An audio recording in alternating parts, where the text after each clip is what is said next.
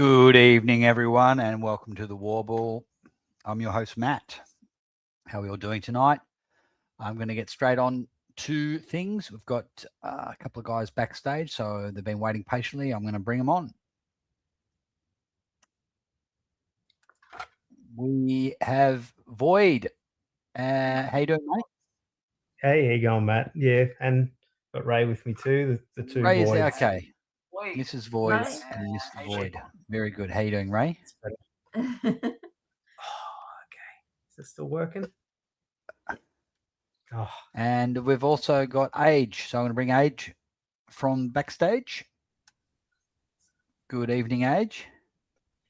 Matthew J. the Warble. Good to see you, mate.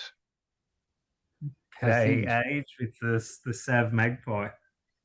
You like it, mate? Very nice. Evening chat. Hello, Stephanos. Hello, Chris.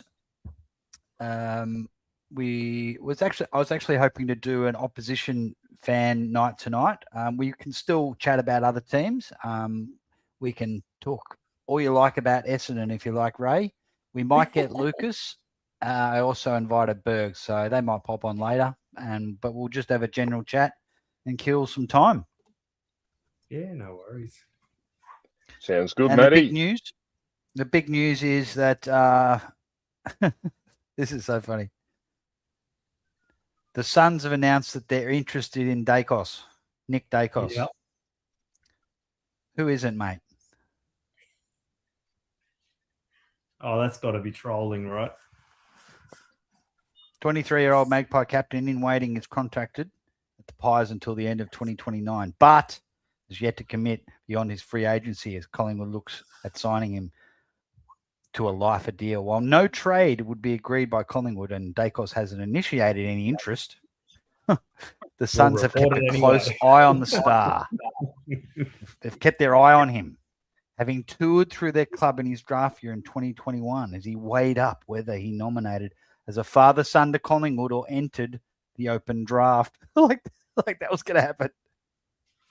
Yep. And understood to have again recently asked the question. The Suns also placed a bid on Dacos at pick 4, which was matched by Collingwood. Wow. Very strong stuff there. Slow news day. I'll tell you what, they didn't keep an eye on him on Saturday twilight. He run amok on him. Yep. No, that's just clutching at straws there. Geez, they're looking for the most tenuous connections. Yeah. Like I say, slow news day. But I know why he's not I mean, that's not news. I wouldn't extend my deal beyond 2029 because I'm going to be worth a lot more if I wait. Yeah. Wait. You know, if it was getting close to, he signed to 2029, right? Does that mean the end of 2029? It does. Yep. So if it was the start of 2029, like it was or July 2029, then you'd be a bit worried. So that's 3 years away. Yeah. So he's not silly. He knows that when the salary cap goes up, he's going to be able to ask for a mint. You know. That's spot on, Void. Plus, the other thing to consider as well is you see other deals in the interim go on around you. So, for example, a Naz deal, right? When he's out of contract, let's just say he gets 2.5 million.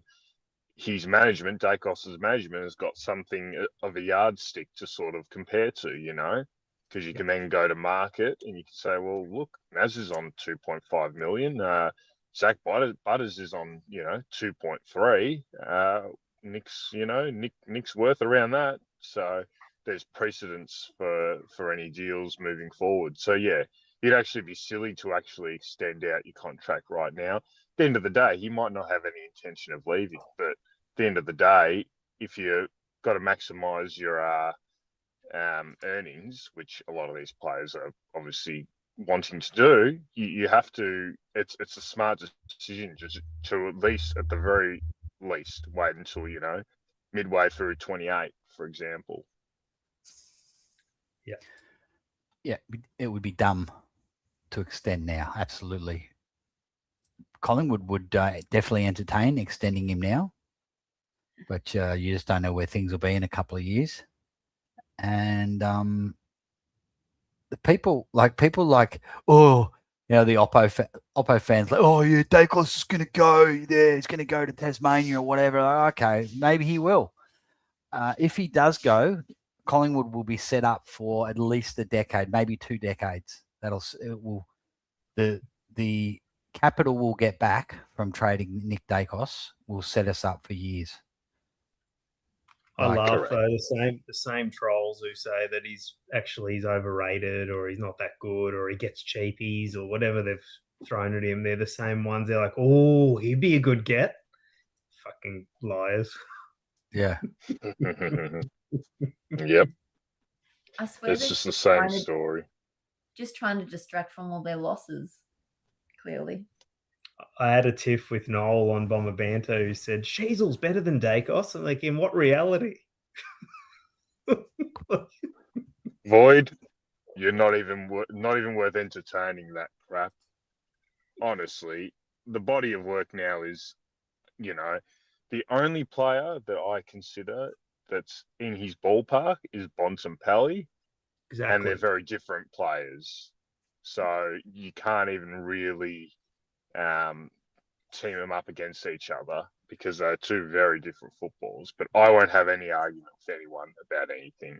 I just laugh because I say you're either trying to bait me, which just baiting doesn't really work for me, or you genuinely think that, in which case, if it is a Bontempelli, I can see that argument because they're just very different footballs and it comes down to what you prefer. But yeah, he's so far and beyond, all these other sort of mids that they sort of throw up. It's not even a comparison, mate. Because then a Hawthorn supporter jumped in and started to wind me up. He said, all we have to say is Nick Dacos is crap to get a Collingwood supporter to come out of the woodwork. And then he was trying to bait me and he wasn't expecting my second answer. He said, watch him. He'll defend him and say he's the best player in the league. And I said, no, Bontempelli's better. That's it. Diffuse the situation right there, mate. And you move on and enjoy your day. You're never going to convince these people. He had nothing else to otherwise. write after that. Exactly. Yeah, they were trying to go for the Collingwood bias thing. I said, no. I said, he's better than Shea. I said, no, but Bontempelli's probably still better at the moment. I remember one of my favourite footy sledges on the field. We're playing it was under 17s in the Riviera Football League, and this guy from the opposition team, one of their guys did a big torp, like a outside 50 torp for a goal, and one of these guys has turned around to my teammate and said, "Bet you couldn't do a kick like that." And my mate said, "No, probably couldn't. How about you?" "Nah." Well, glad we've got that straightened out then.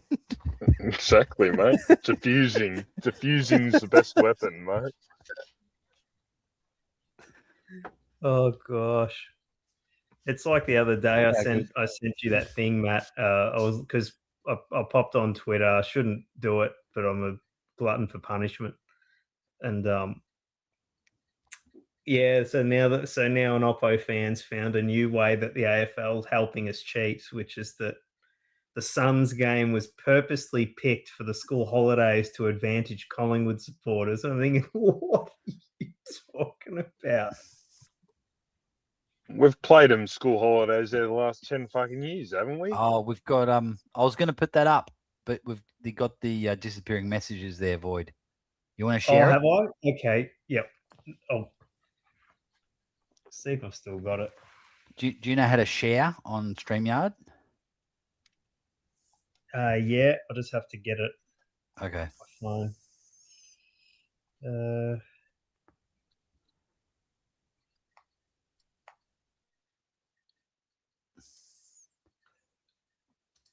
I think I've lost it. Yeah. He's buried the lead.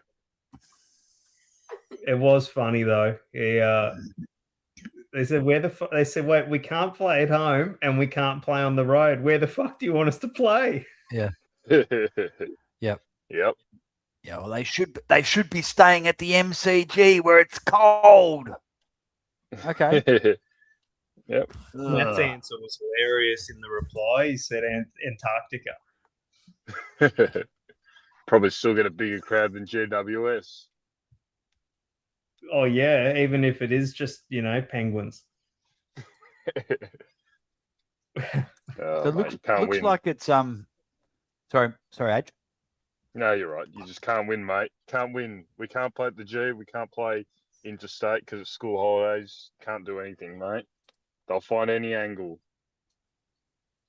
Yeah, I don't understand it. I get, but there's at least 4 other clubs that also applies to. Maybe 3. Maybe Melbourne sells a home game or 2, but the big clubs whose tendencies at the MCG, it's the same. I don't get why Carlton's never spoken about in the same way. It's pretty much identical, although they play. It is. Marvel's still a home game for them. Yeah, that's their own fault though, Void. That's the thing. I was having a chat with one of my dickhead Carlton mates the other week, and the whole Collingwood don't travel thing. I said, have you actually looked at the fucking fixture, or are you just going with the way the media sort of tries to spin it? I said, we both travel interstate 6 times this year. No, we don't. I go, we do. You've just done all your fucking travel for the year. You're in Victoria for the rest of the year, mate. We've still got a few to go. I said, you look it up. We both travel interstate 6 times this year, inclusive of gather round. So I said, you look it up. Proof's in the pudding. Looks it up. Oh yeah, you're right. I go, yeah. So your narrative just doesn't sit, mate. Yeah. It gets tiring. I mean, look, I know as Pie supporters, we don't always notice when we're getting a good run or someone's like putting their thumb in the scales for us, but I don't. It's never ever felt like we were getting a ride from the AFL ever. I know people thought, oh, they wanted them to win the flag in 2023, which I don't buy for a second that they wanted Collingwood to win instead of Brisbane. It's just a weird thing where they think that we're protected, and then the free kick differential doesn't even back that up either. We're about middle of the table. Geelong gets the biggest free kick differential by miles. Mate, grand final day 23. I know we had a few late that went our way, but I think Brisbane were +8 on the game or something like that. So, you can't use that bullshit. I mean, I understand, okay, you can have your conspiracies and think that they want a Collingwood flag once every, 10 years, let's say, because that's good for the bottom line and all this crap. Yeah, fine. But that applies to probably 10 other bloody teams. It would also be a financial windfall if they win a flag. So, you're just not going to cop that shit as far as I'm concerned. And we've lost enough grannies to show that we've had no preferential treatment in grand finals, mate. And I also point out in the granny, in the dying minutes, there's a Lipinski free kick that he gives away for too high. He was nowhere near the bloke's head. I think it might have been on Zorko or something in the back pocket, our forward pocket. And the one on Coleman. That's right. Yeah, was it on Coleman? Yeah. He was nowhere near his head. The umpire's just blowing the whistle too high. And you see Lipinski, he looks at the umpire like, what the fuck? I was nowhere near his head. No one speaks about that. That led up to, might have been the Danaher goal. Could be wrong. But yeah, you just you point out stuff like that to people and they just won't have it. And that's fine. But, just little things like that don't get talked about. But, the Lockie Neal trip or whatever it was gets talked about all the time, So, can't win, mate. That's why this Maynard thing's made me real, because we're on here and we debated again amongst other Collingwood people. So we pick the club apart sort of as supporters. But then you realise this is the week where all supporters have to be an us versus them mentality, because I realise how many people just absolutely despise Maynard And the amount of shit on social media I was reading about him being a sniper, which he's not. Being a tough player is not being a sniper. I don't One think suspension. These people haven't watched enough old games to see what that really means. Maynard's Yeah. brutal, but he's fair. One He's fair. suspension. One suspension in his career in a preseason game for 1 week, I think. And how many games has he played? 250 odd. So, yeah, tough player, uncompromising footballer. Plays on that fine line always. Teeters on that fine line always, but always fair. I've not seen one sniper act from him ever. Never. He's never belted someone's head. He's never done anything. No, I can't actually think of one, and I was trying really hard the other day to think of an act that I thought, oh, that was dirty, but I can't think of any. And I'm not even trying to be like, I'm not trying to block it out. I really can't think of anything that's not just him going hard at the contest. Little bit of carry on because he's, in the heat of play, but nothing where he's actually lined someone up. And that Brayshaw thing, the fact that his 7 previous concussions always seem irrelevant to anybody's accusation that he retired him. And I don't get why we're not having the same conversation about Lincoln McCarthy retiring Nathan Murphy, because we're sensible enough to know that he didn't retire Nathan Murphy. Nathan Murphy was a ticking time bomb, the same as Angus Brayshaw. What also doesn't get talked about, Void, is in that game, Brayshaw actually copped a little bit of a head knock to a knee, I believe. Adams. A bit prior to that. What's that? Taylor Adams' knee. Was it on Taylor Adams' knee? Yeah, he was concussed by Taylor Adams' knee. Should have been off the ground. So Melbourne should have got sued by the Brayshaws. So there you go. There's another narrative that just gets buried, never to be heard of. Nope, nothing to see here. It's all Braden Maynard. It does get tiring. We live in a comic book world. A comic book world where there needs to be a Lex Luthor type villain in every type of narrative. Nuance is not exciting. Doesn't sell papers. No.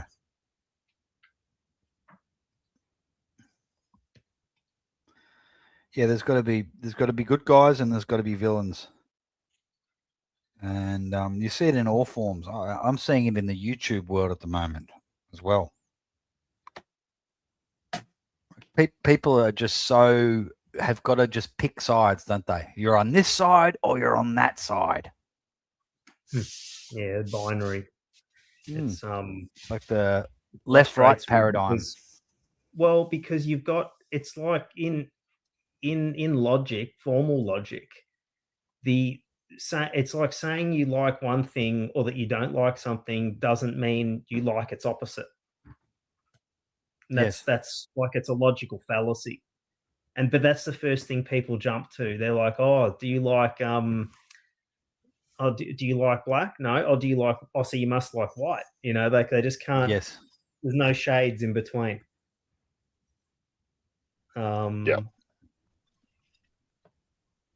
Yeah, I don't mind not making my mind up about things. Like, I'm fine. Just sometimes it's good to live in doubt. Like, just accept you don't really have a strong position and just see where it takes you. Just see where all the information leads, and you don't even need to actually have an opinion at the end of it if you don't want. I don't feel like these days people want your opinion immediately on something you've barely analysed. And then there's this other thing that's creeping in. Do you condemn this?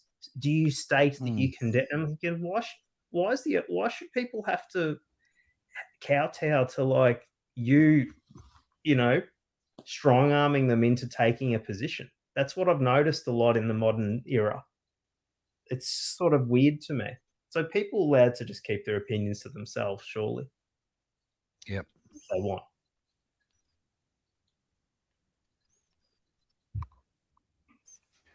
Another one that you don't hear, I was hoping Lucas would be on by now.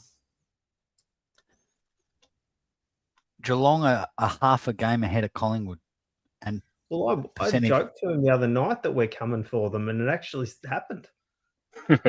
Well, what you never hear, you won't hear the media saying they're falling off a cliff, though. They get a pass. Well, who was it what show was I watching? Who was it that was saying that Collingwood? Oh, it was on another stream on True Footy. Dylan, I think it was. He's like, oh, well, Collingwood are only playing for a wild card spot, and so were the Gold Coast. But the way he framed it was really silly. He said they're playing for wild card spots, and that's why that game mattered. And I'm thinking we're half a game behind Geelong.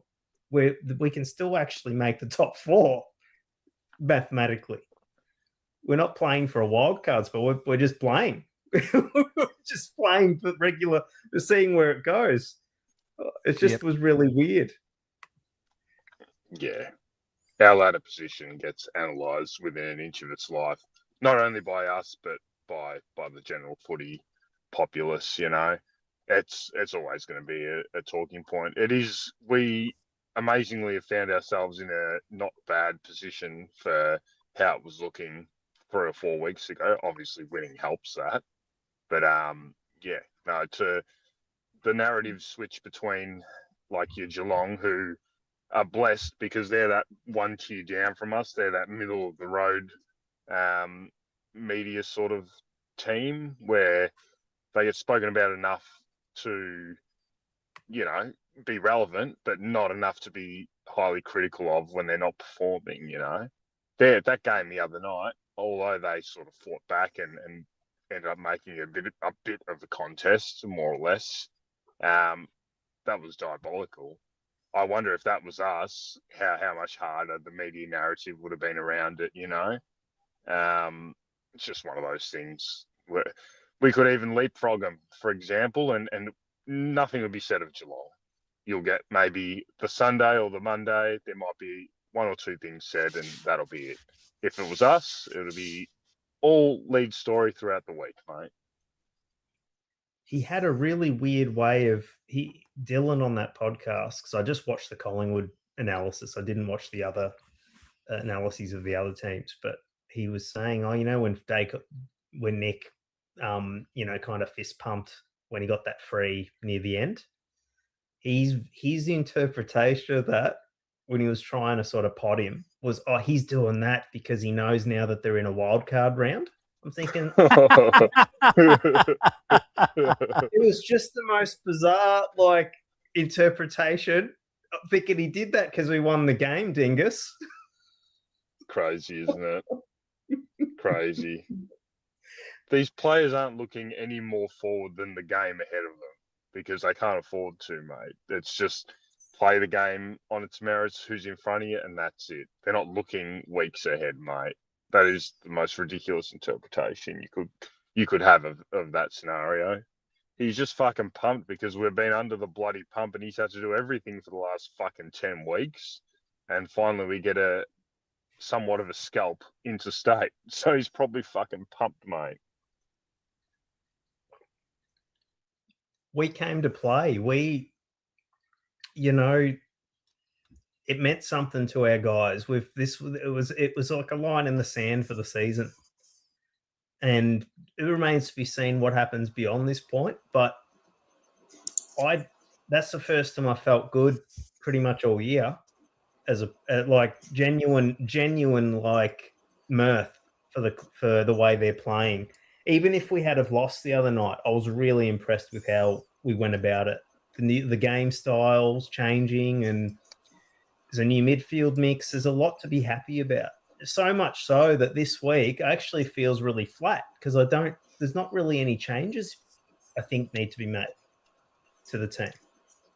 Not really. No. Like you'd be happy to roll that same team out next week. Yeah. Yep. The only, like, obviously there might be a change or two. We never know, obviously. But yeah, you're right. There's no need for anything drastic because that's although we're still a flawed team in certain aspects in terms of the team performance, that's as good as it's been all year. The only game I can reference to which is very similar to that was our game against Sydney up there, in which we probably bought our most inexperienced team of the year and really took it up to them and should have won the game. I reckon this is sort of on par with that performance. The difference here is we got the result, obviously. And realistically, I was speaking to my partner. We watched it together. Yeah, we both sort of agreed it should have been probably a 5-goal plus win in the end. So, yeah, the scoreboard flattered them a little bit. It was sort of annoying that in the end it got down to a goal. But regardless, the result's there, and that's the most important thing. But, yeah, that's the important thing now. You've set your standard. You've got your, like I said, you've somehow or another you found yourself on a pretty good position on the ladder. Now it's about taking another scalp or two, mate. And we don't like to admit it, and we don't want to talk about it. But Carlton could potentially end up being a scalp now. The way they're playing their footy, that's set up to be a really big game now. Yeah, huge. Well, I actually think even though you didn't win by that much last week, they were fired up because they'd been copping it. So they're always the toughest games to come up against. When a team's been copying it in the media all week, they're always danger games. And they responded slightly. Dimmer might have put it on them, but think about how many of their players didn't lay a tackle. I forget the stat, but an alarming amount of the Gold Coast players only had, I think, no tackles or maybe one tackle between, however many in the group. But their tackle count was really low on the night. So I actually do think they threw a pretty good punch, but I don't think that team likes to dig in and tackle. Yeah, well, the news this week is they're bringing a tackling coach or getting some help from an NRL club or some shit. But, yeah, look, Dimmer can fucking make his own bed and sleep in it. He said a lot of bullshit for a little while. So, yeah, just nice to get that result against that prick. Oh, there you go, Josh. We got our fact checks here, which is cool. Yeah. Yeah, look, I think that was a huge... Because, Hawthorn played them there a few weeks ago, and Hawthorn beat them. It was a similar kind of game, similar result. I think Hawthorn might have won by a goal, like 2 goals maybe, but it's hard to play them up there. They get belted away from there, but even if they lose up there, it's a lot closer. So I was happy that we seemed to control the play, even though it was close-ish. I didn't feel like they were really going to win the game. I always worried as a pie.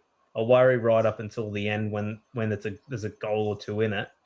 But then when I think about it, if you're just reading the actual temperature of the game, it felt like we were in charge of it all night.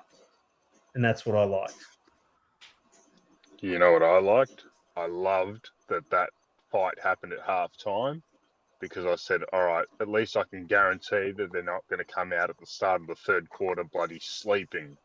I knew they'd be a bit revved up and ready to go. So, yeah, and it sort of half played out that way as well. I think the boys really, like Bruzzy mentioned it in the post-game, he said a few things. And I think when you've got that guy as like your leader, not only your spiritual leader, but also your, proper captain on the night, I think that really does sort of allow you to get those away interstate wins. Like, you stay invested in the game a little bit more. I feel like he's the sort of guy that's, jump on my back, guys. Like, let's fucking go. He just radiates that sort of energy for mine. And that's what I think all and sundry can agree that Darcy Moore, it might be it for him in terms of the captaincy. But yeah, I sort of struggle to think, would the boys get around to Darcy Moore like they would have Maynard with what happened in that fracas? I doubt it. I don't know. The situation wouldn't play out the same, I wouldn't have thought. But yeah, it was just really good. They were just on for most of the night. And like I said, both teams have got deep floors, but they got quality all over the park, Gold Coast, and we really just were in full control of the game when you think about it. Apart from a few moments where we lapsed a bit and they got us on the outside a little bit and a few direct fuck ups that allowed some easy goals. Other than that, we were in control for, I would want to say probably 75% of that game. Felt like we were dictating the play. Yeah, and even though guys like Buller were a bit underwhelming, I just feel like for the first time this year, we've got a spine in the team. Our backline showed a spine just with the structure. Same with the forward line. I feel like that's enabling us to play the way we've been playing especially the last game, but then even a little bit before it with having a Buller down there just for structure. But then with adding Puncher to the mix, first time we've had 3 key defenders, 3 genuine key talls in the back line all year playing together. And I think people forget how hard it is for our midfielders to be running back to help out an undersized defence all the time. And having Puncher in the side allowed us to play a little more attacking because we knew that we had a one-on-one contest for every player. Yep. That goes back to the start of the year where Fly was trying to protect Darcy Moore's spot. So when Darcy Moore would get injured, rather than replace him with someone like a Cochrane, obviously a bit speculative, but what a perfect opportunity to bring Cochrane in, he would bring in Parker because he knew that when Moore was ready again, it was easy to drop Parker. Yep. So we should have given a guy like Cochrane or Howes a game earlier in the year and who knows where they would be.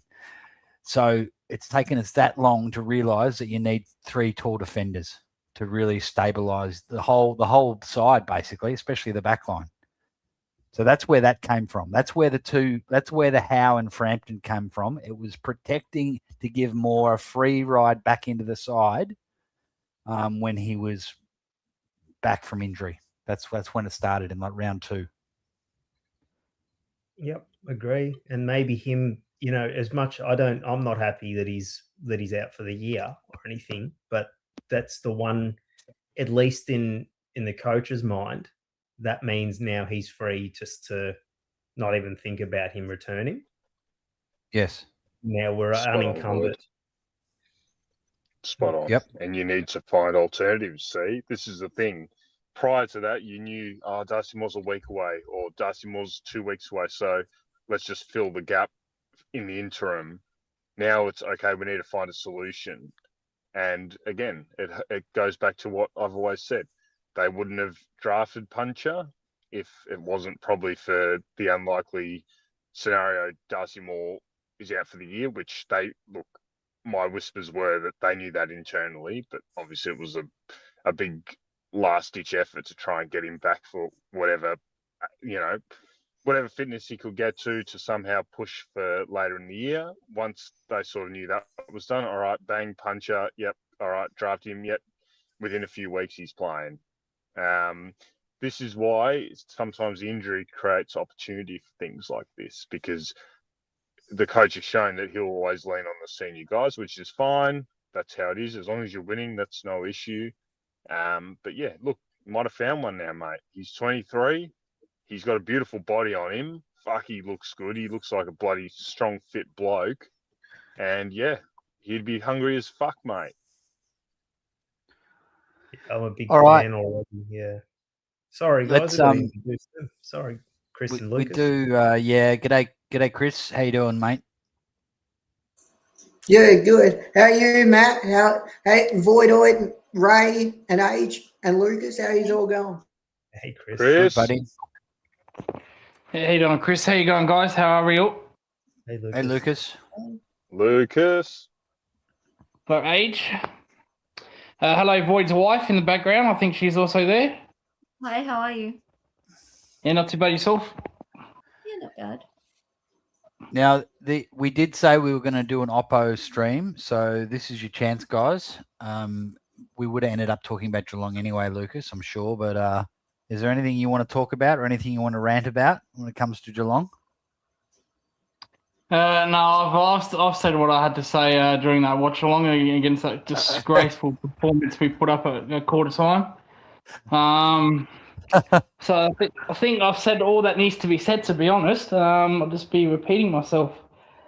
But no, just a fucking awful night, wasn't it? Just a shocking night.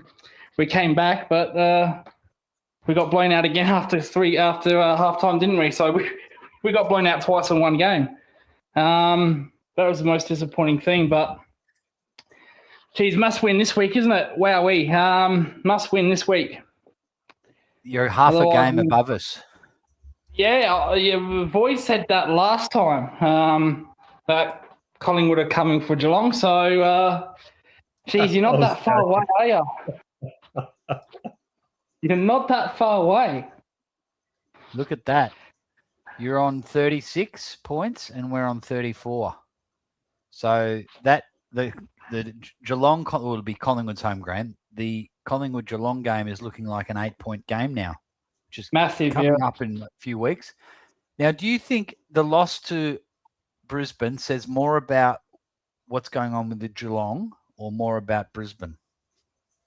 No, that's more about that. That was probably more about Brisbane. That was a hell of a performance what Brisbane did. To be fair, I got to respect that. That was that's what they did to us last year in the grand final. We couldn't stop it, and again we couldn't stop it 2 times in a row. So when they play like that, I think they're unbeatable. Yep. Do you think the MCG suits Geelong better? We don't play there. We don't, outside of the Collingwoods, the Hawthorns, and that we don't play there much. We don't play interstate teams at MCG. We've got Geelong. No. You always play the interstaters down there, and like you'll play the Saints and the Bulldogs down there, right? They're correct. Yes, correct. So we only play for a Victorian team. We only play there about 3-4 times a year. Depending if we get you guys twice or Carlton twice or whatnot. No, well, we should know how to play on that ground because we've played in preliminary finals, we've played in grand finals. So no, I don't think the ground bothers us per se. It's just a weird thing, you know. When you're a Victorian club, you only play there 3-4 times a year. It's a bit weird, but no, I like to think we could beat anyone at the MCG on any given day. So no, I don't think it's a problem. Now, I'd rather play my home games. I'd rather play my home finals in Geelong. Okay. But we're not going to get that. But no, I don't. I'll be all right at the MCG. What do you think? How will you go in Sydney this week? Someone actually asked about that. No, I think that's a tough game. GWS. That's a big danger game for you. We haven't won. I don't know what their stadium's called. I call it the Energy Stadium. I don't know what it's bloody called these days. NG Stadium. NG, oh, gee. We haven't won there since 2014. We've got a horrible record there. Yeah. Because we're one of those teams that the Giants will play us in Geelong every year, so we hardly get down there. It's a 50-50 for me. I think I'll pick Geelong, but I wouldn't be surprised. It's a must win for Geelong because if they lose that, they've only won one of the last 6. So, and then I think who have you got? You got North. You should win that. And then we're in all sorts of trouble if we lose the Giants because we've got Crows breathing down our neck. Hawthorn's going to gap us, and it's a must win game. I think it's a must-win game. GWS just beat the Dockers. I know that, yes. So it's not a good time. Not a good time to. Although they're so hot and cold, the Giants, aren't they? They're just like. Well, you don't know what you're going to get. The best team. Exactly, they're the best team one week, and then they're hopeless the next. They're very inconsistent. Very. Well, they started the year very well. They beat Hawthorn in that first game, and you thought, gee, they're going to be a contender for a top 4, and then they haven't really look like it, but they showed their best against Fremantle. Yeah, if they bring their best like they did last week, we're in trouble. Because it's a ground we don't really play on. We don't really win there. So no, it's definitely more than a danger game. That's for damn sure. It's a 50-50. But I like to think that if we're any chance of making top 4, we have to win this game. So I'd like to think the boys will know that and get up for that, knowing that if they don't, well, there goes top 4. Yep. That's why my view is with the ladder. I'm happy for teams like Carlton and North to be breathing down our neck. I don't care if they're just a couple of points behind, because if you just back yourself in to keep winning, to stay 2 or 4 points ahead of those teams, then that just means that some of those teams in the top 6 are going to start losing some games too to some of the teams in the between 7 and 10. And that's kind of what I did in the ladder predictor. Well, see, if we lose this game, I think you guys will win easily against North, and I think Footscray will win. So we'll drop down to 9th. Yep. And then we could play wildcard games against St Kilda and Carlton. We don't want that. I don't want to play Carlton in a wildcard game, with all due respect. So no, it just makes this such an important game, because you're at the point end of the season now. You just can't drop games, because if you drop a game, the teams around you might win. And it's going to be so costly. Like Matt just said, that Collingwood and Geelong game coming up in a few weeks' time, that's a crucial game. That's a final. That's a final. Yeah, exactly, yeah. Such a big game. We've got a few like the Collingwood Adelaide game. That's like a final. Yep. In fact, all of the sides we're playing above us, like Brisbane, Hawthorn, Adelaide, Geelong, they're all like finals for us. But in particular, the Geelong game, that's like not an elimination final, but like a qualifying final. That's whoever wins that, it's pretty much you're going to get in. You're going to have a chance for 6 and in the top part of the 8. If you lose it, you're battling to make a wild card. Correct. Yeah. Yep. Correct. So just shows how close it is. Like, you look at right up until like Brisbane, everyone's raving about Brisbane, but we're only a game and a half off Brisbane. Yeah. So it's so close. I mean, Hawthorn, everyone above Hawthorn and above, they're sort of untouchable, but everyone else can drop into wildcard or right out of it altogether. No, this is what Kieran's saying. We need a scalp soon after. We need to try and win out of Geelong, Hawthorn, Brisbane, and Adelaide. We need to win 2 of those. It's tough. 2 of those. That's very 2 of those, and it's going to be tough. We need to win 2 of those. We need to beat North. We need to beat Carlton and West Coast, and that's 5 wins, and that will give us at least a home wild card, and possibly sneak into 6th.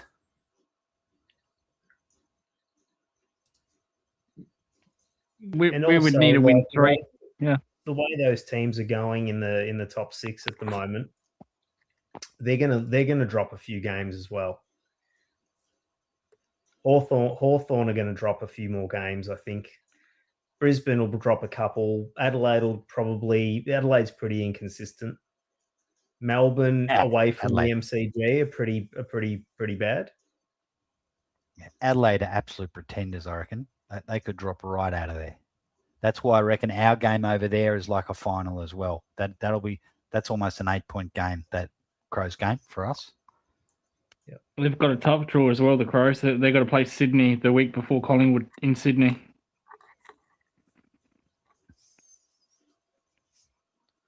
So what ladder predictor do you use, Void? Oh, just the AFL one. Just the one on the AFL site that you're on.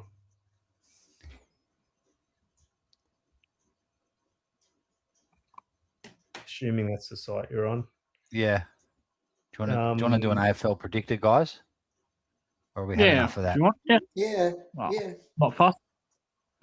Yeah, we'll pick different results to what they did on Umpires Footy because I think probably gave Melbourne and Freo most wins, or Melbourne a few extra wins. So I don't think I'm still not sure about Melbourne. I know they're still winning and whatnot, but I mean they belted Hawthorn about 8 weeks ago as well. What And we just section would about had the 'em. section would the ladder predictor be in? It's in the ladder part. They're still yet to drop a game at the MCG Melbourne, by the way. Right there, mate. Right there. There you Yeah. go. Okay. They're undefeated at the G, so that's the problem. If Melbourne make finals, they're going to be playing at the G. So Mm. that's a you've huge predicted advantage for 1 them. out of 63. So we just okay. Righto. So Optus Stadium, Freo, Sydney. We're taking Freo. Yep. Yeah. Yeah. Fremantle for sure. Okay. Collingwood North, Pies. Yeah, for sure. Yeah. Saints, Port. This doesn't Thank really you. matter. It doesn't really matter. I'd probably pick Port. I think they're playing better footy. I'd They are. pick St Kilda. Actually, I might have a flutter on that one. Okay, I'm picking Port. Void. Mm. Well, it'd be a must-win game for St Kilda. If they lose that game, they're gone. So it'd be a must-win. That's so they've true. probably got more on the line. That's That's true. true. Probably the Saints because it's at Okay. Marvel. Yeah. I'd pick the Saints too. Okay, here we go. This is going to divide the panel. Yeah. I reckon the Giants are going to beat the Cats. So do I. I think the Giants are going to win too. Yeah, we don't. That is- We rarely lose. We rarely lose 3 in a row. I can't remember the last time we lost 3 in a row. To be honest, I think it was years ago. I just don't remember. Yeah, being in Sydney doesn't help as well. If it was in Geelong, I'd pick Geelong, but I'd probably pick Geelong but with no real confidence. I've got no confidence in that one. I actually It's a- think you can get smashed. I reckon I reckon you could be getting beaten by 8 or 9 goals in that No, game. I was actually going to say it would not surprise me if Giants actually won by 30-40 points. It wouldn't surprise me. If anyone's going to get belted in that game, it would be Geelong. What do you got? What do you It Collingwood depends on guys thinking? Cameron. Depends on Cameron. There's talk that he might not play. There's talk that they're gonna pull the pin on him. That's probably better for you guys though, because he's like That's a bit of a that's what I was bit of a gonna say. It's liability actually- at the moment. It's actually probably better. Here's a liability. I got my tipping show on Wednesday. I probably would pick the Giants, to be fair. All right. But yeah. This is an interesting one. Carlton Hawthorn at the MCG. Geez, Carlton will I'd pick smell blood Hawthorn. with the way I'd pick Hawthorn's just Hawthorn. played. I'd pick Hawthorn. Hawthorn I have think a- you've got to go with Hawthorn. Hawthorn I have think a They'll bounce back for Hawthorn- sure. But again, it wouldn't surprise me if Carlton won. It wouldn't surprise me. So this is a real 50-50. Well, I if think Carlton win Hawthorn this, bounce they're back. locked. Yeah, if Carlton win this, they're locked in for a wild card. That's a lock. So they probably think that. Yeah, Hawthorn, probably Hawthorn, but I've got no real confidence with that. Hawks. Mm. But I wouldn't be surprised with how Hawthorn played.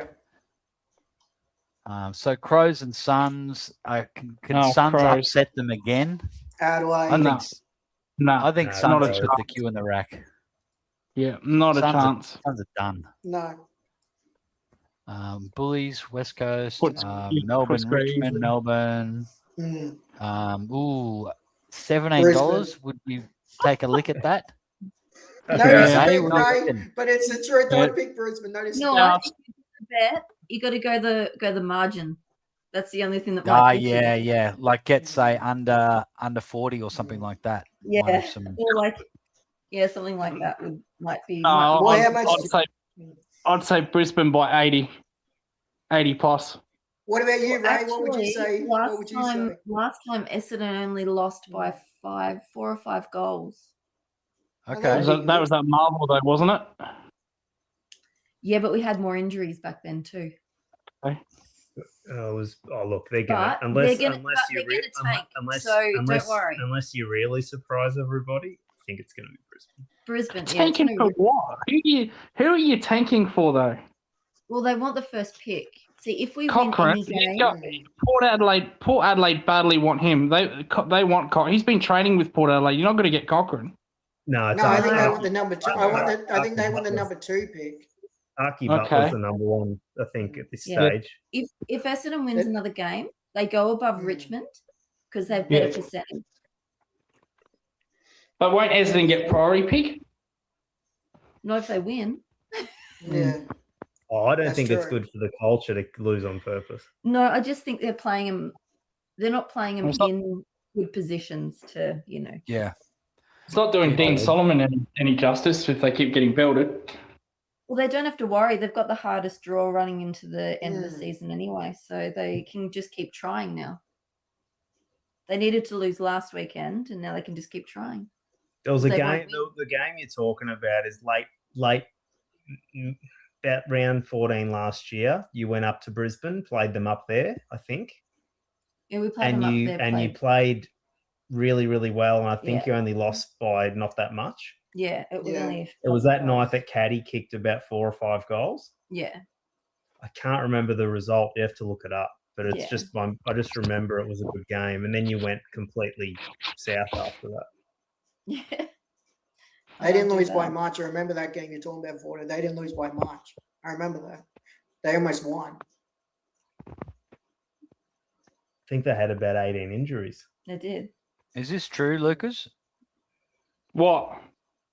In Geelong they have, yeah. They have, but in Geelong, yes. That's correct. Wow.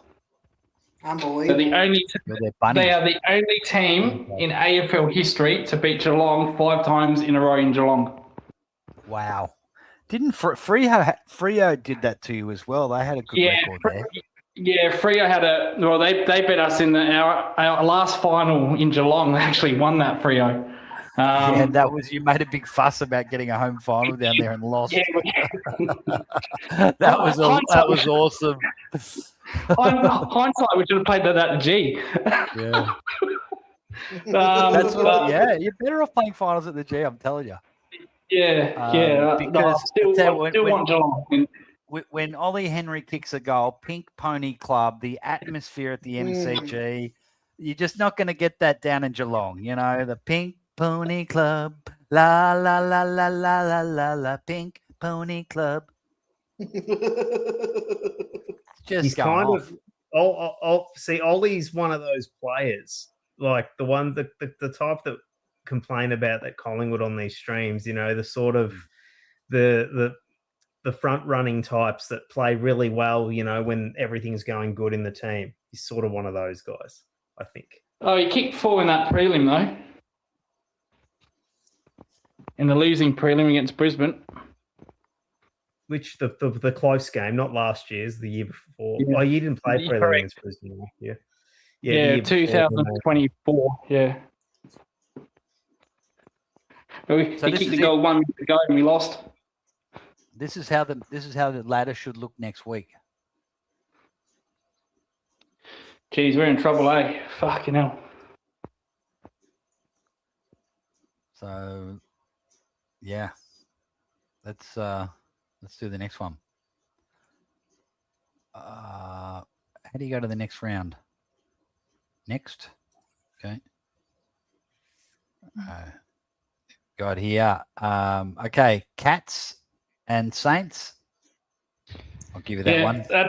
That's one game I'm glad it's in Geelong because we can't beat St Kilda to save our lives at Marvel. They won the last 4 against us down there. Yep. So no, but St Kilda have a horrible record in Geelong though, so it's a bit like vice versa with that one. Swans. Yeah. Yeah. No objection there. Yep. No, I think I wouldn't be surprised if Adelaide won that. It was Sydney, probably got top 2 locked.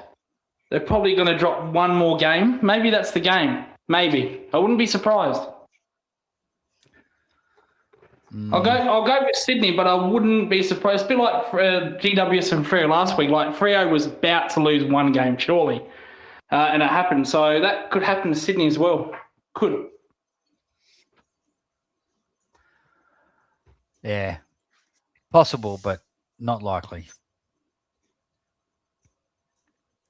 Now, I Port. think the This is Port this. Freo This one could will be a. close. Yeah, this could be an upset. I'd pick Could, Port. yes. They're It good at doesn't home. change Port's good at anything, though. home. Doesn't It change doesn't. Port's anything. good at home. We'll Gives just Yeah, Aussie Freo more don't. Freo don't have the best record at Adelaide Oval. That's true. doesn't. Okay, here's one that counts. Yeah. North I'd and pick Melbourne. North could win Melbourne. this. Yeah, it's Is at that at Marvel. Marvel or MCG? Marvel. See, I'd I'd be pick more Melbourne. inclined to pick North. I think North Yeah, are better that's what I at mean. Marvel. Yeah. Yeah, I think North can win that. And it's one of those games North have to win anyway. They have to win it. Yeah, Melbourne are great at the MCG, but they come they almost got beaten by Essendon at Marvel. Yeah, yeah. Oh no, Essendon did beat them, or was that at the MCG? No, they bet them at Gather Round. They bet them at Gather Round because I was Yeah, there Gather watching. Round, that's right. Although they Boys, broke, what the I re- tell they, ya? broke, they broke that pattern the other day by winning at Tasmania. Mm. Oh, they did too. Yes, because they couldn't win outside of the G. Yes, they did. I think you got to tip Melbourne, boys. I mean, as much as we'd love I Melbourne would to drop too. a game there, I think it's wishful thinking to think that North could beat Melbourne the way Melbourne's No, playing, I'd regardless tip of where they Melbourne. are. I would tip Melbourne. Yeah, I think we've got to go Melbourne. Okay. Yeah, I'd tip Melbourne. But this is what the one thing that the wild card does is it makes more games interesting. Like that game's not interesting without the wild card. I'm not saying I'm for the wild card, but it does keep your interest for longer. All right, so this is how. Hang on. Where's the rest of the? Hang on. Fuck, I forgot the Collingwood Carlton game. So Collingwood. Right, we're going with the Pies. This is a danger game, but if we Danger game. I think considering Carlton are dropping off a little bit, like that game against Richmond, nearly got beaten by Richmond, and we're sort of moving the other way, so we should win that. I'm more confident than I was 2 weeks ago. You agree? Pies are winning that. It's a line ball game, I think. Yep. At this stage, until we see us put another. By that point, if we're still winning, then we'll know what to expect beyond that. It's one of those 8-point turnarounds, Matto. It's one of those games. It will be. It'll be an 8-point game. Yeah. All right. West Coast, Brisbane are taking that. Hawkers. Yeah. Suns. Suns will win Oh, that, I jeez. I'd pick Yep. Bulldogs. I reckon I'd go Suns with are winning that. Footscray. Okay. Well, we've got a tie. What are the odds? Doesn't say. Suns don't lose up there that much. No. But they're not No. playing that great. But Dogs are playing They're not better. playing that great. Bulldogs don't have a great defense either. Bulldogs No. got belted the other night. I'm not sure about their record there as well. They don't play up there much, Footscray. So yeah, They don't. probably Gold Coast. Yeah. All right. Giants over the Bombers. So how does that look? Oh, wow. So Collingwood's. Oh, the Doggies. Geez, the Doggies have dropped under Cats and Collingwood with that loss to the Suns. So that's such a big game for them, that Suns game, isn't it? It's an 8-point turnaround for them as well. When I did the predictor, by the end of the season, I had the Bulldogs in my predictor. I think they slipped down to like 12th. They've got some hard games coming up.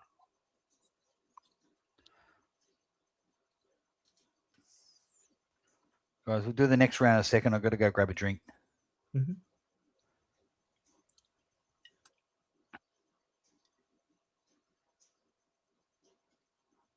Yeah. I'm drinking Ben's drink of choice tonight. Footscray at full strength, aren't they? They haven't got too many injuries, do they? Apart from Darcy, they don't have many injuries. just got they've got like their real Achilles heel is their back line. Like they're. We would say that for years, though. We've been saying that for them for about years with their defence. They've done nothing about it.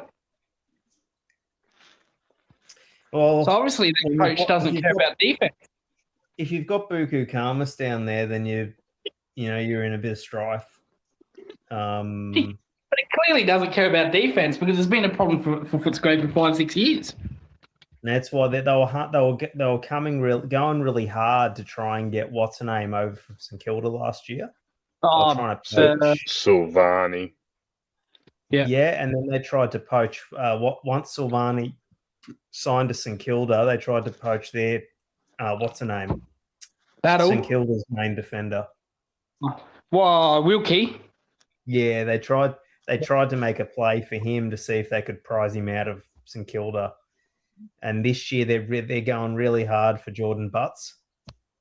Yes. But he won't help. He won't fix their issues. He's kind of like, he'll be the main guy. Yeah, he's not interceptor. The Bulldogs only have 3 on the injury list, really, because 2 are tests this week. They're playing like a side that's decimated. I know. Yeah, but they've only got Darcy, isn't it? Just Darcy. I guess they had quite a few injuries about 6 weeks ago, and I just assumed they still had them all. Mm. Yeah, they had they played us in Geelong about 6-7 weeks ago where we won by 50 points, and they had Liberatore, Treloar, and Darcy obviously got injured in that game. Who else did they have out? They had out O'Donnell. They were missing another mid.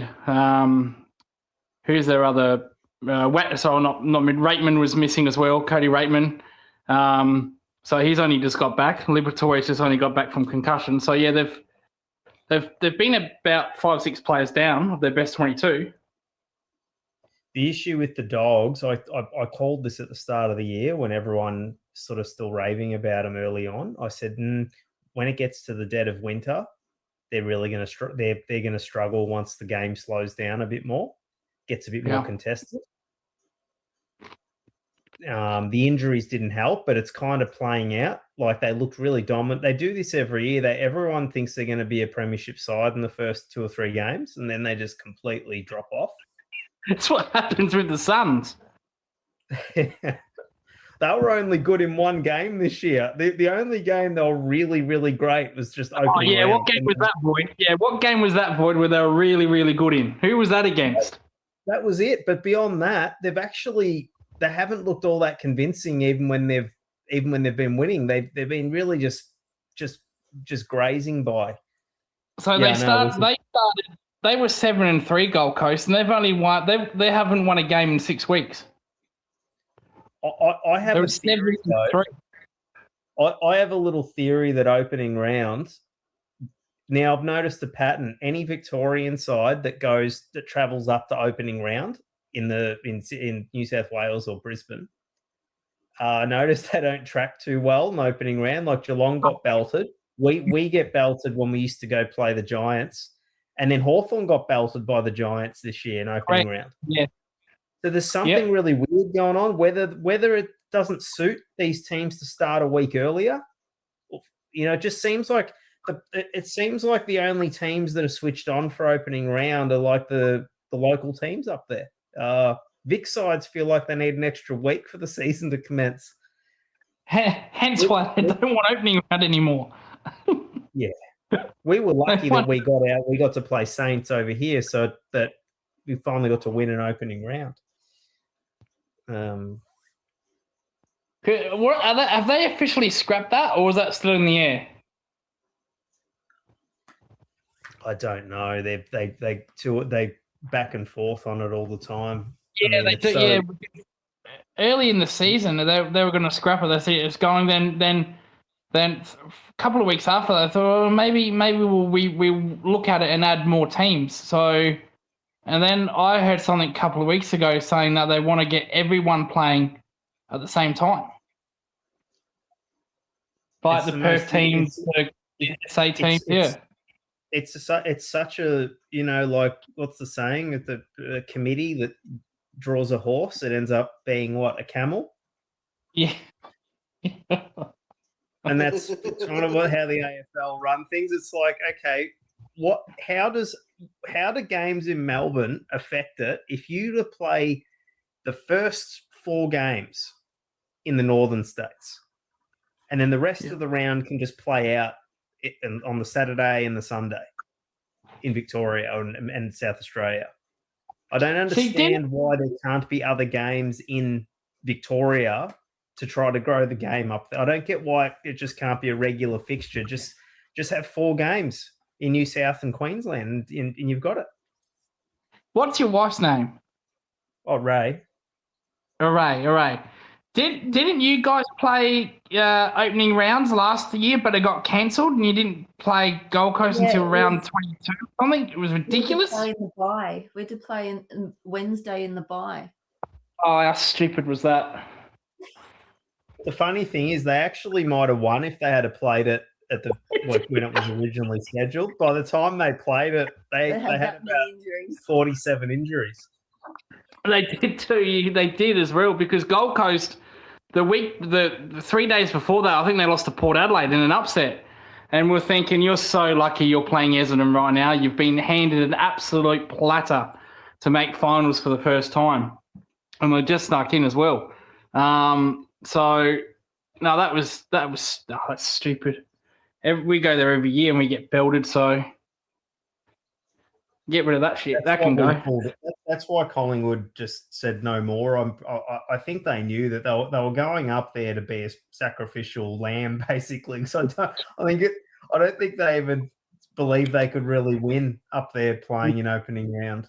They just got sick of doing it after 2 years, and they said, "Nah, we're not participating unless we're just playing a season game in Melbourne." But it's so not beneficial for the actual competition. Like, the best time to play in Queensland is when it's cold here. You know what I mean? Not when it's hot here in March. Hence why Collingwood won last week. How many You fans know what? I bet you it converted none. I was going to suggest if we had to go and play GWS again, I suggested we should have forfeited if we were going to have to go up again. May as well just we're forfeiting. And just do. If they forced us to play it again, imagine how much shit that would cause. Like, we're going to lose anyway. We'll just have an extra week of preseason. Shove it up your ass, AFL.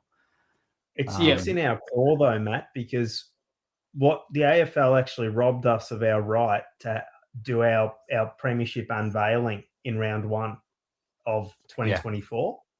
Yep. So we had a stutter step to our basically unveiling our flag. We had to do it against fucking Sydney the week later.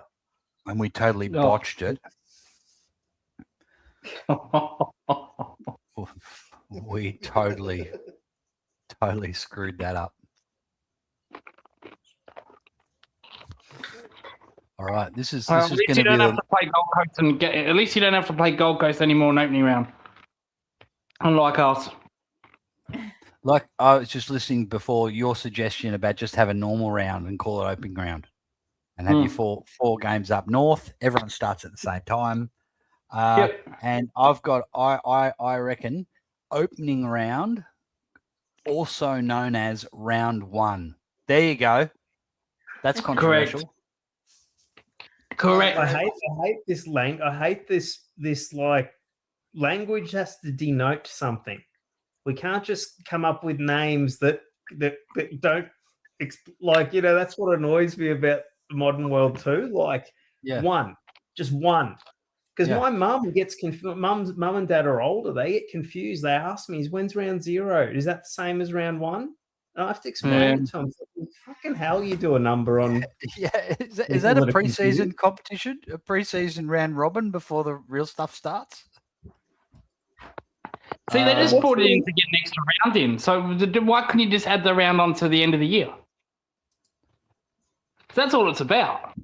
Adding to the season. We'll just put it at the end of the year. It's like some sort of bad satire. that reality's like a satire now. It's like just like You can't. it's like you can't do being that John on now. Malkovich, where it's like instead of like there's between the two floors, there's like a half floor. That's kind of the AFL. Yeah. Not. Or is it because we don't want to see Carlton and Richmond kick off every year? Is that the real reason? Well, I I don't was know. just thinking that was a tradition, wasn't it? Yeah. Yeah. What was wrong with Yeah, that? every year. Like, why is it we're getting rid of some of the good traditions in the game? All the new stuff they come up with is crap. No, just Right? stop trying to ram those fucking teams down our throats. We don't give a shit. We just don't. Hey Ray, Yeah. I reckon Essendon should forfeit Anzac round and we'll take over and play Collingwood. Oh, you won't get as big a crowd though. Eston brings the That's crowd true. no matter what. That's true. You might get a better game though. Yeah, it's not about it. Not the Do you point. know what? Apart from this year, It's usually fairly they're close. always very close. Yeah. Yeah. We drew with them only 2 years ago. But for example, that's another thing. All the other teams always eye off the Collingwood Essendon game because Sheedy and that made it such a big thing. That I think the other clubs are always a bit jealous. Well, Geelong have their what's her name game, the They have the Easter Monday, Easter Monday. That's become pretty big. Yeah. and Yeah, that's the against thing. Hawthorn, yeah. When two clubs have like the vision to come up with something, Yeah. I I think mean, it's good. I like it. I like Sheedy it. I pick- like that. That's your game, and I like that the Queen's birthday is the Melbourne, Collingwood, and Well, because I've heard other teams complaining about Anzac Day that it's like a favoritism thing, that it should be like a rotating thing, and it's well, I went to my first Anzac game this year, like ever. the crowds are Unfortunately, amazing, aren't they? Oh, it was the atmosphere was fantastic. Unfortunately, we got smashed by Port Adelaide, so it didn't help my experience. But that was the first Anzac Day I ever went to, and I thought that it was absolutely fantastic. So I've ticked that off the bucket list. I've been to an Anzac Day game. yeah. Look, it's that's the thing. Like the debates they have about where teams are sitting and everything like that. I don't know. I think that. You can still have Collingwood and Essendon every. I don't mind Collingwood and Essendon every week, but I wouldn't mind another game maybe out west, or if you really want to promote. So the AFL say they really want to promote Queensland footy and New South Wales footy. Then have a Anzac Day game in Queensland. Have an Anzac Day game in New South Wales if they really want to promote it. Instead of fucking the whole competition up and giving us opening round that doesn't make sense. Just do that. Have Be an much easier Anzac for Day everybody. round. Yep. Yeah. Be much easier for The everybody. reason Essendon and Collingwood get it, and Sheedy initially offered it to Collingwood, is because he knows that wherever Collingwood are on the ladder, you're going to get a crowd, and Essendon are the same. Yeah. So I don't think it's been a long time since there was less than 90,000 at an Anzac Day game. So that's what happens if you had another side in there and they're down the bottom. Like let's say if Richmond was in it, Richmond are fair weather fans. You're not gonna get 80,000 every year to Collingwood Richmond. No. Remember when Buckley took over as coach a couple of years in? Didn't you guys belt us in one of them? Yeah. I think it might have been when Hurd was coaching. Yeah. That was really hard to take because it was like I hadn't gone through that very often.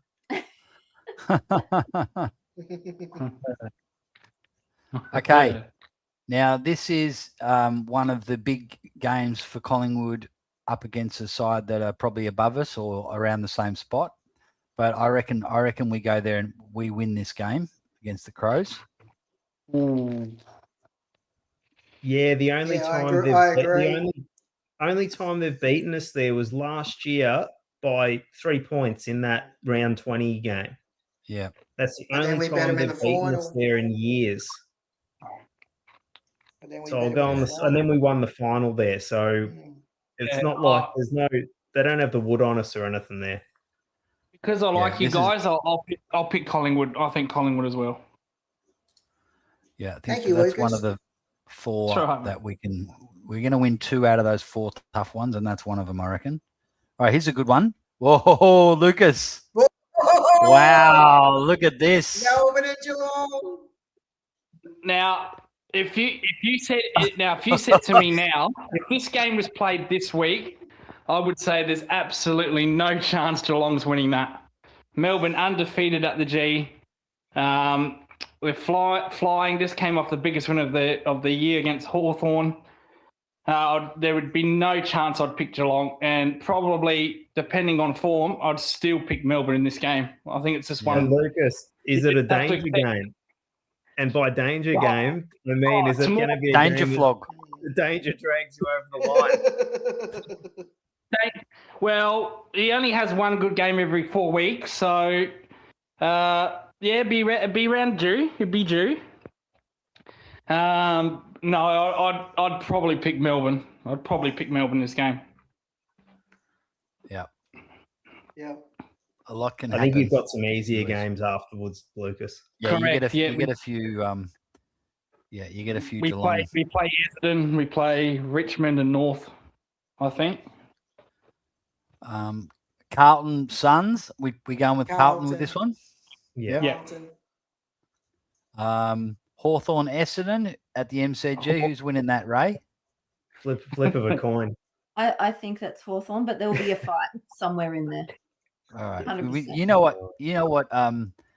Essendon need. They need Matthew Lloyd to go into the rooms and get your own line in the sand going. Yeah. I reckon they need Matthew Lloyd out there playing. That's what they probably need. Absolutely, he would be good. He would be good still. He's in good nick. He'd probably be one of the best players still. All seriousness, That's he's in right. bloody good nick. You Yeah. need to go out there. They need to. The problem is you don't have any players that can do stuff like that. Only really Durham. See, Hawthorn at least had a couple of players that could be physical when they were a shit side back then. Yeah. Because I don't think They always have. Hawthorn have always had tough guys. Like I don't think Mackay's going to go and do it. No, too nice. I remember. Who was there? One of their tougher players, Richie Vandenberg. Oh God, I hated that guy. But Yeah, he was a wanker. He used to. I remember he belted Cameron Ling one day. He just got stuck into him. Gave him a couple of jumper punches. He's just a mean dude. That guy, awful dude, Richie. Hey, sorry to interrupt. Is this Josh? Are you saying 5-day break? Is that before the Crows game? Oh, We only had a 5-day break before the Hawks game as well. We should have won that. So, it's a Thursday. The Crows Collingwood is a Thursday, Yeah. and the Carlton game is shit. Sunday. Jesus, they've stitched it up there. The AFL. So it's a 5-day break.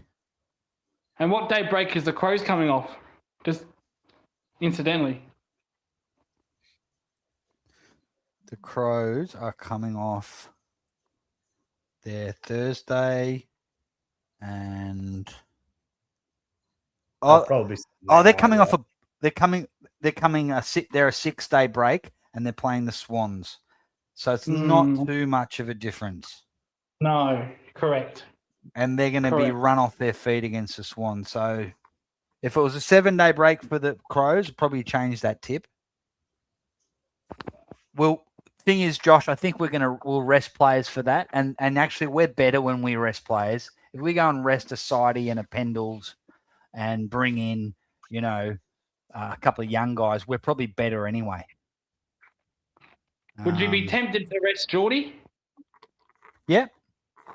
Yeah. I'd be tempted to rest any older player because we really have good young guys that are ready to go. and they're not going to be a Geordie, obviously. So I would really be not wanting to rest Geordie. But if I was going to rest a Geordie, it'd be against the West Coast, someone like that. Because this Adelaide game, it's so important, and that well picked up there, Josh. That's I'm not going to change the tip because I still think it'll be that even makes us more backs to the walls. Matt, And it will everybody loves the force- Geordie. The 5-day break will force Fly to make changes, rest Yes, some of these yeah. older guys, and Sure. almost say to the competition, "Oh, we're resting all these guys. We're giving up. We're giving up. We're not going to win this game." But it'll be the opposite.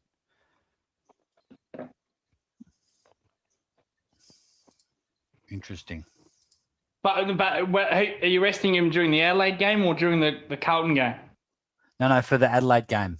Yeah, the Okay. Adelaide. Oh, okay. They'll how- figure it out like they did on Yeah. Anzac Day. They'll work out who's going to miss the Carlton game. They'll probably a couple of guys will miss the Carlton game, and they'll Yep. sort of switch.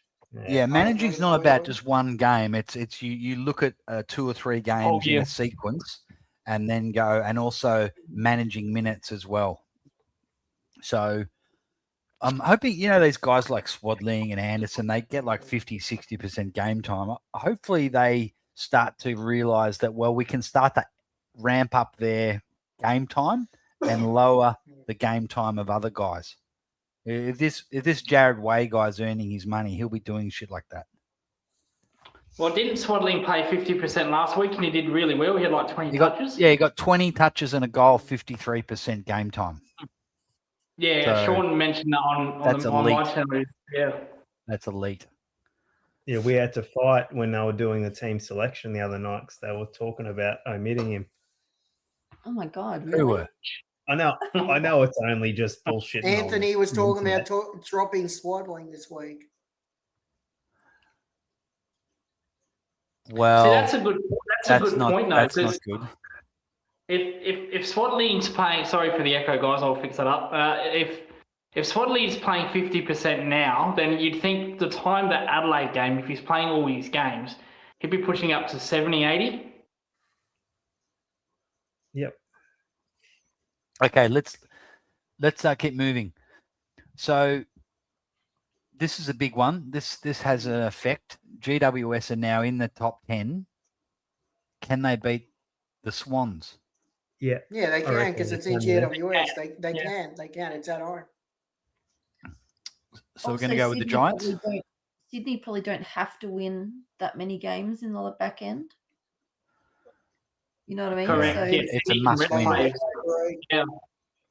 You're right, right? So You Okay. don't. GWS need to go for that wild card. They're going to have to really pull everything out to win that. Okay. Happy with the Giants. Yeah. It's a bit of a 50-50 game, but they've got more on the line. Mm. Bulldogs, Richmond, happy with the Bulldogs. Puts Gray easily. Yeah. All right, so how are we looking now? Oh, look out. Top 6. And Collingwood's form line, if that's the case, Collingwood's form line's the best in the comp. Sorry about If you, that's all, the- Lucas. And if that's the case, if the finals were that week, you'd be playing Geelong. Or the winner of Geelong and GWS. Yep. Well, look, the good thing is that if we're playing Geelong in a final, we're the home team. That means we don't have to hear Pink Pony Horse. I don't want to hear that ever again. No disrespect, Lucas. I never want to hear that song ever again. Pink Pony Club. I mean. Wait, doesn't it work different? Doesn't 5 play 6? No, No, but he's no, talking so- about, he's talking about so the I- wild card. He's talking about the wild card. Yeah, so the top 7 to 10 they'll play each other. So 5 and 6 they get a week off, and the 7 to 10 will play each other that week. And whoever Yeah. wins those yeah. games will play 5 and 6. So Gotcha. Collingwood would play the winner out of the Doggies and the Cats. Correct. Yes. Now, would the Bulldogs get a home final at Marvel? You wouldn't like that, Lucas? No, I would not Yes, like that. Lucas. Having said that, the AFL. No, hang on. In all seriousness, the AFL did say that they'll give out home games to Victorian teams if they played at Marvel. They did say that. They said Wow. if Geelong were to make a wild card round and they would finish higher, they would host it even if it was against a Melbourne team. I think that's a load of baloney, because if they played Collingwood in that wild card round, it wouldn't be in Geelong. But that's what the AFL said. They said everyone will get a home game at the home stadium. Fair enough. Because that is a huge advantage. The Bulldogs, you would think, would advocate for that, because it would be a huge advantage. Sure. Yeah. Like, Well, that's I like said- a 3-goal advantage to the dog, especially because Geelong hate playing there, like Collingwood do. Well, that if that did happen, Matt, that would be the only second time of the year we'd be playing on Marvel. This year. I think Geelong. I think they've got a few easy games anyway, so they probably won't end up ninth. Correct. Yeah. Geelong. Yeah, they do have. Brisbane, Port, North. We're taking North over St Kilda at Marvel. No, that's at No, Marvel. I'd I'd take take St Kilda for that. Yeah. I'd take Yep. St Kilda. Yeah. Void, Ray. Yeah, Saints. I think. Yeah, Okay. just it'll be close. The eyes have it. So I sort of was getting a bit excited, hadn't finished all the counting. No, the positions are still the same. Okay. Righto. Saints. Oh, this is an interesting one. Can the Saints do the Swans at Marvel? Yes, I think they can. They They've done don't before. play They've well done there, before. Sydney. No. No, they don't. Didn't they lose to North early in the year, or barely won, one of the two? St Kilda bet them last time they were at Marvel. This is Oh, there you go. big for the Yeah. Saints. This is finals like for the Saints, because look, they're just outside the 10. A game, but they've got percentage over GWS. Who does GWS play? GWS. Oh, GWS are playing Port at Adelaide. I'd pick you forward. Saints beat Saint. Remember the Saints almost beat the Swans 3 weeks ago at Sydney. Yeah, I just said that. And sorry. they bet them last time Alright, in, so- like at Marvel. Oh, I zoned No, out. Sorry, that's what I said. Yeah, I was like, did they beat him, or did they get close? I didn't remember. Yeah. Okay, so this is the first one, Collingwood Cats. Let's talk about this. Oh, Geelong. See, Collingwood. we've got the Cats, Hawthorn, and Brisbane. I think no. With the West Coast is in there somewhere. But this is the one game I have Collingwood. I have us beating Geelong, and I have us losing to Hawthorn and Brisbane. But I reckon we match up. We always match up well against Cats. It's very rare that we lose 2 in a row against you blokes. So I think we got you. Well, I'll tell you what, Matt. If that's the case, you wouldn't want to miss my watch along, because that would have me having a meltdown on that one. I wouldn't be missing it.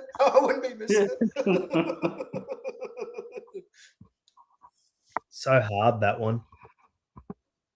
Yep. I mean, I don't think they're going to belt us like they did earlier in the year. I'd say I'll give you the Cats. Do you think we can beat Brisbane at the MCG in the last round? Yes. Possibly, I think yeah. we can. Yeah. We've done before. We've done before. Well, can't you beat Hawthorn the week after? No, we can't beat Hawthorn ever. No, we can't beat Hawthorn. No. I just feel In any decade. The difference now is that we weren't playing Ed Allen and guys like that last time we played Geelong. Our whole midfield and everything about us is a lot different now. Yeah, I'm pretty So confident. I actually can't get a read on it because it's still what 3 weeks away, so a lot can happen. But if it was to happen, all we can go on is what's happening now. If it was to happen now, we could take the Cats. It'd be. Why I can't- reckon it would be within a goal. Within a goal either way.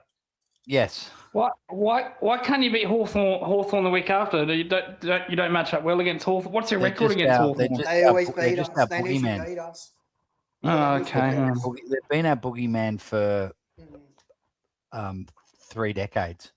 Although Um, Matt, we didn't have Shotgun Ed playing last time against the Hawks. We didn't. So now this Well, time, I would love to they've see beaten him. our.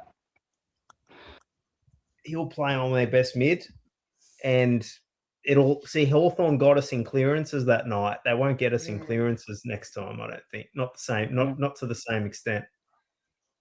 Well, More faster. it's okay, Matt. Hawthorn are our bogey sides when we play them in grand finals.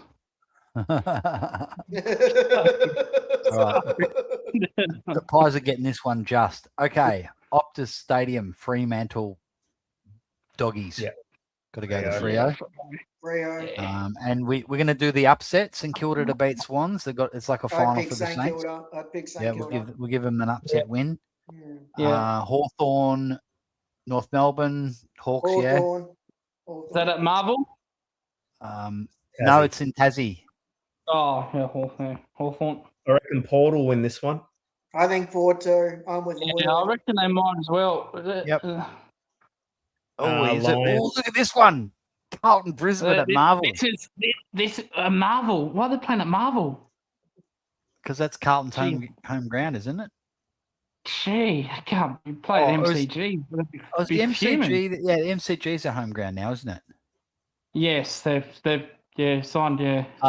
It's like us. Collingwood have to play a certain amount of games at Marvel to help the AFL out, and Carlton probably has the same arrangement.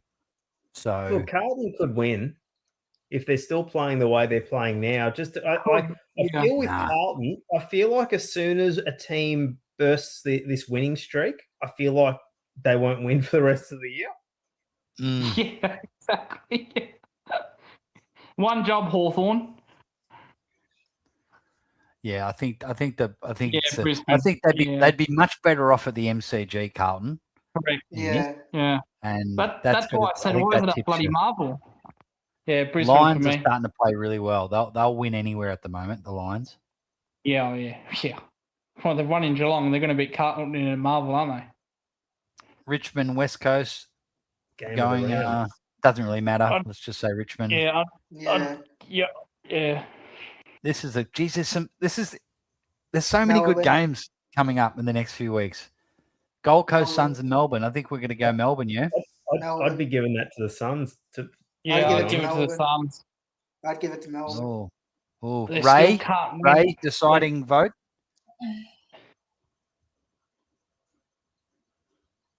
I reckon Suns have a bit more Okay. talent if they get their crap together. Yep. Hope to be proven wrong. I hope right. you're all proven wrong. All right. Well, the eyes have it. We're giving that one to the Suns. Hope you're all We proven sort of wrong. and hope I'm proven Melbourne right. drop a game. We sort of want Melbourne to drop That's a game. really good for Collingwood if that happens, though. We Yeah. want Melbourne to lose. Yeah, but I don't Okay. see Essendon and Crows. Yeah, are we Crows have checking chance. out Essendon's? Are we checking out Essendon's draw here? Like it's pretty average, right? Yeah. not great. it. Crows always belt Essendon by 50, 60 points, no matter where it is, to be fair. That's true. Whereabouts They've is it played? done it for years. They even did it back in the 90s, 2000s, yeah. We'd love to tip you, Ray, but it's hard because Adelaide will be wanting to Their win that. draw, I looked it up. North Melbourne and Essendon have the worst draw from now to the end of the year. So this is how we're sitting after round 21. Brisbane pretty close to locking in top 4. Yep. Melbourne, Collingwood, 6. I was going to say, Ray, it doesn't matter. You bet the Crows in that prelim in 91. It's all good. Yeah, that's true. From 10 goals down.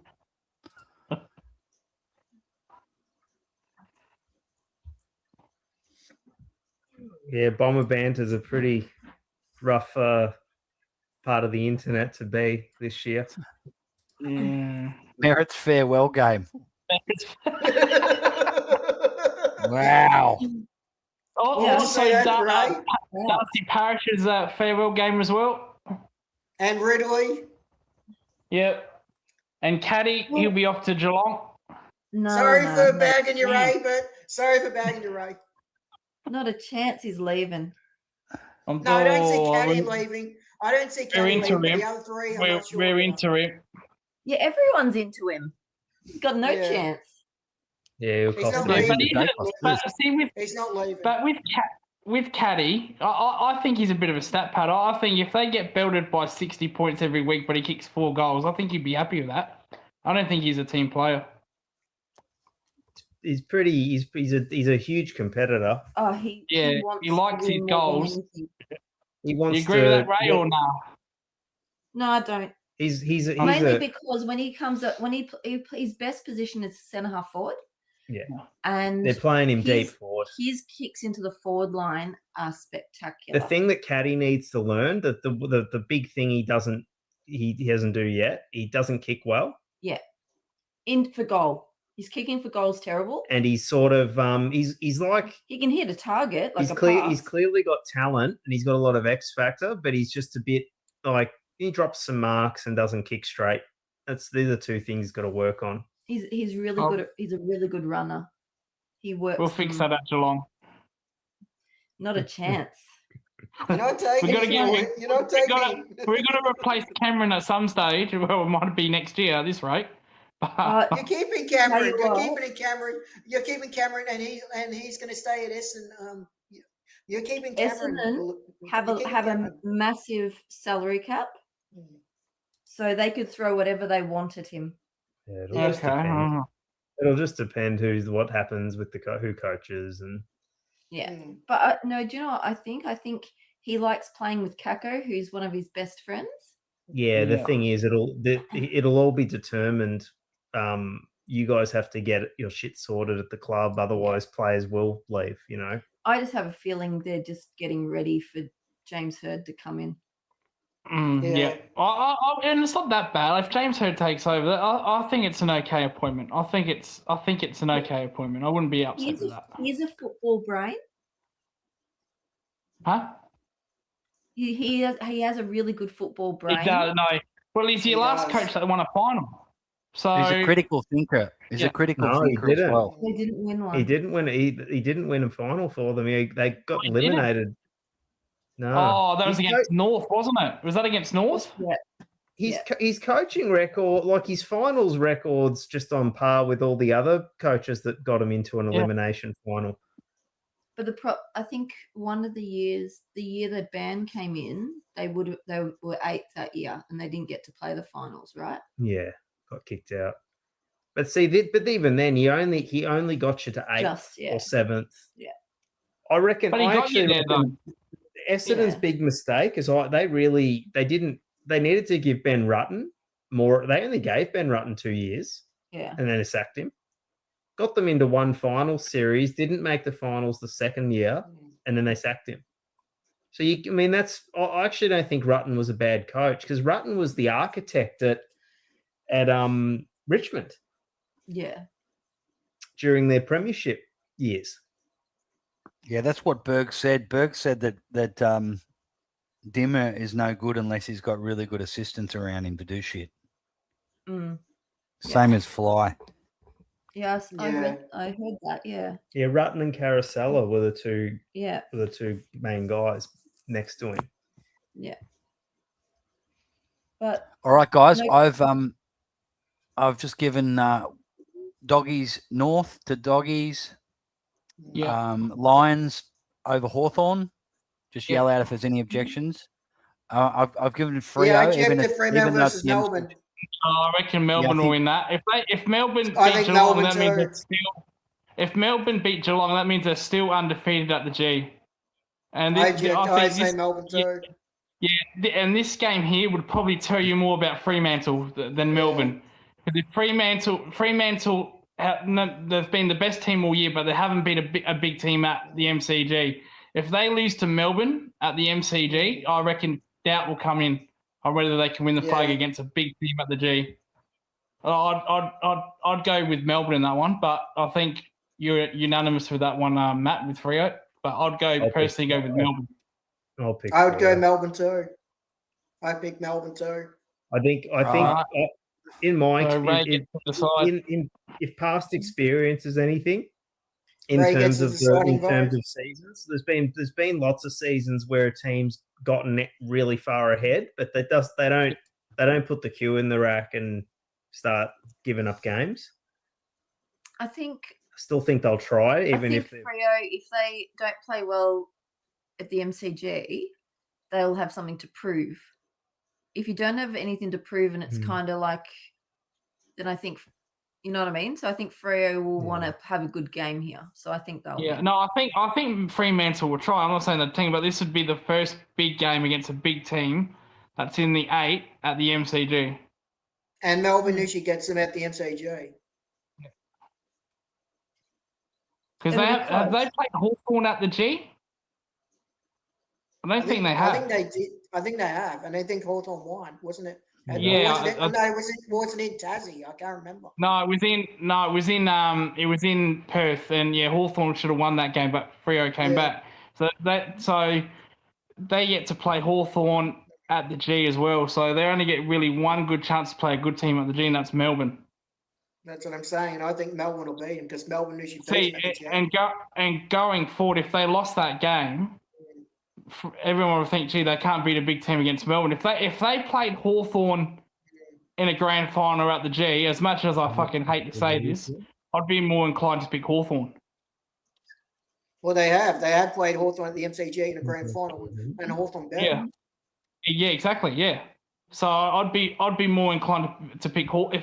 If let's say if Hawthorn finished 4th and Freo first, and they just met each other in the grand final, I'd be more inclined to pick Freo, to pick Hawthorn. So Freo's beaten the Essendon at the G, the Dogs at Marvel. Yeah. I'm just seeing where else they play. They beat Richard. They beat. But have they beaten anyone in the top 8 at the MCG? No. That's the point. And Melbourne, no, they haven't. Like they usually struggle against Melbourne at the G. Melbourne usually beat them at the G. They should have won us, but that was in Geelong. Did they play you guys at the G? No, they played us in Adelaide. So that has huge mental repercussions. That does, because everyone's going to say, well, can they beat a big team at the G? And Melbourne usually beat them at the G.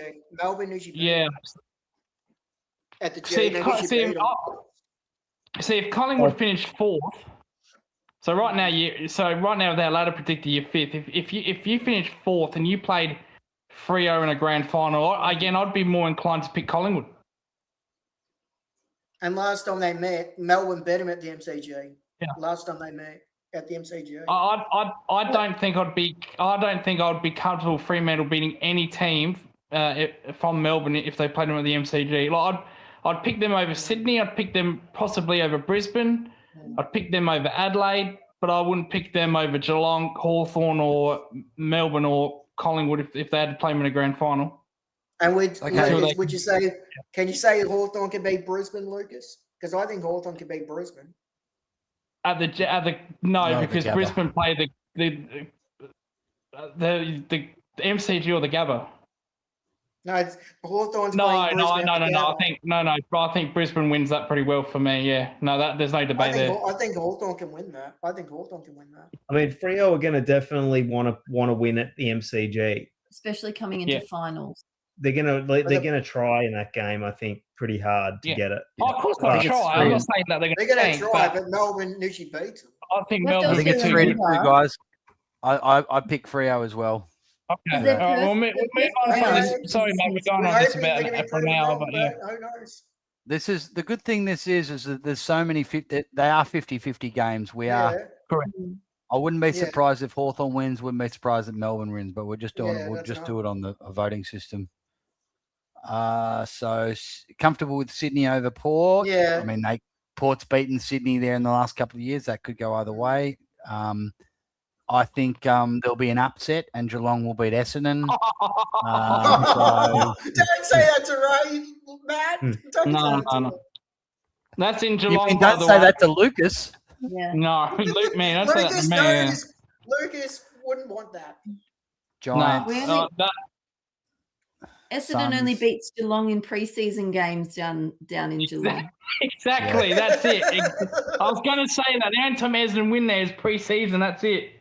Oh, That's it. I don't know about St Kilda. I think St Kilda will beat Carlton. I don't know. I don't think Carlton will beat Is St that Kilda. where's that at? Is that at the Marvel? Marvel. St Kilda Oh always no, play good at Marvel. I'd pick Saint. I'd be more inclined to pick Saints to that one. I'd pick St Kilda. Oh, Matt, Yeah. Matt, I love it how you just skip Collingwood. You're going to assume you're going to beat West Coast and Perth. We are going to beat Yeah. West Coast and West Coast. West Coast never No, you- really beat us. No, you'll beat. Yeah, you should. That I just love how Matt just skipped that. Yeah. I'm predicting St No, Kilda will beat. I'm predicting that. I did a tick on all of them, and now I'm sort of going back to you guys and seeing if you're all good with it. Okay. Yeah. I'm predicting St you- Kilda will beat Carlton. St Kilda play Yeah. Marvel very well. Yes, they do. Yeah. Yeah, go the Okay. Saints. Any advance on that for St Kilda? I hope you're right, Chris. Anyone else think St Kilda can win that? Yeah, I think they win that. they can. All right. Yeah. Okay. We'll change that I'll then. be barracking for the Saints, if that helps. It's a line. So It's a line ball game. That puts they always Saints win Marvel. in the 10. See, Right. Look at the difference here. Yeah. That is a big Yeah. game because Yeah. if That's why I Carlton win think it, the Saints oh, I reckon, is and I less reckon lines that'd be. pretty cagey. And I reckon Josh Frazier will get sacked, and I'll bring in someone so they can win the last two. right. Okay, it's starting to get interesting. We've got 2 rounds Yeah. left. Giants over West Coast. Okay. Hawthorn over Collingwood. I think Hawthorn wins this. Yeah. Anyone disagree? Well, I'm Oh, giving look, you a chance, I Matt. want to But you're disagree. saying you But just don't match up with them. Okay. I want to disagree, but it's hard. that chucks us into the top. We're in the top 4 if we win that one. Does it depend Mhm. on if I would love to if Day disagree, gets but I injured? can't. Just do me a favour. Can you just put Collingwood for a second, just so I can see what we look like in the top 4? Yeah, I would love to. Oh, we're in the top 4, Voidoid. We're in the top 4. Shit. And then we're going to get bounced there, and Hawthorn's And out that's of the top 6 in a 4. row. That would be 6 games in a row. You've won. You know what? I'll And take if that. we, I'll take that. it'd be just like Collingwood to go to Freo and win a final in Perth, And then get a prelim, and then we're and then get a home prelim. Oh, that's Yep. hilarious. That would be awesome. We have to be conservative. There's like out of those 4 Yeah. tough games, we'll be doing really well to win 2 of them. Mm. If this was Anthony doing it, he'd have us winning all Yeah. 4. We've got to Yeah. be conservative, but also realistic at the same time, but hopeful too. Like, I mean, beating Geelong and Crows, they're not no fucking gimmies, but I reckon we win 2 out of those 4, and this is one we're not winning. Hope I'm wrong. Are you winning the next one, Lucas, against North? Oh, It's Marvel. it's a danger. Oh, Yeah, it's a danger game. We don't. I think it's a North danger can win game. that. I think North can win that. Yeah, we played North Melbourne last year at Marvel and we won by 70 points. So just North have improved and they did really well against us in Geelong, but I'd still pick Geelong in that one. Yeah. Can I get They're one not there more for yet, the Melbourne. Cats? Yeah, they're not there I yet. think They're not North at that can win, level but yet, I think North. North can give it a fry. Yeah, I reckon Absolutely. too. Yeah. St Kilda. I'm really looking forward to the rest of the season. There's so many interesting games, and teams that you can like. We'll be flat out barracking for North, obviously, but everyone's Yeah. got someone to barrack for. Okay, Richmond St Kilda at the St Kilda. MCG. St Kilda. Yeah, so- Saints. Next one, I would pick the Bulldogs over Carlton. I'd pick Carlton because Carlton have got a good record against Bulldogs. They beat them Yeah, but 6 weeks Bulldogs ago. play at Marvel well. They do play Marvel well, Bulldogs. I think the Bulldogs have got this one. So do I. Void. I'll go the Blues. I think Oh, Blues beat Oh, them. Ray, Yeah. it's down to you. Ray? Hmm. They bet him at Marvel 6 weeks ago, Carlton. I reckon Bulldogs. But it was close game. It was close game. Right, so it's the Bullies. All right, so Mainly- we've got one mainly round to because go. They've got no We've injuries. got True, yeah. one round to go, and the Collingwood's position can't really change. No. Even if we beat No. the Lions, we won't have enough percentage. Oh, hang on. The only way is if we beat Oh, no. Hawthorn. Oh, we can't. We need 6. We need a game and a half anyway. So the No, best we yeah. can do is going into the last round is 5th, Mm. but we could go down as far as 9th. Yeah. Shit. Bullshit. Let's see what happens. Are you serious, Geelong couldn't jump us? Oh, hang on. Hang on. I forgot. Melbourne. Hang on. I haven't finished. Port Melbourne. Adelaide, Melbourne at Yeah. at Melbourne Adelaide and Oval. I'd Yeah, pick I'd pick Port. Melbourne, I yeah. think Port's winning that. I'd pick All Port. right, Mm. I'd go with Port there. All right. I'd go Port. Eyes have it. Freo, Crows at Yeah. Optus. Yep. Very Okay, Freo let's beat have them, another look. yeah. So The only way, we could Righto. drop to 8th. I don't know if the only way if we lose now next. this. I reckon that we are 5th, but Mm, the difference between us winning and losing against Brisbane will be massive. that's right. That's So, what says we're- Let's, for argument's sake, let's pick the pie. I'm not tipping the Pies, but just let's see the difference. So we'll just See, tip Brisbane Collingwood don't for have to now. Brisbane, Yeah. Brisbane might sort of take. They They might don't. not try. Yeah. They may not, but the thing is, They who might does phone Sydney that have one in the in. last round? That's It's interesting. who Sydney has. Depends on who okay, they might wanna Carlton Freo at Marvel. I think Freo's winning that. Marvel. I'd pick Carlton because Yeah. Fremantle might rest some players by then. Yeah, I I reckon think they're going to Carlton. manage. Yeah, They might manage I to reckon place they'll into get the managed. finals. Yeah, I Because think. it's Void? last I round think of that the year. Oh gosh. they can't get out of top 2, can they? They've got that already wrapped, haven't they? And that's what I'm saying. They'll start resting players. Carlton I don't give a fuck though. I They're just like their can't way out of see it them now. I can't see them dropping it for some reason. I just Yeah. think they're going to want to win going into the finals. But yeah. Even if So they rest players, Ray, they're it's probably still strong. you're the deciding vote Essendon again, versus Ray. Port, Ray? Can you beat Port Adelaide? No. I'm asking Ray about Carlton oh. Freo. No. Fremantle, I think. Okay, so Oh, Freo yeah, gets it 3-2. I think Essendon Essendon can Port. win that. Actually, yeah, I'd actually do. I think Essendon can win that'll that. probably be their And- only and chance do you know to what? win Yeah. the game. They'll be allowed to win that Yep. because Richmond has picked up a game, right? No. Oh, maybe they got that West Coast game. Yeah, they won the West. Yeah, they'll okay. win that West Coast one. Essendon can have that. Cats That's- over the Mm. Tigers. Easily. Yeah. Melbourne are beating Dogs at the MCG. Yeah, Yeah. Melbourne will win that. Melbourne will win that. Saints. Yep. Yep. I think the Kilda. Saints can This beat the is- Suns at Marvel. Yeah. There we Yep. go. Yeah. Yeah. Easily. Yeah. Easily. Sydney over Sydney. North. Mm. No brainer. This is an interesting one. This is a Crows and the Giants. I'd pick think GWS. The I think Giants. GWS. The Giants have a lot to play for in this. They do, but they've got a terrible record at Adelaide Oval. But they can beat them in Adelaide. They can beat them in Adelaide. I've seen them. do it But before. I'd pick GWS. no, I'd go with the Crows in that. Well, see, Adelaide wouldn't Where are the want to Crows? lose that either. That's another Yeah. 8-point game. That's another Yeah. 8-point game. Yeah. It's a big I'll- game. Yeah. I'll just go Adelaide just because it's the home ground. So Yep, me too. Oh, that jumped Adelaide up a lot. There you Yeah. go. Big. This is snakes and ladders.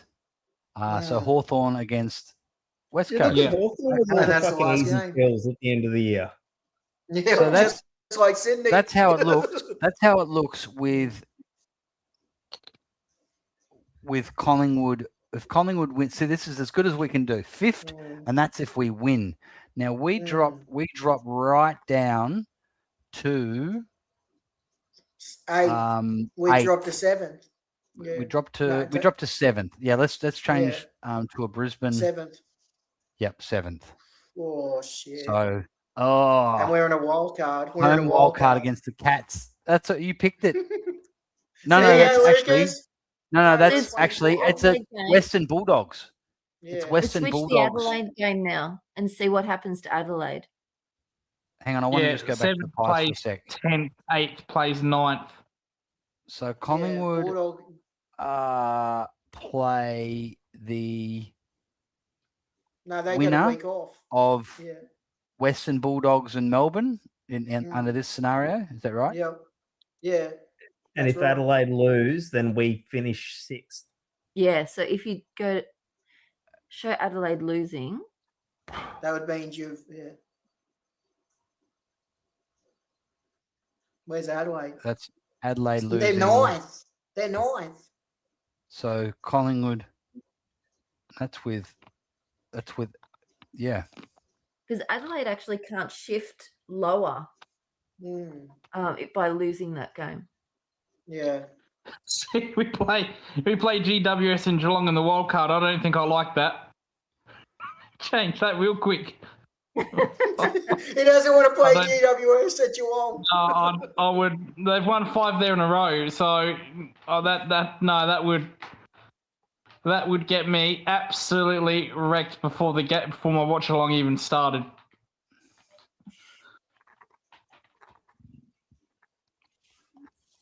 That last So, game's critical yeah. for Adelaide. Look look at what happens with Geelong. Lucas, you need Adelaide to win, or else you're playing GWS. Yeah, that's it. Yeah. What's so hilarious to me is from where we've been all year, if we did the impossible and just Yes. didn't lose for the rest of the year, we could be first. Top 4, I'd love that. I would Dude, but love look that. at bloody Hawthorn and the draw they get. They get an absolute dream run. Oh, Yeah. So the game they've only lost was to Brisbane. All right, let's do our finals then. Fuck it, why not? But Lucas, if you saw it before, we could play you first week in the finals. Correct. The other way. The other way. And I don't know if Yeah. I would want to play you. I don't know if I would want to play you in the wild card. See, I'd be more comfortable with that. You look at the Suns. Went and Yeah. got Dimmer, and they didn't even make the wild card. Yeah, Same with he's gone. Bulldogs. If that happened, he'd be sacked. Look at Bulldogs. They were in, and then they missed the wild card. Beveridge gets another pass because they won a flag in 50 years. He's basically got life membership at that club, Luke Beveridge. And look at that wild card first round. Geelong versus Yeah. GWS, St Kilda versus Yep. Adelaide. Yeah. Maybe So we St were Kilda too get the generous. pass mark. We might have been too generous with some of the Saints games, maybe. Yeah, I agree. Oh, Jesus, they got 5. Bloody hell. I just saw they got 5 in a row. Bloody hell. Yes. But they do have a good draw, though, to be fair. So what do you reckon, Lucas? Could you beat Judos in a wild card? I don't think I'd watch along, to be fair. I don't think I could do that. No, gee. And then if you win, Well, if that then happened, you've got- I'll tell you what. If we lost in the first week of wildcard, I'd want Chris Scott to be sacked. Mm. I'd say Well, that now. if you win, then you've got us. Yeah. Well, if that could be Chris Scott's last game, Mm. if he lost that, it'd be unexcusable. Or it could be Dangerfield's last game, you were saying, and maybe Cameron, you were saying. Yeah, a lot Atkins, Stanley, Mm. Blitzard, Kolajasny, if they went out in the first week, there'd be about 5 retirements. No, Well, then well, you've got- Dangerfield wants to. No, see, Dangerfield wants to play 400, so he's made that clear. He wants to go to 400, so he wants to compromise the team so he can stat pad to 400. That's how selfish Well, that man is. Well, you know Stingle's going to go That's one. Yeah, That's no, another he's move. fucking. He's gone. Yeah, I've accepted that since fucking round one. So well done, Danger. You've compromised our team just so you can stat pad to fucking game 400. Hey, Void, where would you want to finish? 5th, 6th, or 4th? If you had a preference. I know if you couldn't get 4th, would you want 5th or 6th? Hope he's not listening, Matt.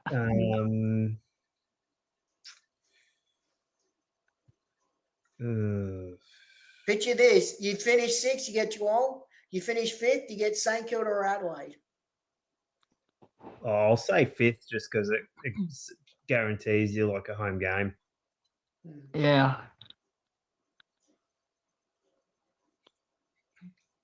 I can't believe when I did the ladder predictor, I think we were gonna end up playing Sydney in a qualifying final, but I was pretty generous with the result. I can't believe in this ladder predictor we've seen Geelong go down so much to a wild card. I would have predicted that. I did the wishful thinking predictor, and then I did the reality one. Where did you have Geelong? Where did you have Geelong, Void? Well, in mine, they fit. Yeah, they about there. They ended up when I did it. Roughly somewhere in the wild card. Who did you have them playing? Oh, jeez. I'm trying to remember now. So, Matt, we'll do a wishful thinking one now, Matt. See, I don't think the Giants weren't in my wild card. Because I did the ladder predictor a couple of weeks ago when they were still playing shit. So I didn't give them the sorts of games you'd be thinking about giving them now. Okay, so Matt, here's one, Matt. Go back to the Geelong Collingwood game and change that tip to Collingwood. Then see where the ladder is. Oh, yeah, that's right. So who did you have in, Void? Did you have Gold Coast, Bulldogs, or GWS as the last position? Sorry, guys. I just had some work shit come up. What was your request there, Lucas? No, I said to you, Matt, go to the Collingwood Geelong game and reverse the result so that you guys are winning, and let's see what happens to the ladder. I think they had us beating. We had Collingwood beating Geelong. Oh, you did already? Okay, all right, fair enough. Yep. Well, maybe have it the other way then. Do we have Geelong beating St Kilda or not? Yep. Yes, because it's in Geelong. Yeah, they're not going to drop that. They're not angering me that much to drop that game. No, I didn't think so. I was just checking that we haven't, Maybe do it the other way. See where Geelong would finish where they beat if they bet us. Okay. What round was that? That was before Hawthorn, I think it was. Before round 21.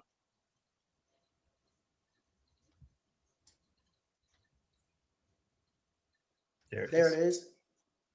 So where'd you 5th? Oh, Geelong fifth. We're 11th. Oh, you're out. Wow. We're 11th and use the 5th. Shit. Wow. So Matt is right. That's an 8-point game. Wow. What if we bet Hawthorn, Matt? Where would we be? Where would we be? That's what I say. We have to beat. Yeah. We have to beat 2 of Hawthorn, Geelong, Brisbane, and Adelaide. If we lose 3 of those, we could miss out altogether. That's all right, so go back to a Collingwood win, Matt, and then go to Hawthorn game and say you're going to finally end your bogey streak and add it to Hawthorn. Overturn that result. Let's see where. Yeah. That's the week after, I think it is. Yeah.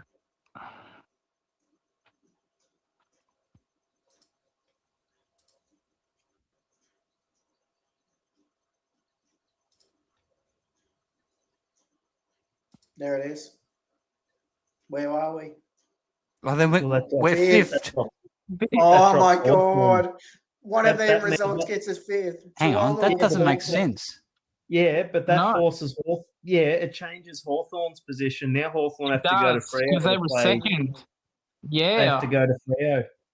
How did we jump to 5th from 11th? Oh, there's a couple of unchecked games. Just check that. The ones above. Is there What unchecked is it? ones? I think we missed a couple of games. At the Which top, Matt. Right at the top, early in the round. Oh, Brisbane Lions. So Lions win that. Yep. Essendon and Shit. Sydney. Yeah, Sydney. Oh no. I Okay. don't think so. Give that to the Swans, I think. You beat Essendon, you beat Sydney, Matt. Be kind, Matt, to get Collingwood up behind. We would love that for Ray if Sydney lost. Look, we could have that. That's fine. I'm gonna have to we go did back and that. check. I'm gonna have to Do go now. I'm now paranoid that I've missed others, so I'm gonna go right back. Yeah. Make sure I haven't missed any. See, that means Brisbane would play Sydney in the first week of the final. Brisbane would fancy that. They would. They would fancy that. Well, they can beat Sydney and Sydney. They can beat them there. Oh, absolutely. And then they'd have a home prelim, and then it would be looking like Yeah, you've done it. It says you've done it, Matt. I think it says at the Yeah. top. Great job. yeah. You've checked them all. So Okay. Fremantle So would play what- Brisbane. The Go on. Hawthorn. That would Sydney be- would play Brisbane in Sydney. I reckon Brisbane would win that. But look at that. If we don't beat Geelong or Hawthorn, we finish 11th, and that's crap. Yeah, correct. Yeah. So Matt was right when he said that's a huge. Those two games are. So it's almost like a 16-point turnaround for two games, Matt. Yeah. And it's critical for you because you could be in a wild card or you can finish 5th. Yeah. So both ways, it's critical for both teams. All right. So I want to do this again because this is just unbelievable. Yeah. Righto. So we are 5th. We end up 5th. Yeah. If this is how it goes, let's change it to Hawthorn.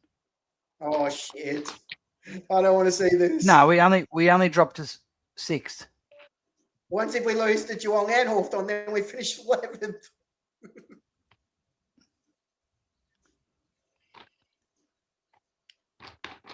Yeah, we need to And I win. do anticipate some of those top teams will drop a game we Yeah. didn't have them dropping as well. Yeah. Yeah, There might be there'll be one, an upset here and there. one or Yeah. two. Yeah. Like Geelong, I don't know how many they're going to win.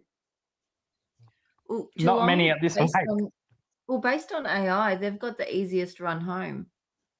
We do. Yeah. So they should. And we've got the toughest. Yeah, AI does say a man can get pregnant though. So But And it's we've like got the at toughest. Collingwood, Carlton, Essendon, and North have the hardest. And look where we got coming home.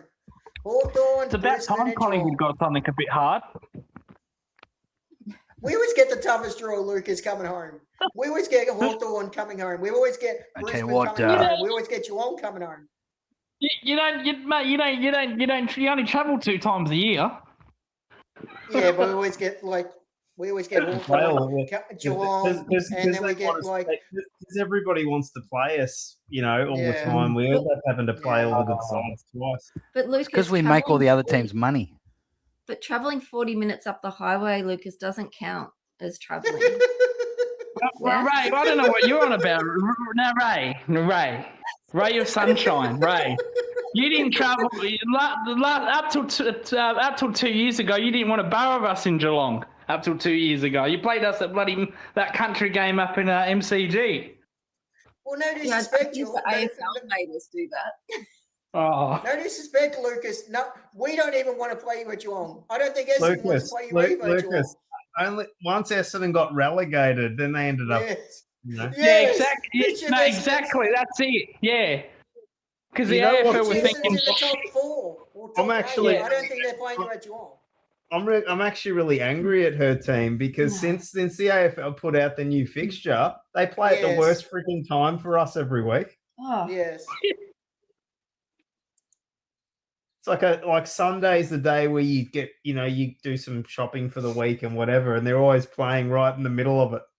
Yeah, and we always get bloody Thursday nights, which bloody irritate me as well. This is a good point that Anthony B makes here.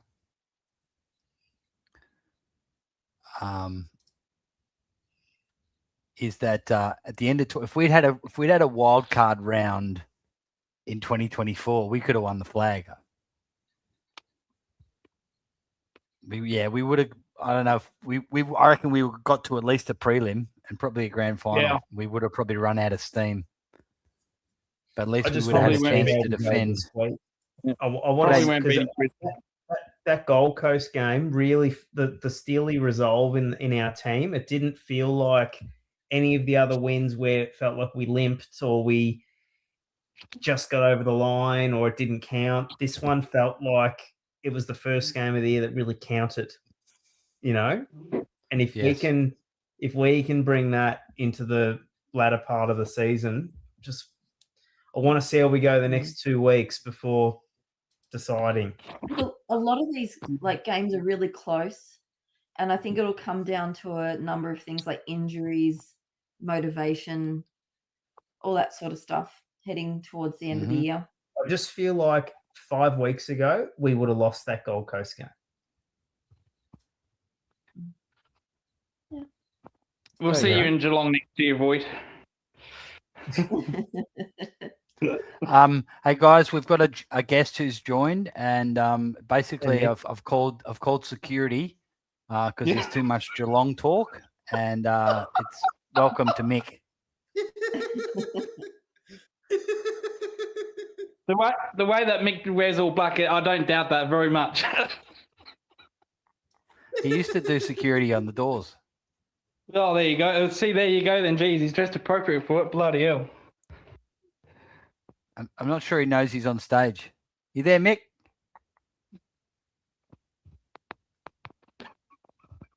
I think he's come on in his smoko break, but his internet might not. No? be. Fuck. No, he's I can hear you now. Mick? No. I think I'm safe. Oh, he's off. Uh, I didn't know Mick was a bouncer or a bruiser. I'll try bring you on again, Mick. Let's try again. Mick. Hello. oh, no. He's muted. Rise, oh Mick. He's muted himself. Mick. Hello? Hello, Hey. Mick. Can you see me now? Yeah. Yeah? Yes. Yes. Sorry, guys. You are. All right. So you guys have got us finishing, what, 6th? Do we have to win every fucking game to finish top 4? Yeah. Oh, okay. Yes. So we've got us winning Adelaide and the Cats, but we lose to Hawks and Brisbane. We think that's realistic. We've got to win 2 of those 4.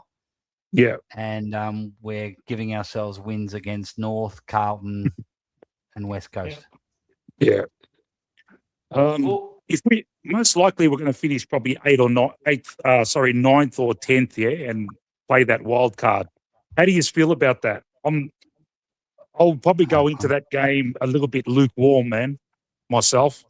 For me, by the time it comes around, it'll just be like an elimination final. I really won't see a Yeah. difference. Yeah.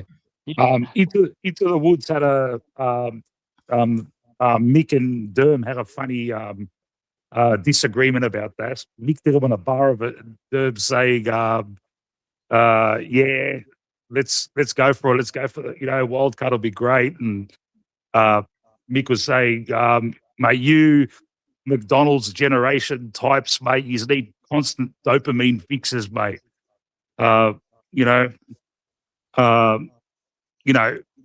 Mixed like the old school, mate. You got to, and I agree with him, man. You have a mediocre year, you finish fucking 10th.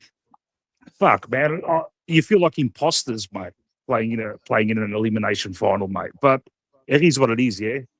See, the thing is, Mick, is that when we look at all these different annotations and different ways, you change one game or here or one freak here and there. The difference between 12th and 6 is like a game, one game, Yeah. one game Yeah. and a half. Yeah. So as long as total garbage teams aren't in it, Yeah. because there's situations where we could be 11th, and a few sliding door moments we're 5th. Mm. So. And it's been quite fun doing the ladder predictor because we just see how many interesting games there are. So at the end of the day, Yeah. football is not important. Yeah. We find it important, but at the end of the day, it's a fantasy world. It's just Oh, something yeah. we enjoy. At the end of the day, It's it's an really not escapism. important. It is. It's an So what the escapism. wild card does Yeah. is it's not the old top 5 that we used to have, and now it's a reality. And it just makes the season more interesting for longer, and it does Yeah. give teams more hope. Would I have Yeah. voted for it coming in? Absolutely not. But it's here now, and it does make things interesting whether you like it or not. Yeah. I'll tell you what. And if I you're don't like it. firing- I Yeah. don't like it because it's not good for Collingwood. It's not good Yeah. for Collingwood because Yeah. Fly is determined to make it, and he's going to shun the youth, and other clubs will do this too, rather than go, Yeah. well, hey, I don't care if you finish 13th. Yeah. Do you know what I mean? So I Yeah. like it as a spectator of the game, but I don't like it for it's just not good timing for Collingwood where we're at. I'd only like it if we finish 7th or 8th and still in a wild card, but at least in my mind, we still made the top 8. Yes, Yes. Yeah. Exactly. Yeah. that's got to But be then- our goal, 8th minimum. Yeah. Feel that we But still then made again, the final. You know, I'd rather be playing, a higher team and, being the underdog than, fucking and having a week off like everyone else. But now you got to play. You finish 7th. You got to play that week, which you otherwise would have had off. In years gone by. So anyway, Mick, Yeah. just admit you want to play Geelong in the wild card round just to annoy me. Just admit that, and we'll all fuck, I get know. some I sleep. can't wait till we play yous again. Boyd, get it, mate. Last time we played yous, Ed Allen wasn't fucking kicking ass, mate. We were a fucking basket case. We're fucking firing now, mate. Do you I want say me to that- have a breakdown that's- live on I was being YouTube? That's what you sarcastic. want. Hey, one thing before this is a good comment that Josh has said here. So one of the scenarios we've got the dog. This will be so hilarious if this happens. The doggies are missing the wild card 11th Yeah. under this scenario. Have a guess how many games they win? How many? 13. Yeah, Gee. fuck. So that is an argument for the wild card, right? So there's Yeah. quality missing out because we used to say, and remember Fly bragging about 14 games to make the finals. Turns out that nearly wasn't enough. Yeah.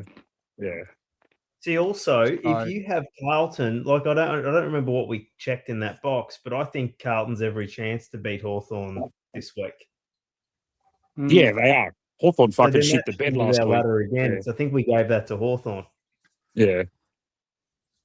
Hey Matt, were you realistic when you did the matches? I didn't catch that part. Like, Yeah, what we who- did. Yeah. Yeah, realistic and a bit hopeful. I basically said what's important. There's 4 huge games: the Crows game, the Hawks game, the Geelong game, and the Brisbane game. And Yeah. I think that the 2 ones that I think we're pretty confident in is the Crows. We love Yep. going over there, and they're Yeah. not that great at the moment, and the Geelong game. With Yeah.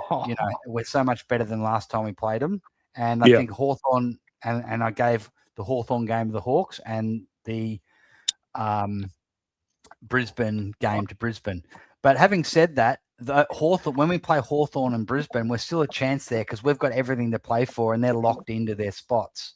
Okay. So Mm. if there's ever a time to beat Hawthorn, that might be it. And we remember what we did in the last round against Brisbane, not the last round, the second last game, 24. So it was realistic, but it wasn't like we're Yeah. just ticking off every Collingwood as a win. So And against Brisbane, we could play them last round, and that could be a nothing game for them. That could be, it wouldn't matter to them whether they won or lost, because they'll probably be top 2 anyway or whatever. Hopefully that's the situation, and they go in a bit, not as motivated, and we always. In the past, we've matched up well against them. Apart, we got spanked by them last time, but that was without fucking Nick and Pendles, mate. Yeah, absolutely. So, And the other thing is that the Geelong game, I've given that to us, and we all sort of voted. Obviously, Lucas wasn't keen on that tip. But, No, I wasn't. When we play Geelong, that will be an 8-point game. Yeah. Oh, So yeah. we will be actually doing really well to beat Cats when it's the difference between finishing 6th and 9th if you lose that game. So Well, you said it at the start of your stream, Matt. Every game from now is like a final almost. Yeah. They're big games that are must wins. Yeah. Like from now till the end, each game is a must win for us. Now, wouldn't it be great to expose players like Swadling and Anderson and like Ed's not going to get dropped. He's in, but on the fringe like Swads and Gus and Harvey Harrison and that, just keep him in there for that whole fucking journey, win, lose or draw, man. Don't fucking drop him and fly, mate, please. Yeah, like even North, the North and Punter, game. North, this is going to be like a final against North, and then they're going to have 4 games at the MCG against all final aspirants, which will all be like finals. Yeah, so spot on. Whatever happens, even if we just like you see the Bulldogs under this scenario, the Bulldogs 13 wins, they're 11th. So if we got to the stage where we win 12 games, like let's say we win 4 out of these next 7 and we just miss out. Yeah. That's who cares? Means we've got some really good experience into these new guys and we didn't end up having that bad a season. It's crap. I mean, finishing 11th, but with all of these teams, look how many good teams there are these days. Yeah. So the competition has equalized so much over the years that now it is what it is, mate. And once you make finals, mate, clean slate, man. We saw it last season, mate. We were dog shit, and then we snuck into the finals and we beat Adelaide, and we should have beaten Brisbane. And who knows, man? There's no real shit teams anymore, apart from Essendon and Richmond have their reasons. Yeah. West Coast, obviously, they're young as well, but even North and Port Adelaide are decent. Yeah, on their day, they can turn it on. Have turned it around. Gold Coast have all the talent in the world. They should be a top 4 side, but there's a whole other problems going there. Yeah. But from the top down to the Western Bulldogs, so from 1st to 11th, lots of quality sides.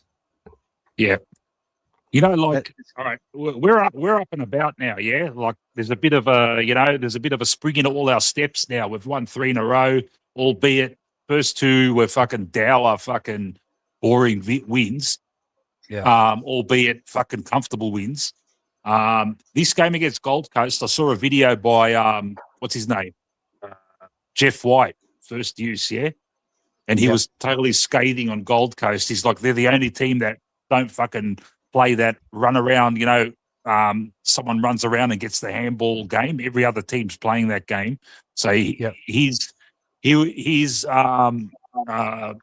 synopsis on the game was kind of like Collingwood did well and they should have won easily, but Gold Coast were fucking putrid. And are we taking – Gold Coast have lost 6 in a row. Are we overrating our win from last week kind of thing, because there's something going on there, mate. They're not running for each other, this Gold Coast team. They seem a bit, like there's some kind of malaise going in that squad. I really hope that's not the case. Yeah, that's pies though, Mick. We could play Freo in Optus next week, and it could be a 6-point game. Yes, I know. Yeah. That's just what we do. So you reckon they should fold Mick? What was that? I said. So you're saying they should fold? The Gold Coast should just fold them and be done with it?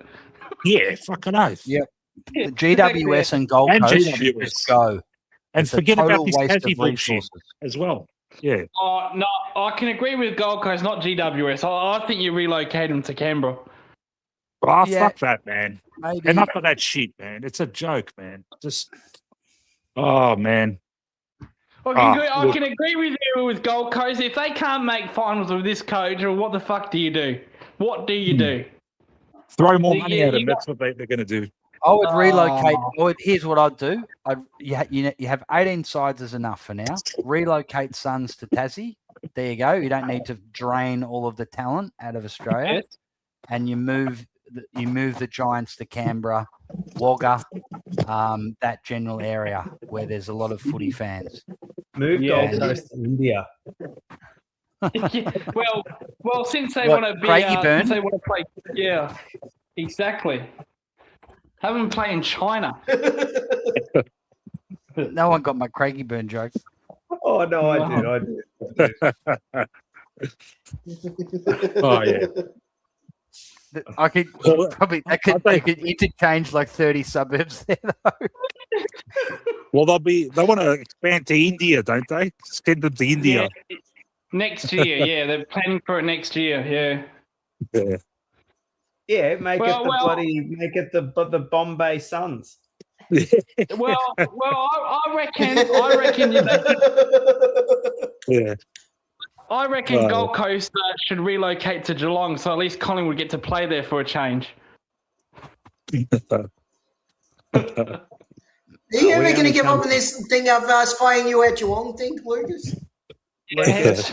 Collingwood only come to Geelong to log mapping data for Google, and that's it. Give up on it, Lucas. We're never playing you at Geelong. Give up. I'd like to play Madrong. We're good. We're good when we have to travel. Yeah. But then you have to hear that Geelong song. You hate me. Yeah, as it'd long as it's only not the work if MCG. Geelong make a deal with their fans that no locals can go, because I reckon we'd fill the stadium just with Collingwood people. Oh. You know, it's me. Fucking Lucas is an apologist for Ollie Henry because he kicked fucking 4 goals in the final fucking 2 years ago. And when the ball fell in his lap all fucking night, because the Brisbane defenders didn't even worry about him. They were worried about Cameron and whoever else he had up there. And he kicked 4 goals, and he keep apologising for him. He's a fucking spud, man. They needed to get Henry because they needed someone who was equally ineffective as Rowan. Yeah. Yes, correct. Yeah. Nah, to Rowan be did honest, fuck us. he's Rowan fucked us. he's the same player that we had, right? He plays the same way. When Geelong's going really good, he did a few nice things at Collingwood too. But he's not. But the reason he kept getting dropped at Collingwood was because he didn't really have much endeavour. He didn't have much work rate. Yeah. And no defensive side to his game. Well, put it this that's way. Probably why he's been in and out at Geelong as well. Yeah. We'll see how good he is now, Lucas, because you're probably going to put Jeremy Cameron under cotton wool because he's banged up. Thinking about that. There's been talk about that. Now we'll see how he goes, mate. Yeah. So you're actually right. We are thinking about putting Cameron under the knife, and Henry would play that link up centre half forward role. Good luck, mate. So because we know fucking Shannon Neal can't do that shit, but no, you're spot on with Ollie. He would have to be in that role because he's the only one that can really do it. Just say it, man. He's a spud. He's got tons of talent, Mick. He just doesn't have. He's sort of an Ash Johnson type. Yeah. He's got lots of natural talent, but I don't know how. I don't know how much work rate he's got. Yeah. I reckon. Look, in my opinion, he's just gotten off scot-free, man. Players like that. You can forgive him if they're fucking banging the goals in every fucking week, but he's not, mate. And I'm surprised someone as, fucking, rowdy as Chris Scott has given him that much leeway, man. I thought Chris Scott would be the type to look at someone like that and think, "Are you fucking kidding me?" But obviously not. I think he does, but because Stengel can't get his shit together, we've played Wiltshire. So Wiltshire is our other small forward that was from the VFL that didn't get any opportunities because Stengel is now out. Wilshire's been getting the opportunities, so we can't afford to drop Henry. Like Jack Martin's the same problem. Like he's so inconsistent, but we don't actually have an AFL small forward on our list. Wiltshire is the only one, unless we get like a George Stevens and then playing up forward, and we've tried that with George and it hasn't worked. So we don't actually have an AFL small forward list left on the club apart from Wiltshire, and we're playing him. So it's just too hard. We just can't do that. So Martin and Henry have to just play. Henry's not had a bad season. He's been better than last year. That's for damn sure. But it does help when you can't be dropped because we haven't got the talent to drop players. Yeah. So, but I blame Stengel for that more than Geelong. He has been better this year. He has, Mate, you regardless, I'm putting it in the vault. Yous will capitulate. And for me to put it in the vault, I have to be specific, I have to be specific. No, I can't just say yous will capitulate. I have to say something, more concrete than that. Just on your ladder predictor, where did you have Geelong finishing? 7th. 7th. Oh, okay. Yeah, I'll go by that. I trust you guys with your predictions, and I'll put in the vault that Geelong finished 7th and bomb out first fucking in the wild card. Lucas would hate that. See, Mick doesn't mean that. He deep down loves Geelong. He just wants to see me melt down. That's why. No, he does mean that. He does mean that, Lucas. He does mean that. He does mean that. I know Mick very well. He does mean that. Enough talk about Geelong. I have a sneaking suspicion that Freo is going to fucking shit the bed from now. They've probably got an okay draw from here, but I don't reckon they'll win the flag or anything.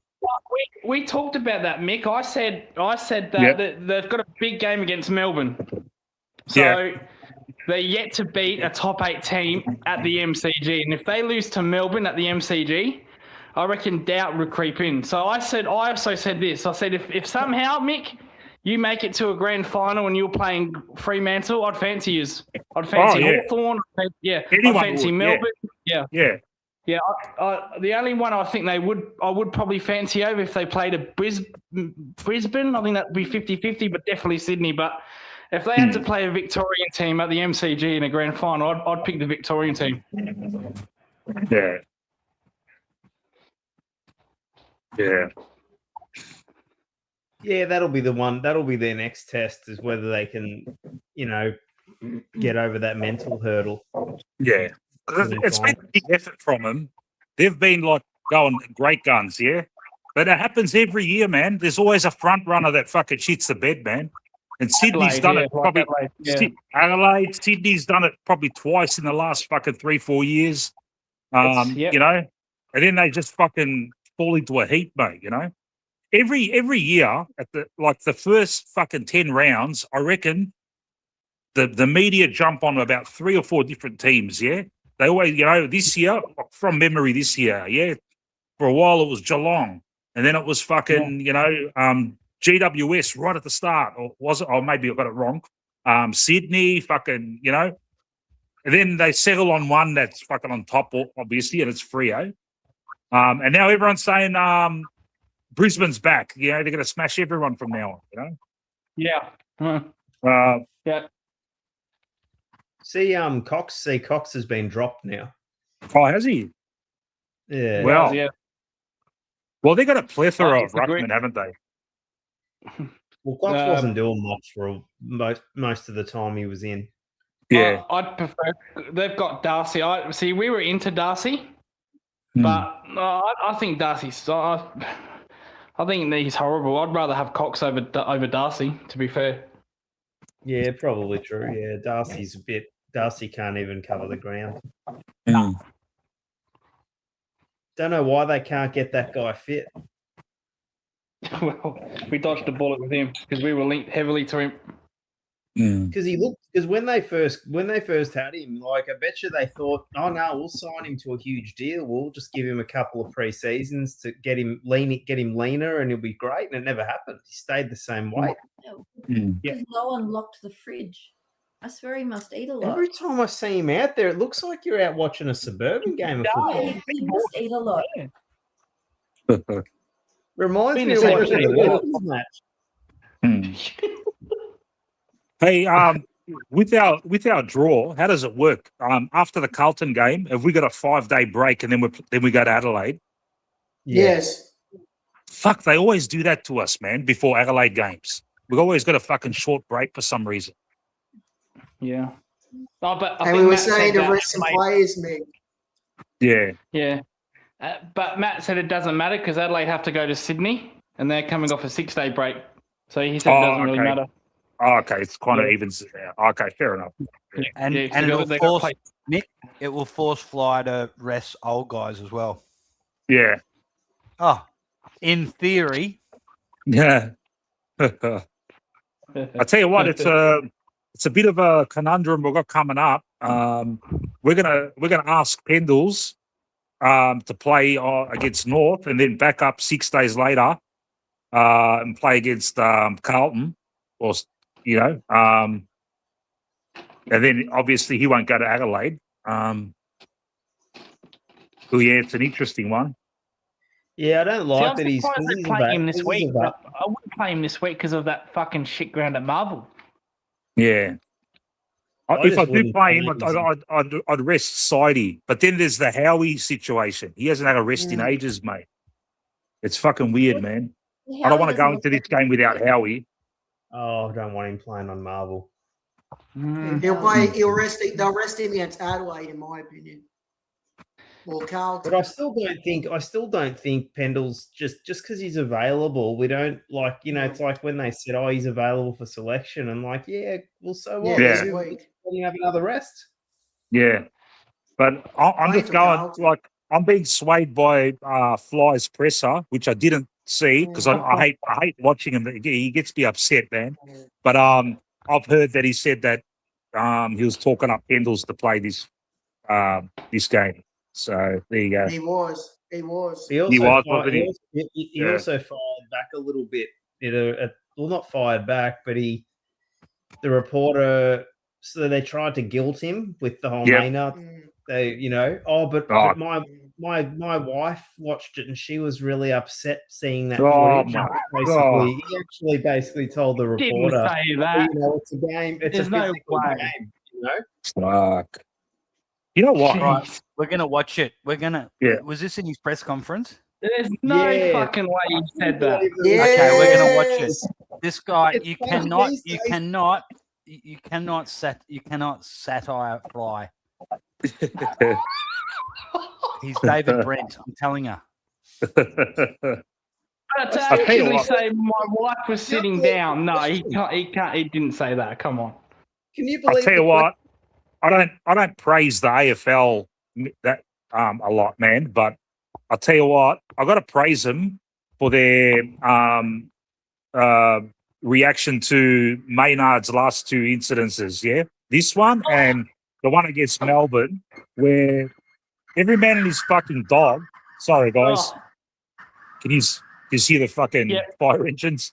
Every man and his dog fucking jumped on him. All sensible people realised that there was nothing in it, and the AFL saw the sense, and both times they, gave him the benefit of the doubt, which should have been given. Yeah, because I had bad feelings about that. I thought, fuck, they're going to throw the book at him, aren't they? And so quickly to just make a decision, he's got nothing to answer for. It was so fucking refreshing, man. oh, yeah. Wasn't it Mitch Cleary who said, "Oh, he's going to get 6 weeks for that"? Yeah, all these dickheads jumped the gun. Like it was like, oh, it's like the Toby Green. It was nothing like the Toby Green. What are they on about? What are they on about? Yeah. Because I looked at it and I thought maybe a week. Like, Yeah. you shouldn't even get a week, but I thought maybe a week. Yeah. So, And what- no, that's common sense you got to find. Common sense. And the whole fucking media beat up, no one talked about fucking Ben Long, the cheap shot. And that was the Yeah, worst no, part of the whole thing, man. Like, it's not as if the umpire got fucking poleaxed or something. You know? Fuck, mate. It was nothing, mate, you know? And What the? one guy gets fucking, cheap shotted with one in the ribs, and they're saying nothing about it, mate, you know? Togak, yeah. Jeez, Ed Allen hit the umpire harder actual- by accident on King's Yeah. birthday. Yeah. Ben Long is an actual thug. Yeah. The public so wants Bruzzy to be Ben Long. They Yeah. want him to be that guy. You want a For sure. villain? There's one. Yeah. He's just a shit cunt. Yeah. They want No, Bruz that's to it. be him, but he's not him. Yeah. And look at when he got hit, Maynard. Look at the effort, the tackling efforts he put in after half Oh, time after compared to that. the Suns player. And he's got Yeah. a bung shoulder on top of that, mate. Yeah. You know? Yeah, Fuck. and the Gold Coast Suns just stood there and let him do it. That's how stupid they are. Yeah. That's how far apart the Gold Coast Suns are to playing decent football. Like them fucking, Yeah. the head's not in the game, man. They're fucking cooked. Yeah. Absolutely cooked. Do you know what Yeah. I don't like? Do you know what I don't like? He's saying that his wife had a problem with it. Well, is she some wilting flower? Is this 2026 or not? His wife's probably had a child or two, as if she hasn't seen like. Do you know what he said basically, Bag? Said if you basically in so many words, he said if you watch football from like the 80s and the 90s. Oh, that's ridiculous. Yeah. Like seriously, it's unbelievable. I can't think of a human being. I don't actually want to know a human being that watched that and went, "Oh my god, turn it off." Do you know? This is disturbing. Do you know what annoyed me the Oh. most? It looked like Long hid behind the umpire when he saw Maynard coming Correct. at him. Yeah. Correct. Yeah, I was like, what a coward. he's a shit cunt, Ben Long. Yeah, fuck. And like Absolute coward. sensible observers of AFL footy love Bruz. Yeah. Like I have a lot of They want him on this team. banter. I have a lot of banter with Rocco, you know, and like after the Yeah. banter settles, he'll tell you straight, I fucking love Bruz, mate, you know. I would love to have him at Carlton, you know. They invaded my stream last week during the watch along. Oh, they're up and about now. Don't worry about them, man. Fuck. They fucking As- no, they came as on. Bo Voidoid came said on. there. I put him on. As Voidoid said earlier, mate, they're one loss away from a fucking Yeah. capitulation, mate. Yep. And then they'll sack the coach. hopefully we Try give to it to win them. the last two games. Yeah. I hope they Hey, beat Nick. Hawthorn so they go into our game fucking up and about, and then we just fucking I- smash them. I hope they beat Do they, Hawthorn as do they well. want Fraser? Does the jumper punch want Fraser signed, or they want Of to course they do a different coach? Yeah, they Oh. do, but Fraser doesn't Yeah. want it. Yeah. Fraser's smart. Yeah, I reckon Fraser can see the writing on the wall, what they did to Voss. You know, he loses 4 in a row. All those fucking coterie groups fucking start fucking yapping away in the background, and before you know it, he's fucking getting, you know, pilloried, mate, you know? Well, how many He's a smart coaches one. have Carlton killed? Everyone. 5 since Moldhouse, isn't it? 5? Before. It was Hmm. before Malthouse. Oh, okay. Well, yeah, but he was before Moldhouse. Remember Wayne Britton? No, but who went there? Who was there before Malthouse? That's a good question. Brett Ratton. Ratton, who was before then? Wayne Black Park today. before Ratton. Parkin? T? No, before Ratton might have been Wayne Britton. See what I mean? The list goes on. So they've had Bolton, they've had T. Oh no, before Ratton, there was someone between Britton and Ratton. I reckon you're right. The caretaker. He was a caretaker. I forgot who it was. Forgot who it was. Because Ratton was coaching him about 2011-ish. It was a forward. He played for Hawthorn and he played for Oh yeah, Rawlings. No. Oh no, Pagan. Pagan I was, thought it was Pagan. Wayne Britton was before Pagan. I didn't know This that. is So after. Pagan, This is after Pagan. Pagan got sacked for Brett Ratton. Brendan Bolton. No, John Barker. He coached him for a bit. Johnny I reckon. Barker. Yeah. Okay. Bark was there. Did they have Brendan Bolton for a bit? Yeah. Yeah. David Teague. I know he's accountant.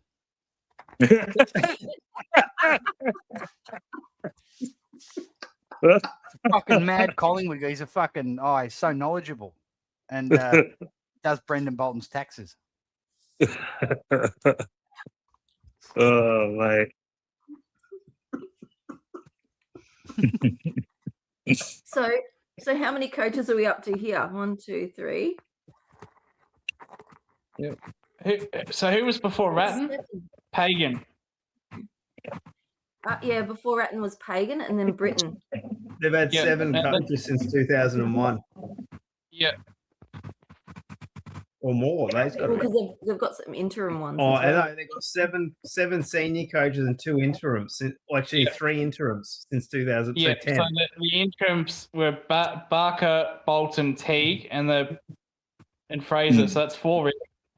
And Ashley Four Hansen. It's an emergency.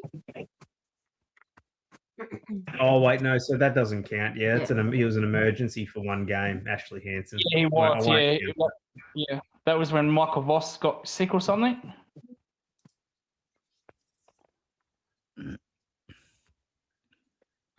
It's more than Essendon. That's like. Gee whiz. That's I just like 8 remember coaches when there. Malthouse went there. It was so obvious to me that Malthouse didn't really give a shit about Carlton. He was just like he wanted to get his coaching record. Yeah. So that's 8 coaches since year 2000. Yeah. Let's do Geelong. There's only 2. Well, you Just don't need 2. to look Geelong up. I can off the top of my head, it's Ayres, Thompson, and Scott. Fucking hell. Gary Ayres. Yeah. Oh, that dozer fucking. And then you could go Malcolm Blight before that. Yeah. Malcolm Blight was the one that he was the master coach that never won it. Fucking oath, man. 4 That was- grand finals. Yeah. That pissed When me foot- off because When football was attacking as fuck, man. Every team had a focal point forward that, nowadays, the way the game's played, you kick 3, it's an elite game, mate. Back then, mate, 3, that's a shit game, man, for a full forward. You had a dog day, mate. What pissed me off with Blighty, so he lost 4 grand finals, right? Hmm. And then he goes to fucking Adelaide and goes back to back. Oh, yeah, he did, yeah. He goes I just think, what the fuck? Like, how? Yeah. How? Well, that's the thing, man. Look, when Malthouse was at West Coast, they had the whole fucking West Australian team.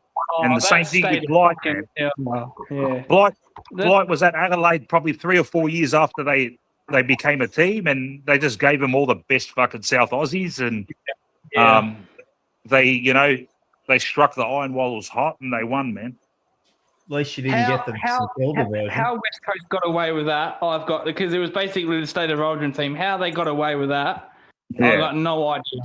No idea. Yeah, it was. So they fucked us twice in the game. Man. Yeah. Fuck it up. Remember when Tim Watson coached St Kilda? Yeah. Oh, gee, when was that? Yeah. I want to say it was 98, 99. Yeah, somewhere around. He went from doing the weather to fucking coaching, mate. Oh, that's right, because Blighty took over in 2001. Yeah. Because Blighty left the Crows and then he went to St Kilda for big money. He went to St Kilda and coached, I reckon he coached 10 games. Yeah. Yeah. Remember Grant Thomas at St Kilda? Wasn't an outside the square fucking type of coach, mate. Who was that? Grant Thomas, mate. Oh, Grant. Yeah. He made him have a different captain every year. No, he's got. Yeah, I don't think his views would be acceptable in today's modern footy. Nah. I follow him on Ah. Twitter, but he's I fucking. do as well. He, Yeah, how I do as well. funny is he, but he's contrarian to all the other pundits, mate. he So doesn't funny. give a shit what he says, mate. He just fucking Yeah. goes for it. I remember No. I remember he had a crack at Robert Walls when he was on Footy Classified. Hmm. Robert Walls wasn't on there. Robert Walls must have said something about Grant Thomas's coaching record or Yeah. something. And then they naturally said, "Oh, what's your comment on that, Grant?" And Grant said, "Oh, Robert ought to know. Nobody's been stood down as senior coach more than Robert Walls."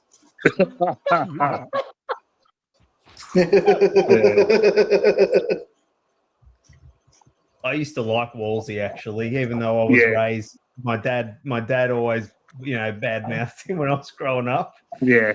I actually had to admit that I liked him in the media. I love think his that- debate with Sheedy. Remember they had that debate on fucking was it Mike Sheehan hosting it?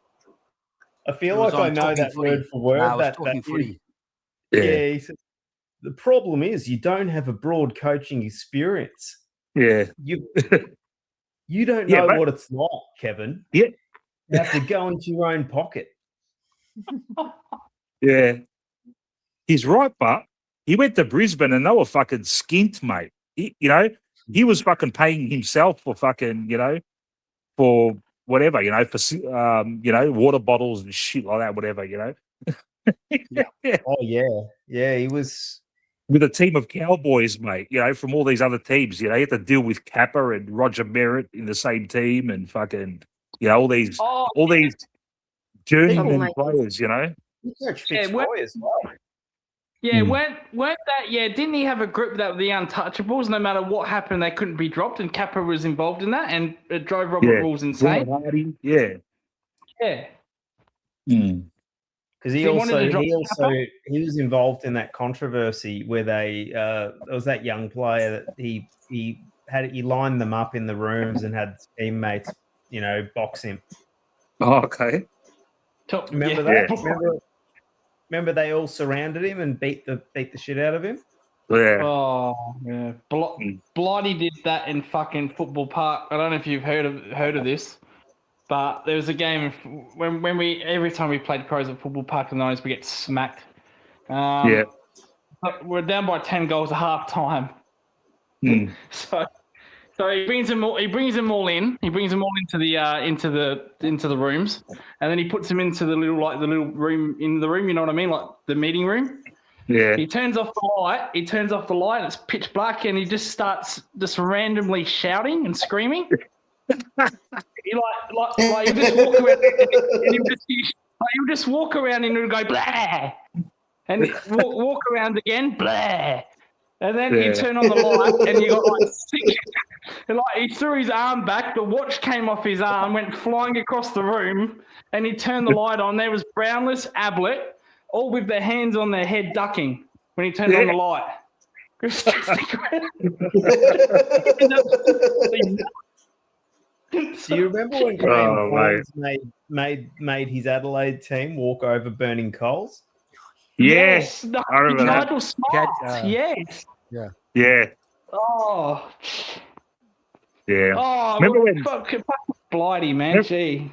Remember when Malthouse were getting fucking absolutely pantsed in one game? I think it was an Anzac Day game. And he made, like, half time, he makes everyone stay on the field and he makes them all fucking kneel. Remember? He made them all kneel on the fucking ground and he's just giving it to them, mate. Oh. Gee, I missed that one. Bloody hell. It would have been in the mid-2000s, like during the rebuild when, it was a lot of like youngsters and we were shit for a couple of years. But that's the beauty of Malthouse, mate. He only needed 2 years to get a team up, man. No, he's the ultimate master coach, Mick Malthouse. 2 years, mate. Fucking just rebuild and fucking get them playing finals again. And, before you know it, you got a brand new fucking team fucking, in the premiership window out of nothing, man. Fucking hell. Yeah. Yeah, but No. but Mick, you've got to admit, Fly is so much Oh, better he's the at master, mate. Yeah. at press Yeah. He's conferences. the master. Yeah. Wow. He didn't say that. I still can't believe he said that about his wife. I refuse to believe that Let's until I hear listen. it. Let's have a listen. We've got the man himself here now. No, it wasn't from Right. Fly, just the Again, player. we It have- was a journo. I was Yeah. a journo. Yeah, journo Yeah. said it to him. Yeah. Yeah. Oh, okay. Gee, oh, sorry. Oh. Anyway, guys, I'm gonna get back to work, guys. So I'll catch us later, but I'll keep listening. All right. Yeah, All see you, right. Mick. Thanks for joining. Catch us later. See you, Mick. See you, See Mick. you Don't be guys. afraid. Bye. Don't be afraid to get physical, Mick, and throw people out.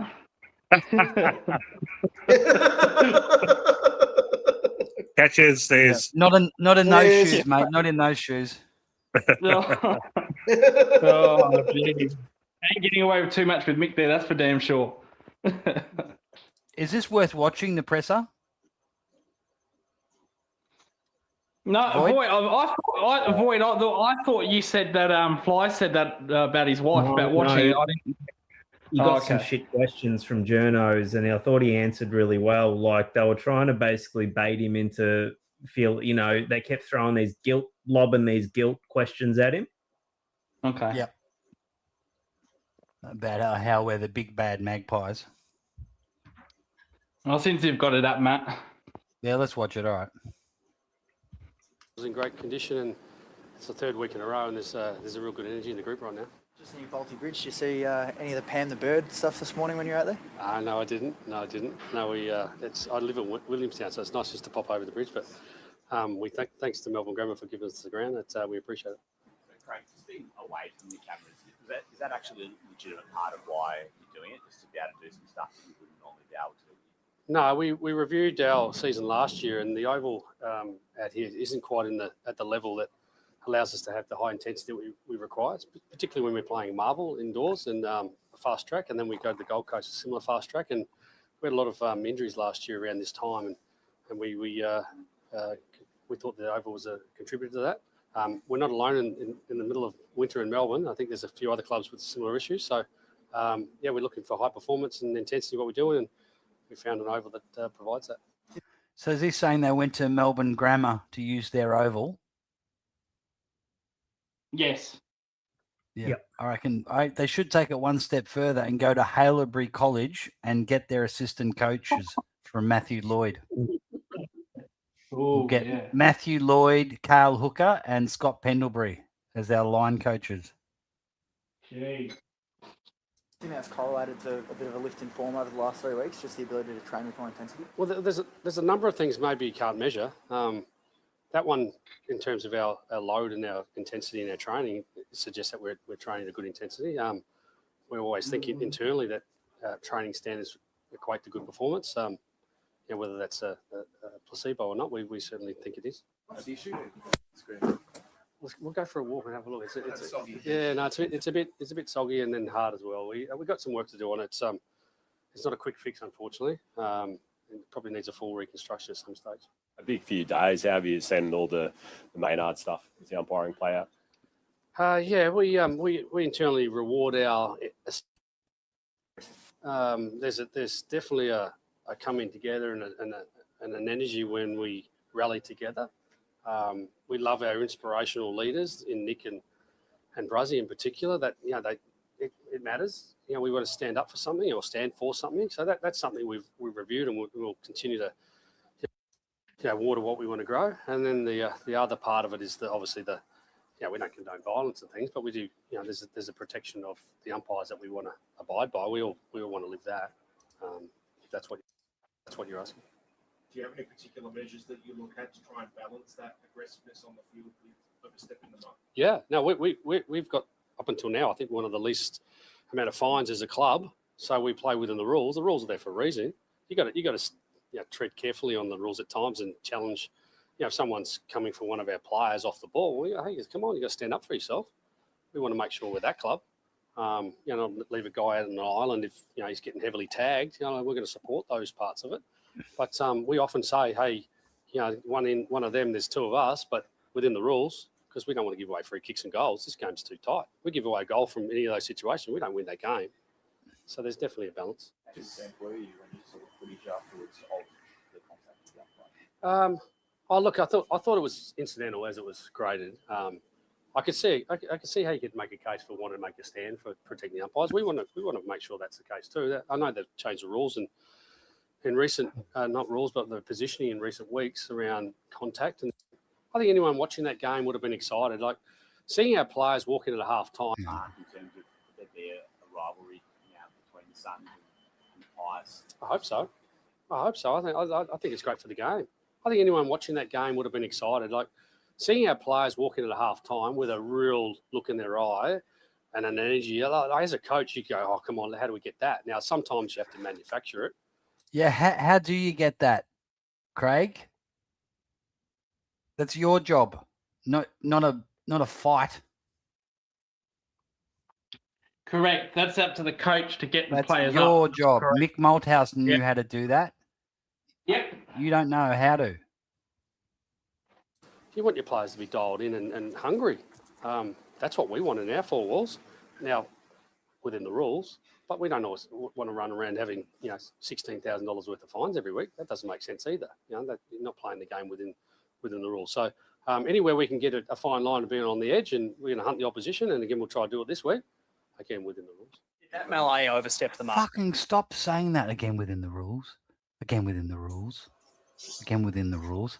Why don't you stop saying that and saying, hey, sometimes we've got to wear a fine because we've got to stick up for our teammates. And what we did was absolutely sensational. Correct. Yep. Yeah, we had some fines, but I would like to see that every fucking week if I could have my chance. Yeah. Because that's what wins you premiership, that sort of spirit. Who cares about a couple of fines for a melee? It was awesome, McRae. Look at the spirit we had. Look at the fucking spirit. They fired us up. You're a pretender, mate. Yeah. Just it is a good comparison. Just hear what the melee that Paul had with Hawthorn a couple of years ago. You just hear what Ken Hinkley says that compared to McRae. It's chalk and cheese. Completely two different analogies.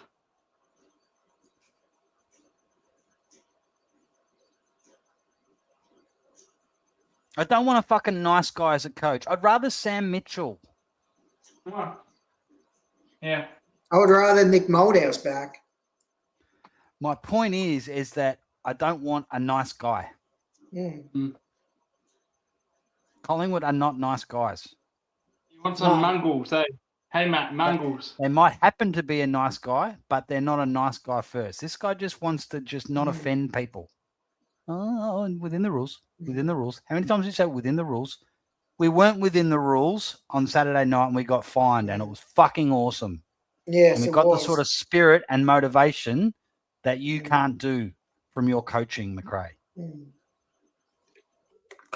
Mark on Saturday? In what regard? Oh, just as far as... Did that melee overstep the mark on Saturday? In what regard? Oh, just as far as, I guess, violence goes. It's not something that we want to say. It's something my wife said when we were watching it on Sunday morning with the kids. She said, this probably is a bit too much. Yeah, well, she bet. Oh. What a dickhead. What I feel sick. Yes. Who is this guy? Who is this guy? We've got to out So this reading bloke. between the lines, he was offended by it. Correct? Oh, Yes. He was offended and his wife was saying, what are you offended by that for? Now, Matt, I know you say he's a nice guy. If he asked that to Chris Scott, I think Chris Scott would have barbed him back there. I don't think McRae would do that, but fucking hell. I can't imagine what would happen if he said that to Chris Scott or Sam Mitchell. or a Ross Lyon. Imagine Yes. Mick Malthouse. Imagine the look. Mick Malthouse would have just gone silent and just stared at him for about 10 seconds. Just looked down his nose at him. Oh, come on, What McRae. did Give you it, just give, ask give me? it back to him. Could you say that again? Could you say that again? Because I can't believe the question you've just asked. Ross Lyon would do the thing where he'd ask a queen, go, "It's interesting that you say that. Like, what makes like, yeah, like it's a 50-50 thing when you think. What's your name, Michael?" We'll see how McRae plays it. When we were watching it on Sunday morning with the kids, she said, this probably is a bit too much. Yeah, well, she better not watch the 1980s and 90s because that was a different level, wasn't it? Like, so I can see a case for it. Like, my little girl's playing under 10s. We want to set a good standard, but there's also a level of... A good He can standard. see a case for it. Did he just say that? Just... He can see a case for the journalist's wife to be scared. Yep. Did he just say that? Yes. Holy fuck! What a pussy! When you just get that level of cuck, you've just got to step on and just go, no, mate, that's ridiculous. It's a stupid comment. And not only is it a stupid comment, man, but you just made that up. You made that up, mate. Because he did. He obviously made that comment up to try and get it. Listen to the tone of his voice at the end of it. I can see a case for it. Like, my little... Again, within that Malay overstepped the mark on Saturday. In what regard? Oh, just as far as, I guess, violence goes. It's not something that we want to say. It's something my wife said when we were watching it on Sunday morning with the kids. She said, this probably is a bit too much. Yeah, well, she better not... There's probably a little bit too much. I don't think she said that. I think you're talking... You made that up. The real answer is this is his real answer. The first bit. The first bit, and the second bit's the PR version. He's trying to tone it down a bit. Yeah. Correct. 1980s and 90s because that was a different level, wasn't it? Like, so I can see a case for it. Like, my little girl's playing under 10s. We want to set a good standard, but there's also a level of do you want to see someone hit off the ball? If you're in under 10s and someone gets hit off the ball, what are you doing as a parent? So there's a level of like, hey, come on, that's not. But I have a question.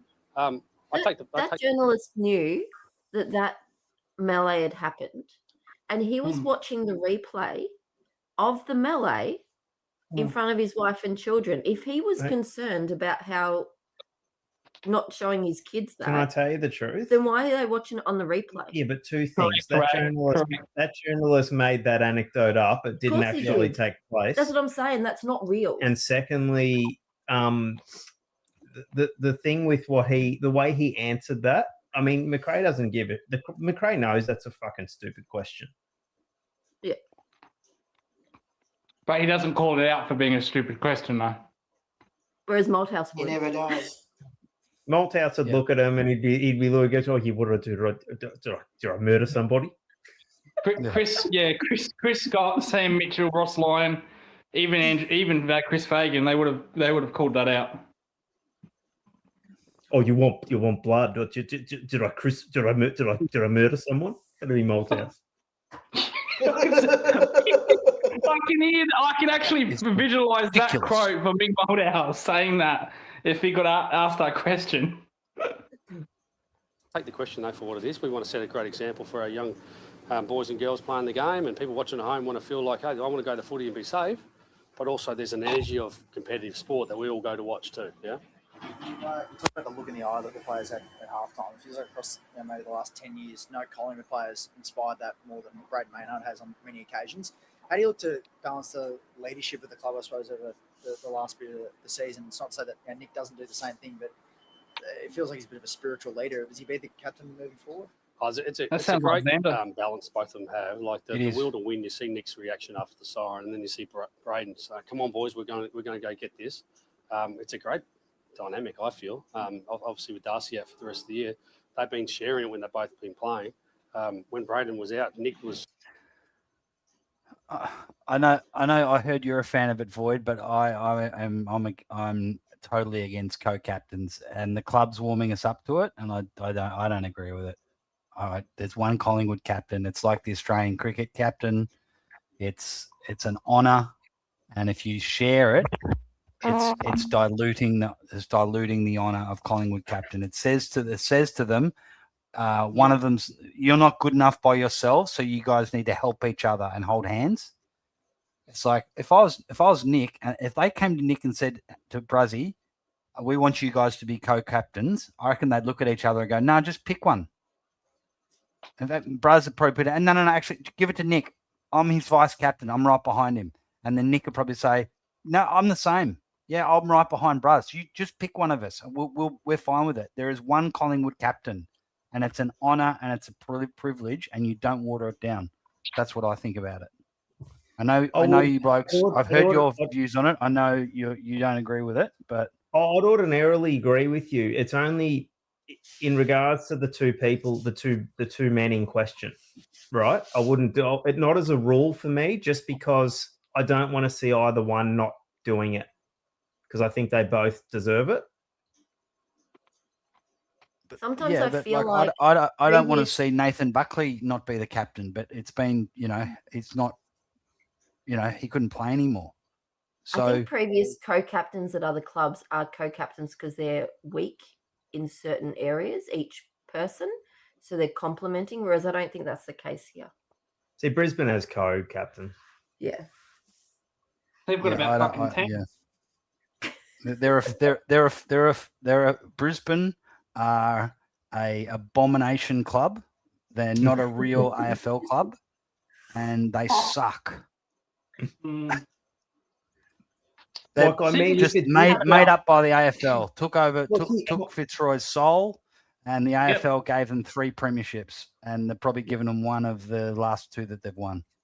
So my position sort of is I don't mind if it's one or the other, but I also wouldn't mind if it was both. Like I don't really have any strong sort of view either way.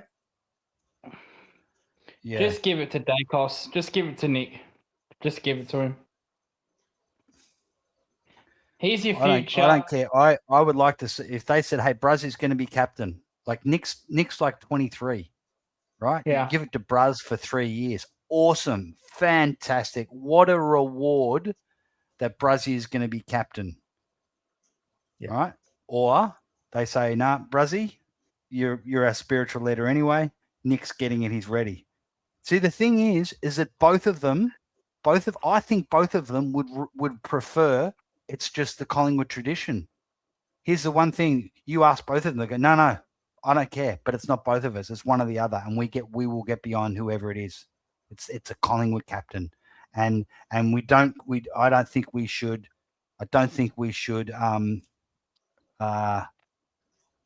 compromise just because of these 2 guys would be equally good at it. Brazzy won't care if he's not captain. He's like, no, that's fine. No worries. I don't need to be captain. Brazzy's the captain anyway. Do you know what I mean? Yeah, to be. I mean, I've always thought he deserved his go at it as well.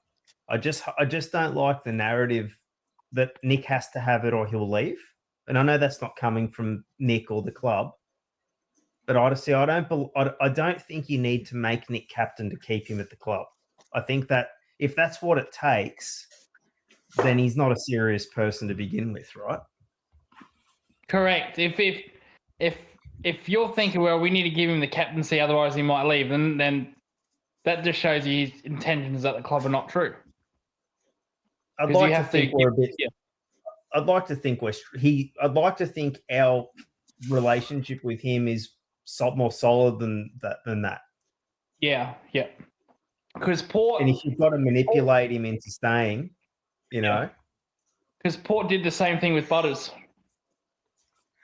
Because he at the start of the year it was Connor Rosie. Butters wasn't even vice captain. Connor Rosie goes down, and then they just automatically said, "Hey, Butters, here's a good chance to show some leadership. We'll give you the captaincy for the rest of the year." Even when Connor Rosie comes back, Butters will still be the captain. Not that it'll work because he's gone, but yeah, that's spot on. If you have to reward someone the captaincy to stay, then just goes to show you the heart is not at the right intention. If he wins the Brownlow, maybe he doesn't want the captaincy straight away. Yeah, you give it to Nick. Nick is the boss. and Brazzy is the underboss, and they're both happy with those roles. Brazzy just does what he does. We all know he's a spiritual leader of the club, and Nick is the official captain. They're both great leaders. That's amazing. Because if you open up the door to co-captains, when you start opening up to woke shit, sharing it, because it is woke, like, oh, okay, yep, we need to be fair. We'll never get rid of it. It'll be co-captains forever after that. Correct. Just like at Brisbane, you can't let them in the door. Just you cannot give them an inch, because that's what they're angling for. They want to try and keep everyone happy, and that's what it is. This whole, oh no, we need to share it around, and that they think the club will be doing it because they think it'll keep more people happy, and it will. The younger generation will love this idea. You know, I saw it on Anthony's chat. There was like 80% of people going, yeah, it's cool, it's great. And that's fine. I can understand, but the majority shouldn't always rule. Sometimes you've got to have just tradition means something. And I just think it's like being captain of Collingwood. It's like winning 3 Brownlow medals. It's an honour. Great role. It's like it's the equivalent of the Australian Test captain. You don't have 2 Test captains. Correct. Yeah. Imagine Steve Smith and Pat Cummins coming out together for the coin toss. You know how stupid that look. Yeah. It's ridiculous. Who started with the co-captains? Who was the first club to have co-captains? Sydney. I reckon it was Sydney. St Kilda. I thought it might have been the Saints under Grant Thomas. Okay. Oh yeah, because Sydney fucking have 4 every year. So we've never done it. It was a novel thing at the time. I think he had, I forget who he picked. It was Revolt and someone else. Milne, Stephen Milne. No. He wasn't captain material. He was a bit of a rat bag. I think it might have been Lenny Hayes. Lenny Hayes, yeah. I wouldn't be surprised if there's something in the constitution of the club that you just can't do that. Well, what if there is and they've ignored it? Ben was saying the other night we've done it before in like a very long time ago. Like 110 years ago for one season, and one of them was the coach. That's not tradition. That's a coach and the captain. And I think the guy who was filling out the notes in the record just accidentally put captain under Jock McHale's name. Oh, gee, you're ready for that one, Matt? Yeah, Grant Thomas had them rotating every year, I think, didn't he? Yeah, Josh's, because I remember Ball was captain as well at one point. Oh, Leaky Ball, yeah, he was, yeah. Grant Thomas did things a bit differently. Yeah, didn't he do also with Del Santo as well? Oh, geez, I think everyone had a go. Yeah, I reckon it would be about fucking 10 guys, yeah. Then Sydney started to do it with fucking, they had about fucking, I remember watching a game years ago where Sydney fucking walked 4 players to the coin toss. I'm like, what the fuck's going on here? Yeah, you don't want it to devolve into like being a farce. Like that, to me, that's just a farce.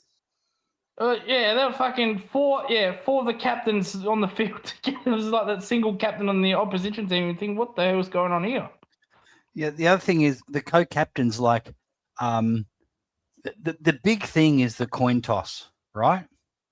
Yeah. So when you're watching on TV, I wonder who's captain today. Oh, it's Bruz today, is it? He's going out and doing the coin toss. Oh, okay. Right. Who is it this week? Oh, Bruz again? Oh, he's doing the coin toss again? I thought it was Nick's turn. It's already a farce. Yes. Your captain goes out to toss the coin and he points which way they're going, and that's it. It's a military thing. It's you've got your captain and your lieutenants or whatever. It's a structure. Yeah, and people get a fix from it, Matt. They get a fix from it. Oh, yeah, Dacos is doing the coin toss there. Yep, well, we love that. Yeah, oh, Maynard this week, we love that. They get a fix by it, Matt. Well, they love it. You know what? Why this could be happening? This is a movement. When certain YouTubers are talking about this sort of stuff from wherever, the club are getting it out there, right? So I think it's come about that because of Darcy Moore, they're so scared that they might have the next captain that gets injured too much or isn't very good at it, and they've got another guy who they can just say, well, he's actually the captain. Correct. The Darcy Moore captaincy has been a disaster, absolute unmitigated disaster. And it's also the presumption thing. Like, if I knew Nick didn't bother Nick, my pick would be Maynard.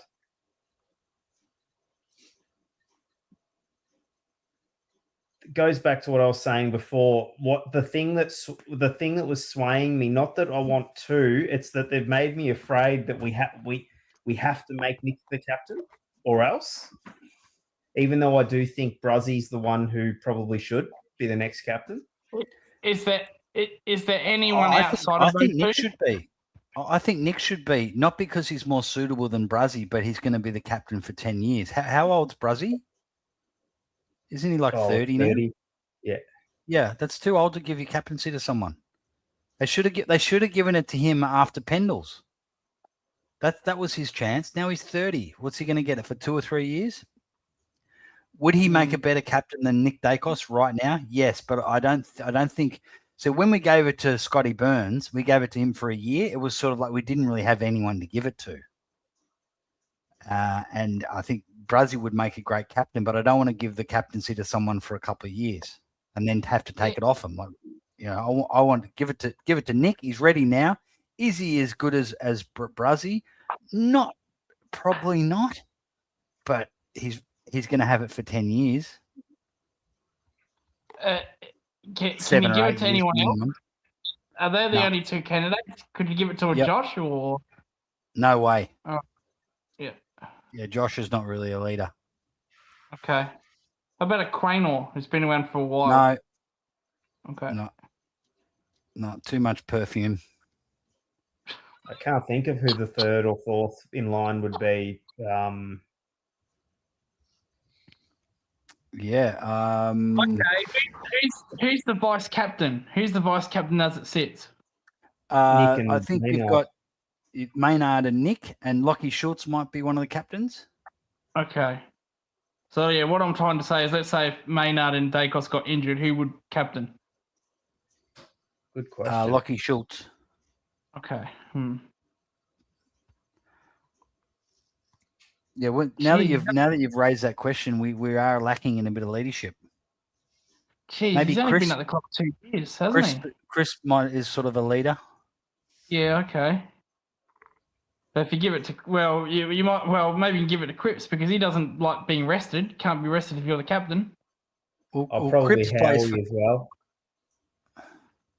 Howie, yeah, again, pretty old. I mean, as like a leader. vice.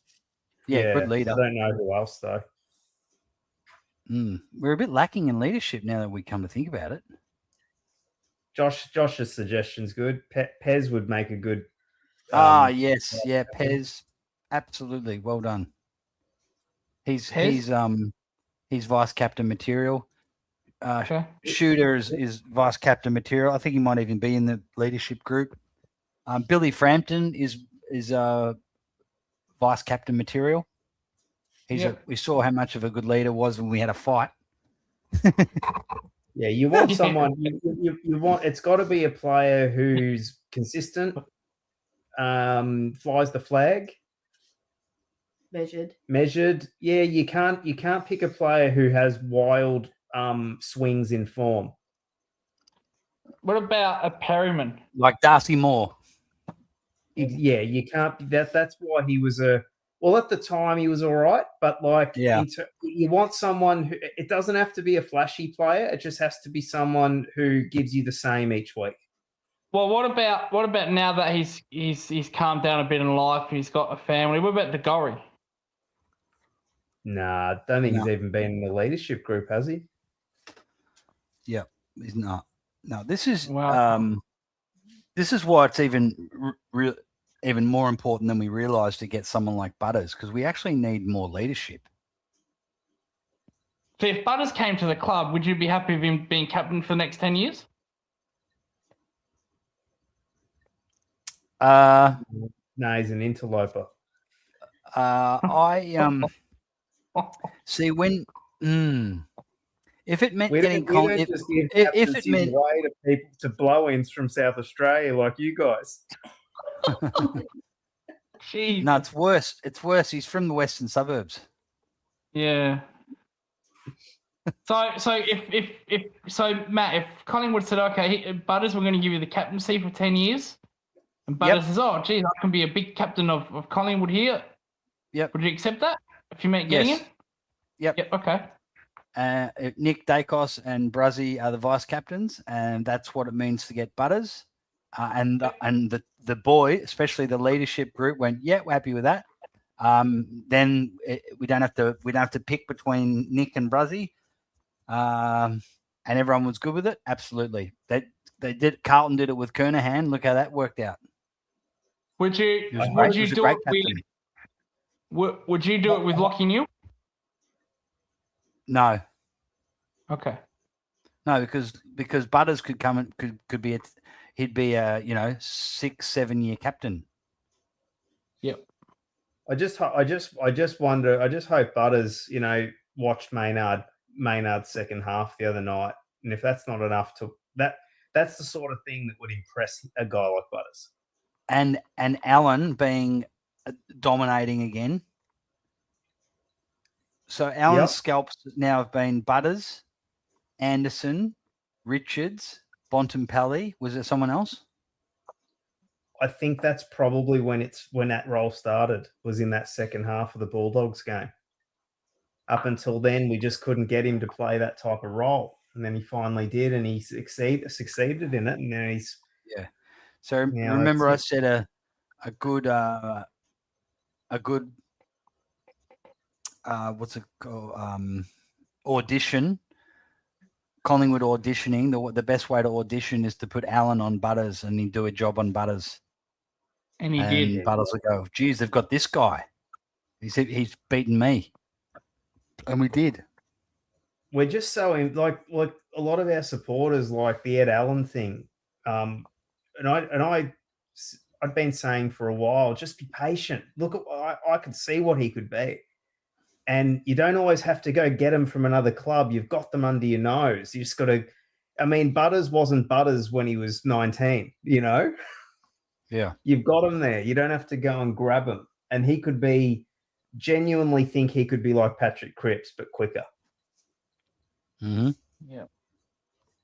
See, Butters, he'd be playing really. So, have you still got that ladder predictor, Matt? Yep. So if you could bring that up, I've got probably a good point here.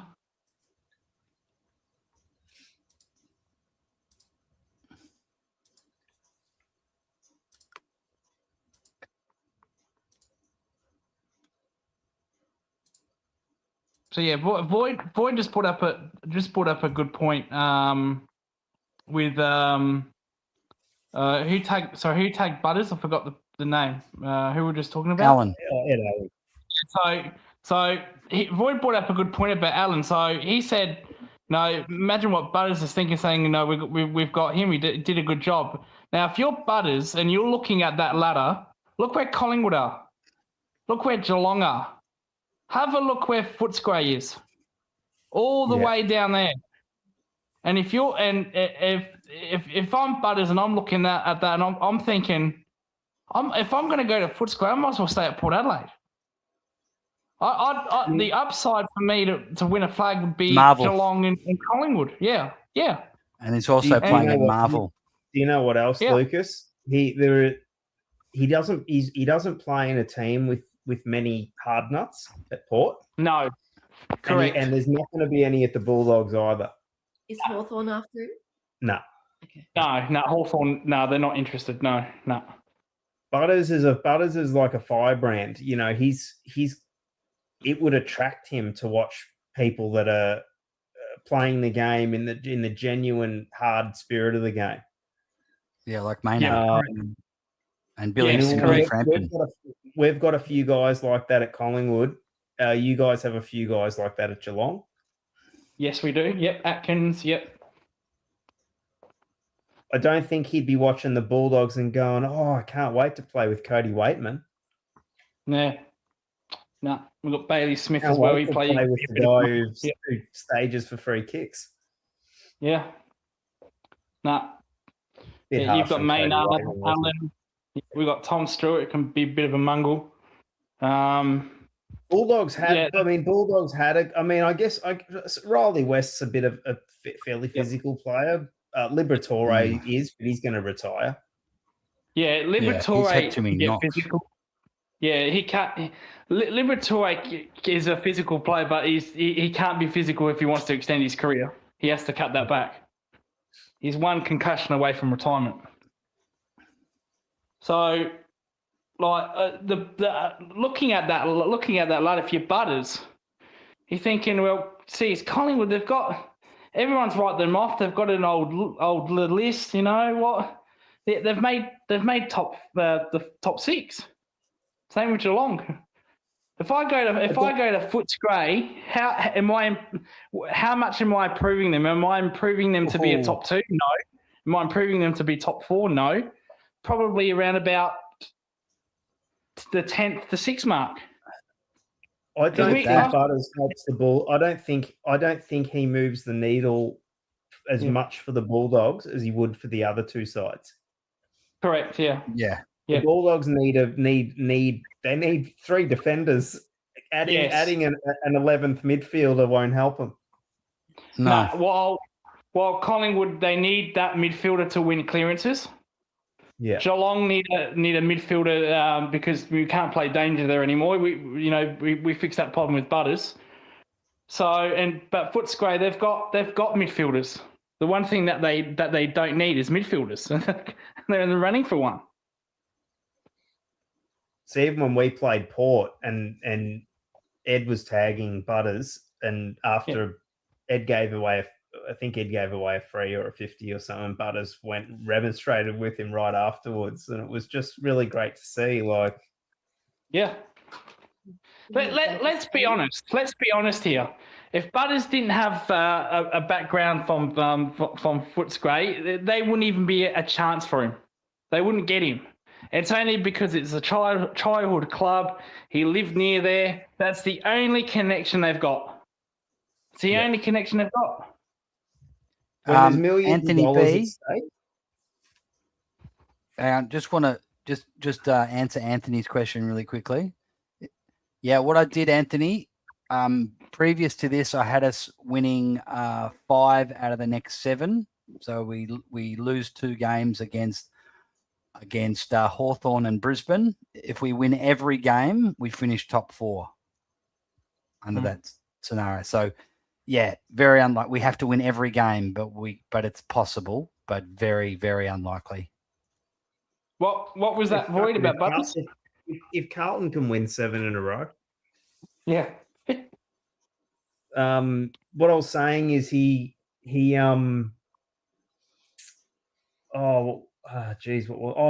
Bulldogs. The thing is when there's millions of dollars at stake and it's a career, it's not just about getting back to. I mean, the same with Judd. Judd could have gone to Melbourne when he was coming back from Western Australia.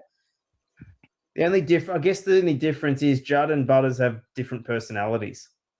Correct. Yeah. Judd's shrewd. I don't think Judd has any sentiment about him, so he didn't give a shit about going to his childhood club. Yeah. Butters is probably a bit more wearing his heart on his sleeve. So correct. That's how he plays. Yeah. Yeah.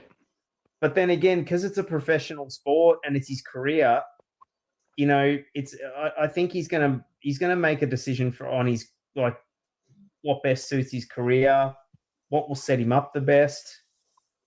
I don't think the pull of the childhood club is that simple, even for him. Well, I think it's. But with all due respect, if you're going looking at that ladder, look, if you're going to the Bulldogs because it's your childhood club, that just tells you that what he is as a person. Like, he doesn't care about flags.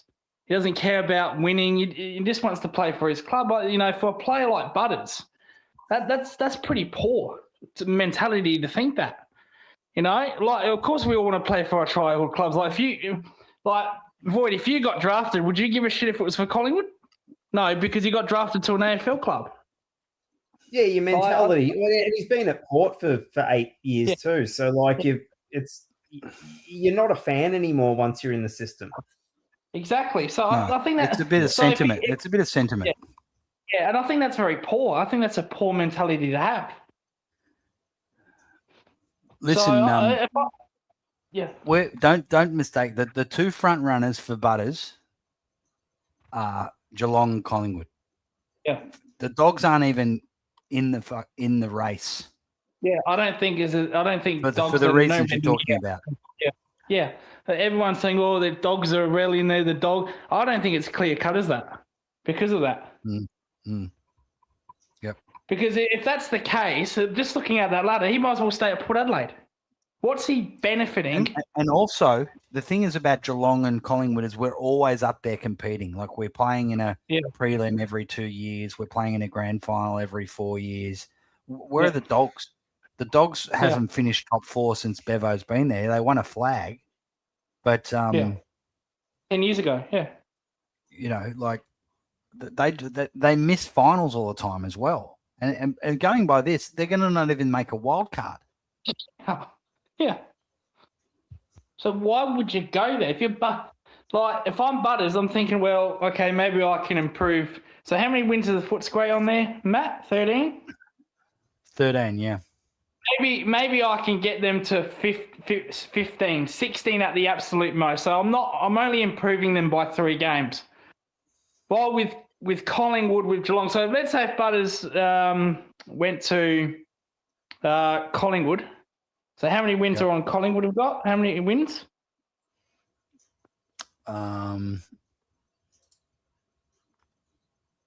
So that's 13. Yeah, it's only look at the fine margins. There's half a win is what separates 6th and 11th. Yeah. So Collingwood are 13, 9 and 1. So 13 wins, 9 losses, 1 draw. See, if I'm Butters, I reckon I could carry Collingwood into that top 4, but I can't do that with Footscray. I can't do that. I could do that with Collingwood and Geelong. But I can't do that with Footscray. And you'd be naive to think that you could do that. Well, I'll go to my childhood club. I can carry them to the top. That's not going to happen. Footscray will not finish top 4 next year with Butters. That can be guaranteed. Yeah. But they might finish. Collingwood and Geelong might finish top 4 with Butters. What's hilarious is that if Collingwood did the unthinkable and went deep in finals, our pick would be even worse that we could offer Port Adelaide. Well, aren't they going to just not bother and just get the compensation? Yeah, they might do that. Yeah, because they want Cochrane. He's already training with them. He's in their academy squad. That they want him badly. So, it's up to you, Ray, if you want to pick him up, and then you're going to upset Port Adelaide, and you don't want that. You don't want that. I think we'll see. They'll get what's the pick they'll get? Because the AFL they changed the rules, so they can't get an early pick. They have to give up. Yeah, they have to give up a first rounder. So they're going to have picks 5 and 6. Correct. Yes. So they might trade with Essendon, 5 or 6 for their first rounder, or Richmond's first rounder. Essendon will take that because they'll botch the first round anyway. So will Richmond. Yeah, Richmond will take that as well. And Josh is right. If Butters goes to the Bulldogs, he'd have to ask if he could take Aliir with him so they could maybe have a chance of winning. Oh. No, yeah, good point. That's it, yeah. Well, I don't know what Essendon will do this year. It might be more attractive for Essendon if they offer next year's first for Essendon's. I reckon Essendon will either get that that Ruckman. Yeah, or Archie Butler. The only reason I don't think they'll get the Ruckman is because we have 7 players over 200 centimeters as it is. Yeah. So it's just too top heavy. I think we really need a midfield, like an outside mid. It's got to be the first time a Ruckman's been in the first in the top 5 for probably since Luke Jackson. Mm. The only time they might get that ruckman is if they think that the ruckman they currently have aren't going to come on. Mm. But ruckman don't come on till they're 25, so that's what makes it hard. Yeah. Well, we've got a good ruckman in Mitch Edwards. You know, he's been around the system for a long time. And we've only just put games into him. He's looked pretty good, to be fair. Yeah, I think his looks all right.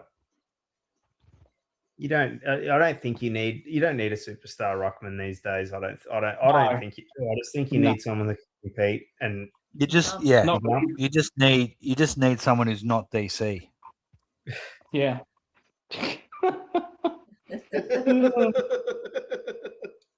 Seriously, he's not AFL. He's not AFL standard. He used to be a guy who, he was getting beaten in the centre, but he'd like break even around the ground and he'd take 3 or 4 intercept marks a game. He doesn't do any of that now. What's the point of him being in the side? I wouldn't mind seeing Ko get 1 game just to see if he's somewhat of an upgrade. Have you seen the stats? You've seen the stats where it says that Darcy Cameron's got 30 taps? I can't count 6. Because, like, he always seemed to do is the best he can do is like a 50-50 where it's sort of just a soft drop. Is that taps to advantage, though? Just I'm not taps. sure. I think it's just taps Yeah. in general. Because what Melbourne did the other day, how Melbourne beat Hawthorn, is Max Gorn was bashing it out of the ruck. Yeah. So Will Day and John Newcomb couldn't have any impact. He was bashing it away from them, like 40 meters. I like that. And I just wish we Good had a strategy. ruck who just jumped in the air and just punched it. Yeah. I don't care where the ball lands as long as it goes forward 40 meters. Yeah. It's like a clearance, isn't it?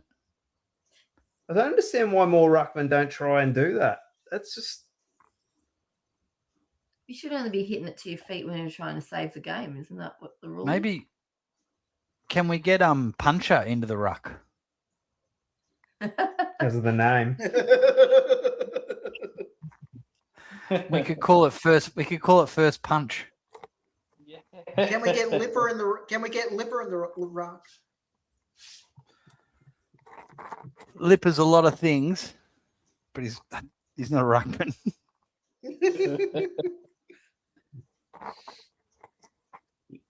That's all of that, because that's what Brisbane used to. Brisbane in the premiership era. That's how they rucked. McCluggage, doesn't it? No. I mean before, like the early 2000s era. That's all they did. That was the game plan. Clark Keating. Oh, Keating. Yep. I think I heard it somewhere today. It's like it's coming full circle back to like that era, that game style. Well, Richmond did it in their dynasty, didn't they, with Sean Greig? Well, he lost the ruck contest, but he just competed, and they just rode the taps, right, of the other guy. Well, yeah. That's all. That's another, and that's what we're starting to do now that we actually see. It's not that we have like an A grade midfield, but we've got just putting in a couple of guys like Ed and some young guys. We've actually just got enough speed to lock the football in, so the football isn't just being walked out of the centre bounce. That's what was happening when we had too many slow players in there. Yeah. And now we can at least we're still able to not get nutted in clearances even when we lose the ruck. That's a very good point, because Geelong are a victim of that as well, because they're too slow, and you can really get them on the loose ball get. That's a really good point, and I'll subscribe to that. I think the new type of the ruckman that people are going to really go for are the ones that can play more than one position, because just having a ruckman is not cutting it. They've got to either be agile so they can almost be a midfielder or go forward or something like that as well, because it's just, you can see how much impact some of these ruckmen that can jump and run have on the game these days. And Well, inside, and those in and under types like, you know, Tom Mitchell, they're just within 2 years they've become obsolete. Can't you that's why Will Phillips got delisted from North. That's why Ben Hobbs got delisted from Essendon, because they were all top picks. And then that's what's crazy. At the time that they were recruited, you would just swear they were going to slot straight in. But then the game changed so rapidly that, yeah, if they were playing 10 years ago, they would have been 200, 300 game players. Well, because the problem was those players you're describing don't have the speed either, right? All the foot skills, anything so like that. They're just extractors, whereas you kind of need the speed if you're going to be that kind of player, which is why the big body mids have to be fast now. See, Ed, what Ed did in the AFL the other night when he was hitting targets in forward 50, he's been doing that in the VFL. He just hadn't really done it much at AFL level. Now they're seeing it at AFL level, but I'd been seeing him do a little bit of that in the VFL. Yeah. And now if he can work that into his game, he'll be, you know, unstoppable. Yeah, Josh, that's right. Finn McRae was another one. Mm-hmm. Just that. I don't know why we use such a high pick on that guy at the time. Hey, Void, you getting worried about Ed Allen staying? Yeah, because he hadn't signed yet. A little bit, yeah. Is there a contract in front of him though? Oh, we don't know. I mean, there could be. Could be. I'm sure they're working something out. Just because the media hasn't reported it doesn't mean it's not happening. We need him to stay. We need him to stay. I'm on Void's side. We need him to stay. Well, it's his best interest not to sign just yet, because if he keeps playing well, his with every game his money goes up, right? That's right. Thing is, too, they make friends, like the whole go home thing. Like they make friends when they're at a club. They're not.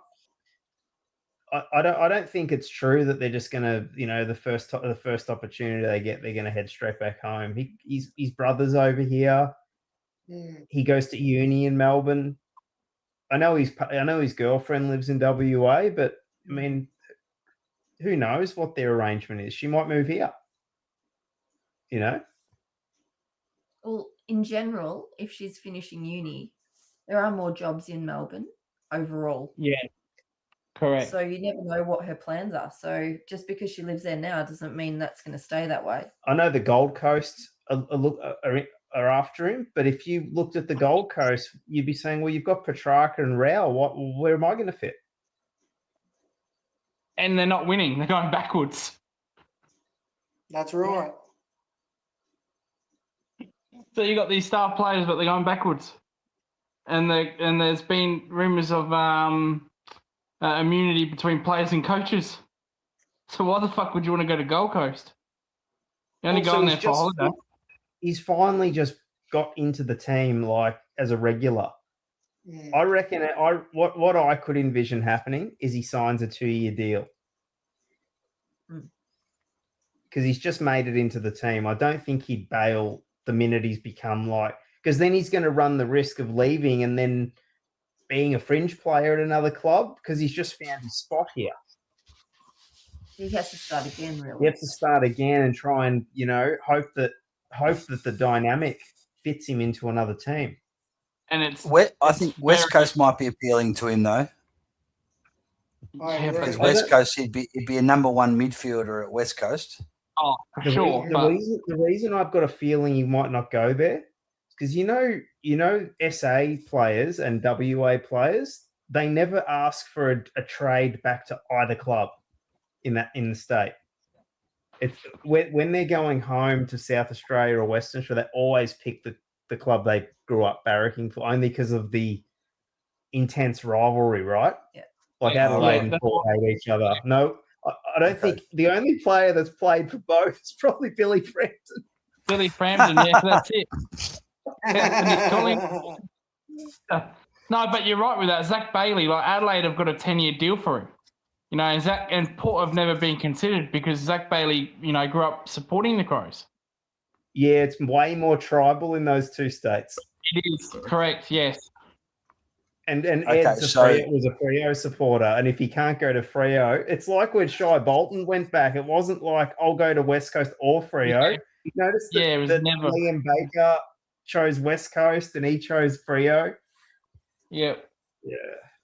Yes. I don't know. I think he stays. I think he's going to stay. I want him to, but I actually think he probably will.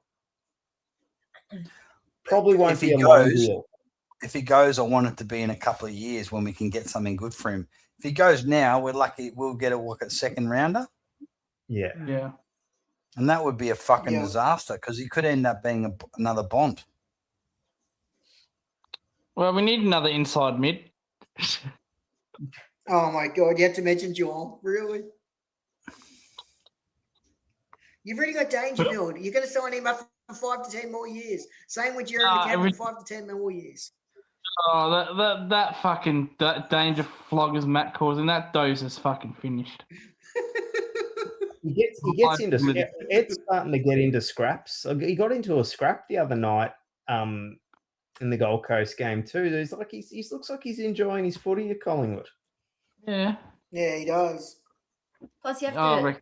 What people forget is that when you play for big clubs, you're in front of big crowds with big games. Even if your team's not making finals, they're still big games because you're playing, 60,000 people, 70,000 people. You're playing, Anzac Day, or you're playing, Queen's birthday. I reckon he'll go home eventually. Yeah, but I just don't think it'll be this early. No. I mean, these days they don't usually go home in the first couple of years.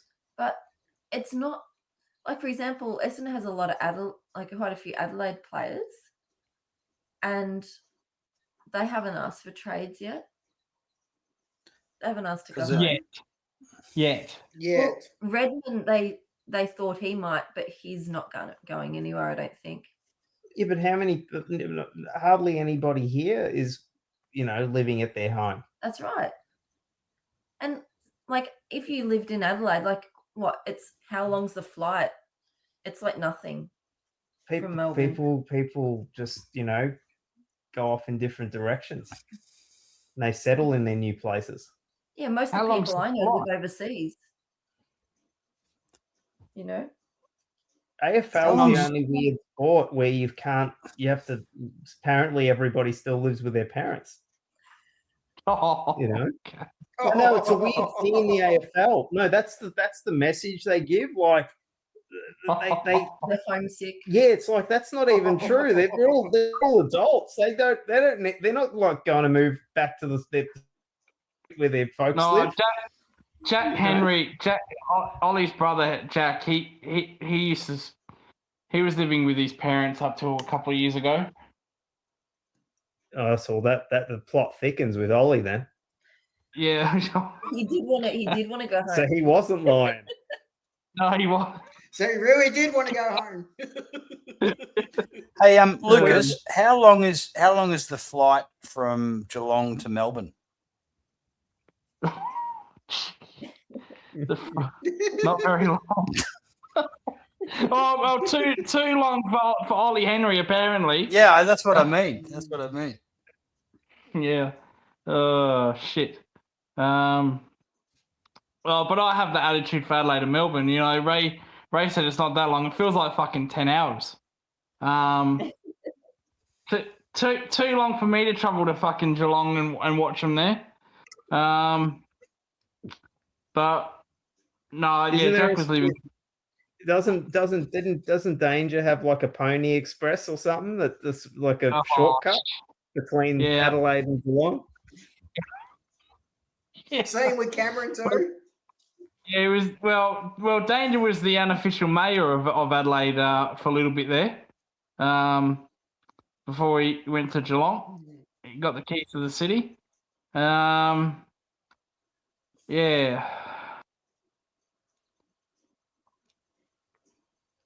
But Geelong's here. Geelong's a favourite of Adelaide. Like people abandoning Adelaide or South Australia because it is. It's sort of like it's just pretty much like the next stop into Victoria, AFL wise. Yeah, correct. Yeah. See, we couldn't sway Jeremy Cameron Barry for Collingwood. Yeah. As a kid, and that didn't factor into his decision. I think he was always going to go to Geelong. Tom Lynch was Collingwood too, I think. Yep. Yeah, I wouldn't want him. Oh, gee. Funny thing about Tom Lynch, if he could kick straight, he's still got some football in him. Oh, But absolutely. But he can't kick straight. That's the problem. He still takes contested marks. He brings the ball to ground against elite defenders. Like, he doesn't lose one-on-ones many, Tom Lynch. Just I can't understand more teams aren't going to try and pick him up as an unrestricted free agent. He'd be all right for a year or two. Is there anyone that's even maybe that's what turns people off. Oh, against Carlton. Well, maybe Carlton can have him since, he always does well for them when they play. Yeah, that one he kicked down the full. I tell you what, you could almost twist my arm to get him for a year or two. He'd probably almost get you into a. He can't kick straight forward. He might cost you a grand final. Just don't play him against Carlton. He's going to kick double the goals that Jack Buller will. He's got the yips this year. He was pretty good in the premiership year, wasn't he? He used to kick. Oh, yeah, he's got mega yips. He's got mega. Wasn't he a North Australian? Yes. Yeah, there you go. Yeah, people have sort of written him off. They just sort of talk about him like he's finished, but I don't think he is. No, but he's got mega yips. I don't know why. He just can't kick. Like I said, he hardly loses one-on-ones against elite defenders. He always brings the ball to ground. But he's still got that mongrel in him that gets him suspended in trouble. That's why people write him off. Yeah, he's got injured the last couple of years as well. He's getting more injured. But he's still got good footy in him if he can just kick straight. You know what I think they're going to use? Someone just brought up West. Anthony brought up West. You were saying that Port Adelaide, you, Lucas, was saying that Port Adelaide want players if they trade. Yes, ready now players, I think the players that are going to be on the table is Bow and West. Well, Bo's from South Australia, isn't he? So is West. Oh, wow, there you go. And they'll fit straight in at Port. Then we probably give them a first rounder, a second rounder, and those two players. Yep, they'll take that. Yep, because they're both young. And I think I'd be happy with that. Not happy to lose West, but But Bo, the whole competition thinks Bo's a superstar, and he hasn't improved in 3 years. In fact, he was better in 2023. He'd kick a goal every now and then in 2023. When was the last time Bo kicked a goal? Yeah. Now, if Port said, flashy. He's quick and flashy, and so I think he stands out, and that's it. He was better before he cut his hair. I'm hoping Anderson. I know Anderson's not as quick as Bo. That's his only knock, but I'm hoping he can sort of provide some of that in the next year or two. Oh, he should. I mean, he's kicking 1 or 2 goals a game now. You get him up to 12 to 15 possessions as a half forward flank running through the midfield, and you're getting 15, 17 possessions and kicking a goal or 2. That's bloody valuable. that's what we wanted Bo to be, and he sort of almost got to that in 23. Well, actually, Jacob Ryan would actually suit Port Adelaide. He'd because he'd get a. Oh, he's in our VF. Jacob He's in our Ryan That's a is good one of point, our Josh. defenders. No, they've got He's one rucks. of our They don't want rucks. defenders. They've got That's another- Sweet and Vintage. No, defender, Yeah, they don't- Lucas, defender. Oh, so defender. Okay, yeah. That's another South Australian, Jacob Ryan. Mm. He could be He in gets the a lot of mix. possessions too. Yep. Okay, Matt, here's one for you. Port said, you know what, we want West, Bo, and they said we want Perryman. Would you take that? No. Yes, Not Perryman. I would take that. You take that? They said, you know, don't worry about the pick. We'll just take Perryman, West, and Bo. You take that? Yes. Oh yeah, I would. Yeah, without the pick. Yeah. With the pick, no, because that's digging into too much of your structure and your list management. That's probably what it will come down to, though. You'll give option A. They'll say option B. That's what it's going to be like. If Butters, because Butters, I think, is going to look after Port Adelaide. He's not going to nominate a club. He'll just say, I want to go home, and then there's going to be a bidding war, and you're gonna get some interesting concepts. What Josh is saying here is probably more likely. They'll throw in Jacob Ryan, who's a lot younger than Perryman, and he potentially has a lot of upside. The dude is averaging 27 possessions as a halfback flanker in the VFL and can't get a game. Wow. So Port will look at that and go, okay, he's a South Australian boy. We'll have him, West, and Bo. And that'll just about do, and second rounder maybe, and that'd be enough. And that might actually get him across the line, because we have no South Australians. Well, we have two, but they're not playing. One's gone off the walkabout, and the other one is being dropped every 5 minutes. And Footscray, they don't have South Australians either.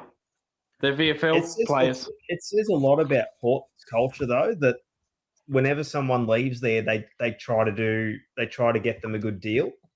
Seems like even Houston didn't hate the club. Like, they all love the club so much that there's never any bad blood when someone leaves Port Adelaide.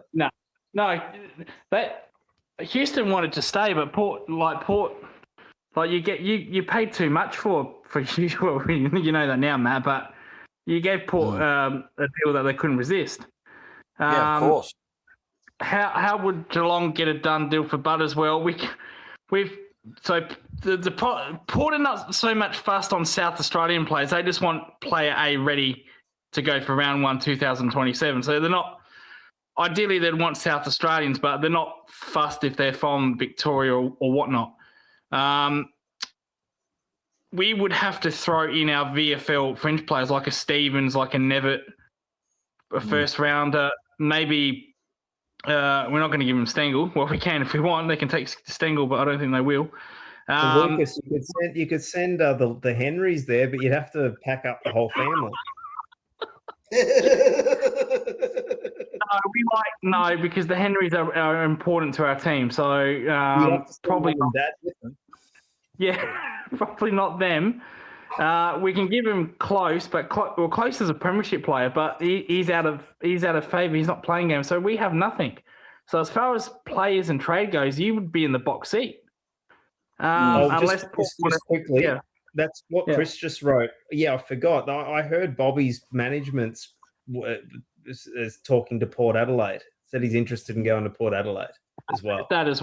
I've heard that as well. But I don't think snake knives.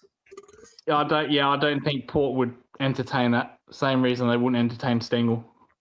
Oh, I think they'd take him, but he'd just be steak knives in the deal. He would only be like a sweetener. No, they'd still want West, Bowen, and the other player you mentioned. Yeah. But as far as us goes, they would look at Bobby as someone like, he's got no trade value, but if you put through him into a trade, like as just an extra like steak knives. Yeah, Yeah. it's like the tinting when you buy a car. It's an upsell. They'd look at it and they'd be like, "Oh, well, it's worth a punt because he's not really." Because they might think they might be able to get him right. You know. Well, they've got a good history of getting in Indigenous players from other clubs. Like they did that with Motlop. He was at our club for a while, and Port took him. They did that with Narkle. Narkle was also at our club. They did it with what's her name from West Coast too. Yes. Yeah, I forgot the player. Rioli. Yeah, I know who you're talking. Rioli. Yeah, Rioli. Rioli. Willie Riel, another fine citizen. Yes, he Steady, was not a fine steady. citizen, not at all. Steady, Matt. Steady. Don't get cancelled. What are you Hold. talking about? No, he's a fine citizen. What do you want to, Chris? Do you think I'm serious? Okay, all right. Oh, calm down. Narkle was a funny one, right? Look, he wasn't a fine citizen threatening our Geelong players, but anyway. I never understood why Narkle didn't work out anywhere because I always thought he looked good whenever he played. We gave him. Yeah, we gave it. So we tried to make him an inside mid. We also had another player, another Indigenous boy, won the premiership for us, Parfit. He was also another one. So we tried Narkle. Yes. You tried to make him look good. He just never quite could make it, could he? He was like a sub every game. It was, yeah. We like him with Narkle. We tried to put him in as inside mids, but it just didn't work out. And yeah, Narkle went to Port Adelaide, and again they tried to make him an inside mid. It just didn't work with Narkle. With Parfit, I don't know where he went when he left us. He's just, I think he went to the Waffle or something. But no, we persisted heavily with those guys. We gave them enough opportunities, but it just didn't work out. And yeah, Port did with Narkle and just didn't really work out, did it? I think Narkle went to Freo too for a year. Oh, okay. Well, there you go. I think I just feel like I remember him walking off in what's her name's last game. The Brown. Maybe. My brain's fried this time of the night. Be onto it. He probably would have went home. He was a Perth boy, so I'm going to look it up. He did too. Hey, Chris, you don't have to apologise, mate. I'm joking. I think he did go home. Yeah. I think I remember. Didn't he play for Fremantle, I think? Yep, he did. So yeah, Port have a good history of getting Indigenous players. Yeah, we have a good history we have a history of releasing Indigenous players that go to Perth. Kelly. Yeah, that's what I was going to ask you. Why do you do that? I don't know why you do that. Yeah, with Kelly. Oh, that Kelly wanted to stay, but the missus wanted to go. What can you do, eh? True. Find another one. What can you do? West Coast paid a fortune for him anyway. No, both times. The reason that, it's actually funny because he was leaving. He wanted to stay, but because he was leaving, West Coast paid a fortune. They didn't really have to in hindsight because he was leaving anyway. Mm. So, and that trade got us Cameron. Mm. Well, not the trade itself, but the picks we got from it got Cameron. So that worked out really well for us. Luke, do you still want Toby Green or you don't want him now? No, I will take Toby Green. I don't mind that because we need another fucking small forward. Stengel won't be there next year. I think that's where he's heading. I don't think any other club's even in consideration. Because Geelong need a small forward. They need another small forward. But thinking about Butters, that probably is what annoys Essendon supporters the most about Merritt. Merritt didn't say, I want to go to a club in premiership contention. He met with Hawthorn behind their back. Whereas Butters doesn't seem like that kind of person. And so that's why That's why the Essendon supporters really are against Merritt. The difference is when Butters is I don't leaving, understand that. but he's still Yeah. basically playing out of his skin. Yes. It doesn't look. He's not playing like he's leaving. Yeah. Right. Yeah. Merritt's See, playing like Merritt's like it shows the difference in character between the two. Exactly. Merritt's character is I don't want to be here and I'm not really trying. I agree. See that Shouldn't be played. Fiona from, that Fiona from Bomber Banter, every time she talks about Merritt, it's in a negative way. Very negative way. He gives it everything, Zach Merritt. Yes, he has bad games. No, he But- looks like he gives everything. He's not a team Well, I player. He's more of a that was his issue when he was captain, is he wasn't really playing with the team, he was playing his own game. Yeah. He doesn't bring the other players into the game. I think he still thinks Is that why? One sec. Is that why when he played, they tried to play him on the wing, he just couldn't play that position because what the team needed him to be was a wingman, where you've got to, you've got to hold your position, and you can't always go for the ball. And he just couldn't. He just couldn't do that. He just wanted to chase the ball all the time, get his stats up, even though he's on the wing. And sometimes you can go for 5 minutes and the ball doesn't even come to your side. Yeah, exactly. Merritt reminds me a little bit of Buckley in the early days, but except he did it over a whole career, just sort of just a superstar who's just not really a team guy. Merritt's really, really good, and in a really good side, he would win you a premiership, 100%. Yeah. But he's not James Hird. He is not. No. You know those players that carry the team. Yeah. Drag the whole team with them. You know, like Durham does the kind of thing.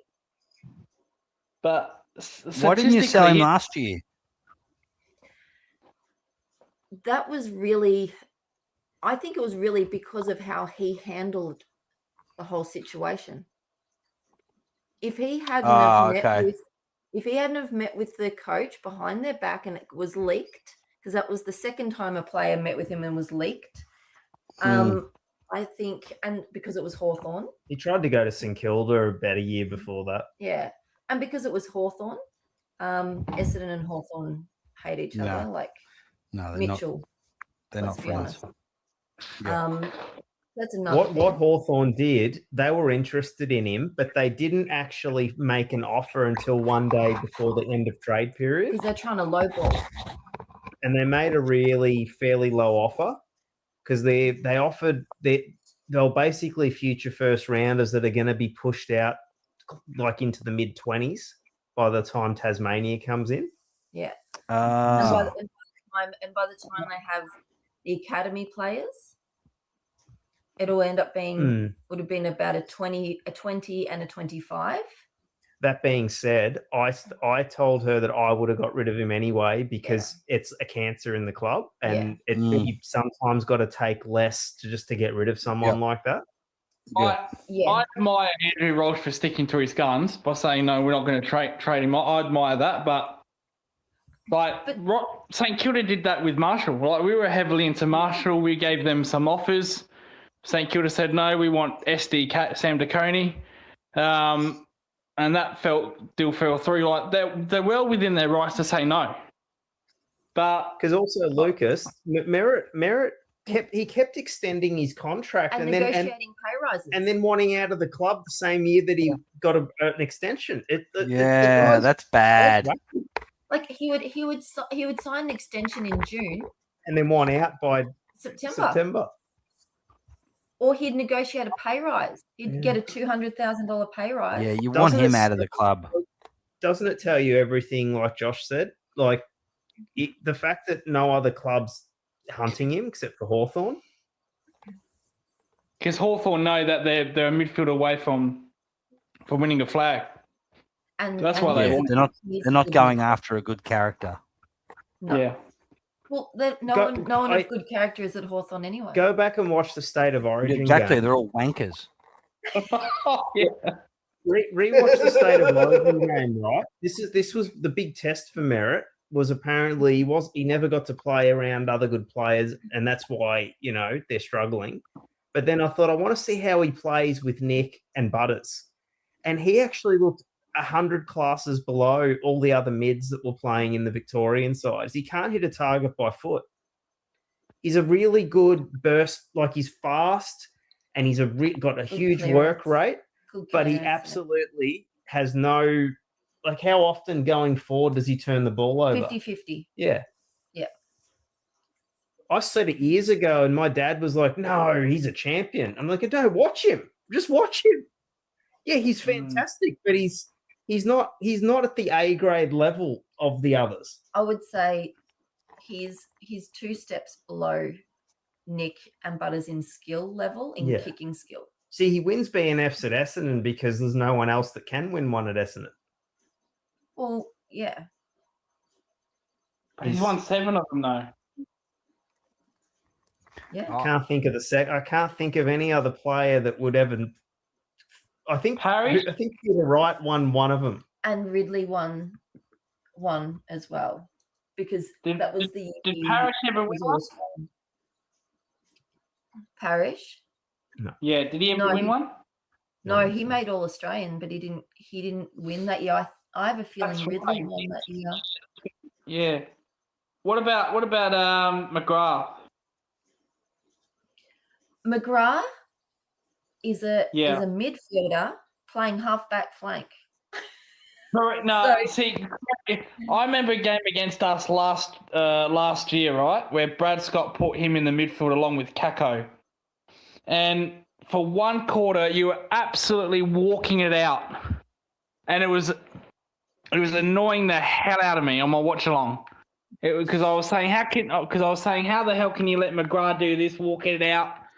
And I checked his stats that game. He did bloody well in that game against Geelong last year in Cardinia. Did you watch the St Kilda game last year? He nearly won it for Essendon that day. Play in the midfield, and I said to my co-host on the Geelong zone, I said, fucking this guy's been wasted at halfback half his career. He should just be in midfielder. Because what happened was... And he was shit at halfback. He won the Rising Star at halfback, which is what all halfbacks do if they're getting good. They win the Rising Star there.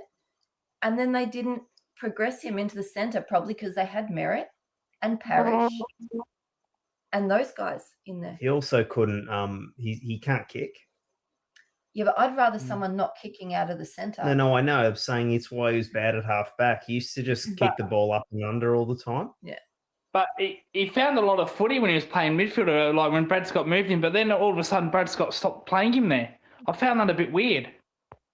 Like he was getting a lot of the ball back, he moved him back. It was the first time he's ever looked good. I think the problem is we were a bit light on in the back line. That's the problem. No, when he played in the midfield, I'm like, he's not a really skillful player. If you just played him as a tagger or something, he'd be perfect. And because he's quick as well, like he's not slow. No, he's got. Can't believe they used the fucking number 1 pick on him. Yeah. But to be fair, he won the Rising Star. That's crazy, isn't it? But that's the thing. But I think they didn't play him in the centre. No, but he's not a number 1. He's not a number 1. Like it's.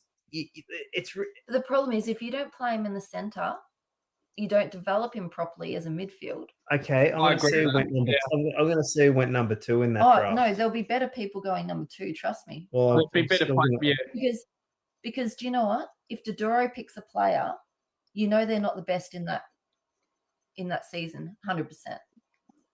Whereas now that we have Rosa recruiting, all our picks since then have been amazing. Now I have to see because I found the draft. So what Chris said, he said, if James Heard comes to Essendon, do you think all the players leaving will stay? Merritt might stay because they have a good relationship. You know what's funny? I don't know about Ridley because who knows with him. But Ridley's got another 3 or 4 years on his contract, so good luck getting out of that one. This draft wasn't that good. No, it wasn't a great draft. I'll read you. Was I'll for read you- Geelong. If I'm not mistaken, Void, we picked up Tom Stewart in the second round that year, so it was good for us. Well, I'll read you the top. I'll read you the first round, and this will just make for interesting. Okay, Andrew McGrath 1. Taranto was number 2. Yeah, I think McCluggage was number 3. Ben Ainsworth was 4. Will Setterfield was number 5, and he's at Essendon currently. Oh no! Oh no! But actually, he's been playing well in the midfield. When they put him in the midfield, he Number plays 6, ready? Dan Petrevski-Seaton. Yeah. Number 7, Yeah. Grimshaw. 8, Griffin Logue. 9, Will Brodie. Number 10, Jack Bowes. Jack Bowes is now at Geelong. 11 was Florent. Number 12 was Jai Simpkins. 13 was Daniel Venables. 14 was Pez. Hooray! It's really not a good draft, is it? 15, Jordan Gallucci. 16, Crows Todd player. Marshall. 17, Jared Berry. 18, Sam Pepper. 19, Tim English. 20, Isaac Cumming. So Cummings a good player though. He does well at Adelaide. Yeah, I agree But with that. that's a very underwhelming draft, isn't it? yeah, not many people made it in that top Not- like Petrevski-Seaton and jeez. If I'm not mistaken, I reckon we got Parfitt and Tom Stewart in that same draft, that same year. But Yeah, I'll give as you your round answer. as pick 2, no, not pick 2, but round 2, second round. If I'm not mistaken. Yeah, 26 is Parfitt. Yeah, and I think Stewart was like, guess who 28 in that draft was? who was that? Chris's favourite player. Don't say it. Oh, How dare him be pick number 28? oh, is that the one from Footscray? Yes. Do you want to know who it is? It's my Bowler's name. number 1 favourite player I dislike, Lipinski. Yes, it was one pick after him. Who? Shy Bolton. I would have picked Oh, Bolton after him. I would have taken Bolton any day of the week. Guess who Hey, 35 Void. was? Callum Brown Who? from Collingwood. Hmm. Yeah, Void, Tom you know- Stewart was 40. On Monday, I was on Lucas's channel. I said, he's become the Collingwood channel because he's on here all the time. I said, look, this is the Collingwood zone. You're on here all the time. Change it to the Collingwood that's zone. it. That's it. Yeah. Darcy that was a Cameron good was in that draft as well. He's Oh, wow. number 48. So all the second, third rounders have had first round careers, if you know what I mean. Yeah, Like, yeah. Yes. Tom Stewart, Hall of Fame career. McCluggage, he'll probably get Hall of Fame with the premierships that he's won. So it's pretty interesting. Lipinski Premiership player. Correct. Yep. Really? Darcy Cameron Premiership player. Yep. Yeah. Perry. You know what? How about that? Out of everything, Collingwood's ended up with number 13 pick from that year as Pez. That's hilarious. I don't like Void tries to rev me up all the time. He knows these jokes are not funny. Isn't that the same? Is that not the same draft you got Dacos? Josh, yeah. Yep. It's not a strong draft, is it? No, No. it's not a strong first round draft. It's a good second round draft, but not a Yeah, so I take second round. second round. Josh was 57 in that draft. Yeah, the second rounders, they've won the flags.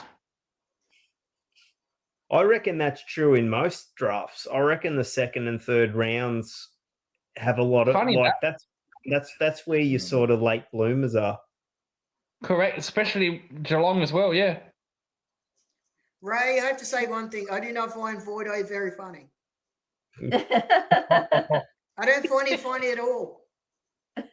Chris, you know what I heard? I heard that Lipper, like this way, if he kicks a goal Friday night, he's gonna point towards Queensland, like at you. He's dedicated to Chris. Oh yeah, didn't you hear when Anthony was trying to get me on Friday night? So now you're trying to get me on Friday. This station. No, It I'm not doesn't trying to stop. bait It doesn't you. stop with everyone trying to get me with a Lipper love. It's never going to happen. If he kicks a goal for you, you'll fall in love with him though. No, I won't. I will, about not, two I will goals? never fall in love with him. Three goals. No, you can ask Matty the same question. It'll be the same answer. Will be 18 no. goals. No. Oh, you No got goals at all. 18 goals. You got to that's got to twist your arm. I could ask him the same question about Dangerflog. How many goals would it take you for you love Dangerflog? Oh, fucking, you need to get fucking 100. Lucas would do away with his integrity if Danger kicked 18 goals. Yeah. What about Cameron? How many goals would it take you to love He Cameron? needs to do it. He needs to do it back to back, not just fucking once every 6 games. That'd be nice. Yeah, but if What about Dangerfield has Cameron? kicked How many 18 would it goals, take you to love him? Cameron's different because he's fucking injured. Like that cunt needs fucking surgery. Get him out of there. He can come back next year. Cameron's a top 5 player when he's if when he's Dangerfield fit. has kicked 18 goals, he's probably kicked 36 points Yeah, in no, the same game. Right? correct. No, that's it. Yeah, that's it. But Hey Lucas, you gonna go to go to Dangerfield's 400th game? oh fuck, we're like fuck. He's going to go to his 500th game. Oh, that fucking... Whatever Pendlebury's doing, Dangerfield would want to do. I heard Chris So if we can wanted to sign him 5 more years. Yeah, if we can get Pendlebury to retire, then maybe Dangerfield will retire and stop chasing him. That will never happen. Pendlebury's not going to retire yet. Gee whiz. That's why we're getting Lockie Neal, because Lockie Neal wants to come in because of Pendlebury. We'll see how Fuck he goes. It's worrying me that he's struggling to play games lately. Yeah. Did you hear on the agenda set as Void? It looks like Lockie Neal looks like he is coming to Collingwood. Yeah. Well, why would you want to go to St Kilda? Yeah. You don't. You retire. It's your retirement home. St Kilda's the spare parts club. Yeah. That's where all the I don't know. I find it amazing. Everyone wants to play everywhere except for bloody Essendon. Like Ray, that must. I feel kill you sorry inside. for Ray. I feel sorry for Ray. I wish Ray No would one get wants to play for some Essendon. good players. Well, I think once they get a coach, I think it will be different. Okay. But because everything's up in the air at the moment, that's a problem. But my biggest issue is they sacked Brad Scott too early. They should have actually kept him. So, because what's the point? Ooh. Right? Because what's happened now that they've gotten rid of Brad Scott, there's a couple of their like senior players, like McGrath and what's the guy? Nick Martin's an absolute gun who's been injured for a couple of years. Yeah. They all have a really close relationship with Brad Scott. Yeah. See, a lot of the players is like he close to him? Who's that? Was Durham close to him? I don't know. I don't know. I know Martin was because I think Martin was trying to call Brad Scott because he kind of alluded to it. Some of the players, when he was sacked, some of the like better players in the club, not Merritt. I mean, some of the other ones, they were they were like distressed apparently because they actually thought it was their fault. They got him sacked for not playing well. So I think the idea that he'd lost the players isn't completely accurate. No. I think probably him and Merritt didn't get along, but I think he would have got along with a lot of the others. Yeah, I think that's the case. Or how would anyone get along with Merritt if you're asking for a pay rise, then you're asking for an extension, then you want to leave? Like, I don't think Essendon. seriously. I don't think Essendon fans, like as a neutral watching Essendon, I sort of would go on by my banter and I'd say, look, I know the jury's out whether Brad Scott's a good coach or not, because at North he was okay, but I said I still don't think it's his fault what's going on right now. Well, I truly believe he only has coached one proper year. The first year, he was working out what he had, and he was also under Sheedy and Dodoro still. The second year, he was actually coaching, but he still had the Dodoro issue. He left at the end of that year, and Sheedy left then too. And then the next year, he got all these injuries, and then this year, he got all these injuries. So it's kind of like... Did you see what happened at the Essendon game the other day, guys? What happened? Oh, Kevin Sheedy, yeah. Yeah. So a couple of fans tried to leave early, and Sheedy stood in their way and wouldn't let them leave. That's embarrassing. Absolute embarrassing. But what's I was going to what's ask Sheedy Ray doing? one question, The if that's pro- cool. Why didn't Yeah. that Essendon do? In hindsight, do you think Essendon should have done the deal with Merritt last year? Yeah. Yes, I would have negotiated back for future, because we already had quite a few picks in that draft last year. Didn't you see Brad Scott's interview on Agenda Setters? Yeah, Brad Scott Yeah, I wanted saw. to. Yeah, I saw it. Yeah, he said he actually wanted to get rid of Merritt, but people higher up at Essendon wouldn't but let him. the board wouldn't let him. Andrew Walsh, That's- yeah. So that's the point that people forget. Like at a club like Essendon, it's you don't have clear air to coach. No. That's why the club's been stuck for so long. Is if you go there as an outsider, there's people like stabbing you in the back all around the club. If you go there as a favourite son, well, yeah, everybody loves you, but then you might not necessarily be the best coach either. Yeah. Does Ray like Walsh? I don't know yet. I think he's very successful. I think he could keep the club afloat just himself. Not that we need that. Yeah, I got a good story on that. Yeah, Go on then. Look, Tell anyone us, that's in Lucas. real estate, has probably done a few deals. Yeah. I'm sure. But yeah, definitely. I'm not sure about him. What was that, Lucas? With Andrew Walsh, with his real estate deal, there's an area in South Australia called Gawler. He opened up a $20 million real estate in Gawler in South Australia, and he put on about 50 homes on that block, and each house fucking sold for around about $700K. Yeah. And his picture was on fucking billboards everywhere. Because I used to live around Gawler, the area, and I was looking at it and I thought, fuck, that player looks familiar.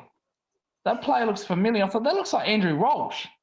And I looked on Google and it was. I couldn't believe he was doing real estate out fucking in a country town. Well, Gawler's not really a country town, but I couldn't believe that. I found that very fucking interesting, and he made a shitload of money from that deal. Yeah. So he's got fucking money, that guy. Yeah, he's like... He's worth $300 million. Yeah. Oh, yeah, he's fucking like... Oh, just to open up a bunch of land, buy it from the council, and then sell the land as like house and land packages. Oh, he made a shitload from that. Absolute shitload.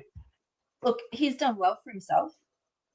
But we'll just see how he handles the club, because sometimes it's sort of a different entity. Yeah. He was a good player though, wasn't he? Did you rate him as a player? Very. Yeah, he was a very good player. Yeah, he was all right. Yeah, well, I don't know. Like, if they get they've offered Jed Walter a pretty big deal, probably they're gonna have to splash some money around. But like, Yeah. I still don't think. Oh, I don't know. To me, it's like I don't think he'll leave you Gold got- Coast. I don't think he'll leave Gold Coast. I don't think he'll leave. They've offered him too much and the years. No. Yeah. Ray, would you knows? like to see Nick Martin in the midfield? Yes. Yeah. Along with McGrath and Kako? And Roby and Sharp. Yeah. they're Because- gonna be all right. Yeah, no, look, our draft picks are really great. Yes. The ones since Rosa started recruiting, he recruited Caddy, Kako, Alachka, which is that other small forward that's sort of developing, Sharp, Roby, Farrow, Condagianis, who's played a few games, but he's sort of a backman, so he's developing. So he's really, I think, picked well. And he picked Archie Roberts. Yeah, he's a good player. Yeah. No, they'll be fine. They've just the thing is that they've just got to get this bit right because the thing is, like a lot of Bombers, they're sort of they're relenting to Herd. It's more like, oh well, let's give it to him because until we do, they won't shut up about it. But to me, it's like I get the logic, but do you want to waste like a few years just like, oh, let's just try him out just to shut people up? To me, it's like picking a coach that'll be more serious business than that. Well, to be fair, if he does interview, maybe he will be the best person. Oh, he could be. I love Hurdy on tally because he was second last time. I actually love James Hurd. My issue is I just don't think based on what happened. It's not even about what happened specifically. It's mostly that I know that Carlton make the same mistake. They're always like, how can we fix the club? Or let's look backwards. Yeah. You know, Well, you know who's pushing for that? It's Kevin Sheedy. He wants James Hurd back in the club. And when Brad Scott was appointed, Kevin Sheedy came out in the newspapers like a couple of days later and said, I didn't want him here. So how does that start with coaching, you know? Imagine the guy on the board and you've just appointed a coach and That's he right. comes out in the papers as I mean, that's the point. If you go to a club that's not united, like if you appoint someone, you can, even if a couple of people didn't want it, you don't come out in the papers. It's like, what chance someone have if you're already being undermined, you know? I mean, Brad Scott came in and he got rid of a lot of crap. Like he did. Because he turned off over 30, 35 players in the last 4 years, 38 maybe. I wonder if he's got a different nature to his brother. I reckon. I think he Brad's seems less arrogant. No, well, Brad's an introvert. Yes, Lucas, you would know if he's different to his brother. What's he like to his brother? Yeah, for sure. Yeah. They're both really intelligent, but I think Brad's. I think the issue with Brad is he's not. He was not like a people person. Like even at the club, Brad at North, he didn't like past players coming to the club, and he did the same at Essendon. Well, Chris Scott loved him. Well, the problem is, I think at Essendon, the past players could interfere, right? Because they're such big stars of the club, especially because you've got all the players from the year 2000 and, 1993 grand finals. It's kind of... But I think it's not just that they're champions. It's that at Essendon, the past players, they all weigh in on shit all the time. Very powerful, yeah. Like even this year, it was really funny, Lucas and Chris and Matt, if you're listening, or watching, what game was it? What game was it when they brought in Simon Madden to rev up your team? It was about 4 weeks ago. Oh, yeah, I remember that. Yeah. And it was just really funny because I'm watching it and I said to Ray, it's like, I love Simon Madden, but I actually, I watched football when he was still playing football, or barely. I was little, but I was still watching footy. And I'm thinking, imagine these young guys that are like 20 going, who the fuck is this old guy? Oh my god, yeah. How's this supposed to get us all revved up? Never heard of this prick. And they came out and they were shit. But the funny thing was, I watched I think Caddy, there was some clips from Caddy on that, that Players show. Yeah. And he knows everything about the club. Yeah, Caddy said in an interview that he wants to be at Essendon because he's driven by the idea that he'll be part of the group of players that turns the club around for the first time in 20 years. And he wants to be like he's driven by that. I think he likes a challenge. He's that kind of determined player. Kind of reminds me of Durham, and they have that drive. And the same Roberts has that drive. Caddy's really loyal, but you could screw it up if you don't get this bit right. If the club just looks like there's nobody steering it, and then you'll risk losing them. Do you know what I would prefer? I would prefer Herd as the development coach and someone else as the main coach. Well, this is the question I was going to ask to you two. I think the reason they want James Hurd back at the club because he didn't get a fair go at the first time because of the drug scandal. Would you agree with that? Yes. Yeah. Yeah, for sure. Yeah. Oh, I love a redemption story, but I guess it's just the funny thing is if he gets the job and then it just happens in a year, we're not even talking about the supplements thing anymore. No, that's right. No, it's just we'll all adjust to it, and it's not gonna and it'll be like it's like everything in life. It's like once you just got to create a new normal, and once you create a new normal, people forget really quick. Yeah. Well, the question is, do you think James Hurd could bring players to the club from other clubs? Yes. Because he's that kind of person. I think he's very charismatic. The only other coach I told on Bomber Banter, I said they should get James Kelly because he checks the box of coming from another system, but also he played a couple of games for Essendon. So maybe does he count as an Essendon player? A little bit. And then you also said if they don't want him, we'll take him. I rate James Kelly as an assistant. Absolutely. Yeah. Well, see, the thing is, Essendon have not replaced any of the assistants that have left either. They haven't replaced the psychologist that left when Brad Scott left, and I think the midfield coach left, and the defense coach is now Hurley, who was the development coach. And then, so I think we've actually replaced any of those coaches because obviously the new coach is going to bring their own people. So what are you going to hire them for 10 weeks? Hurley's an assistant. Stanton is an assistant. Jason Johnson, the chef.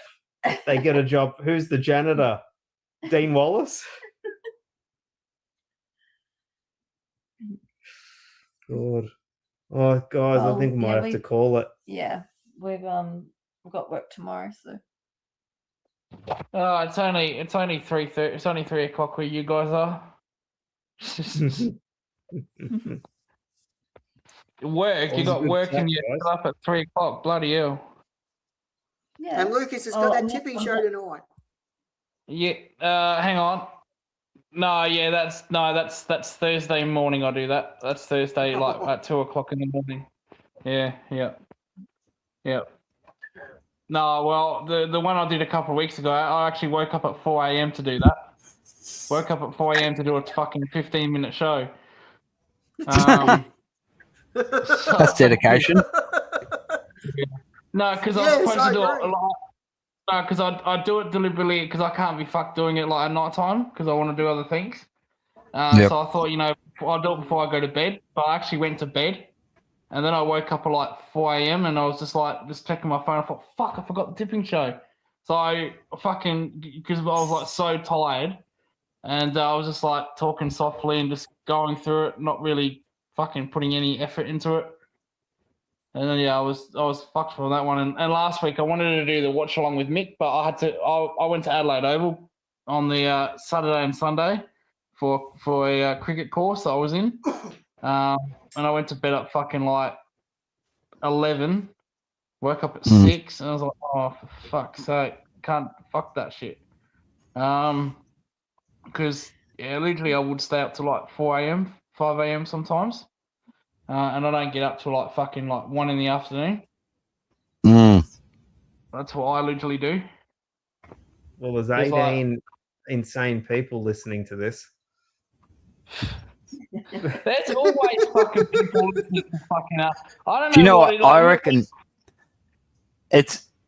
there's 16 people who have got their YouTube open and 3 people who aren't asleep. That's when You know, fucking me and Josh is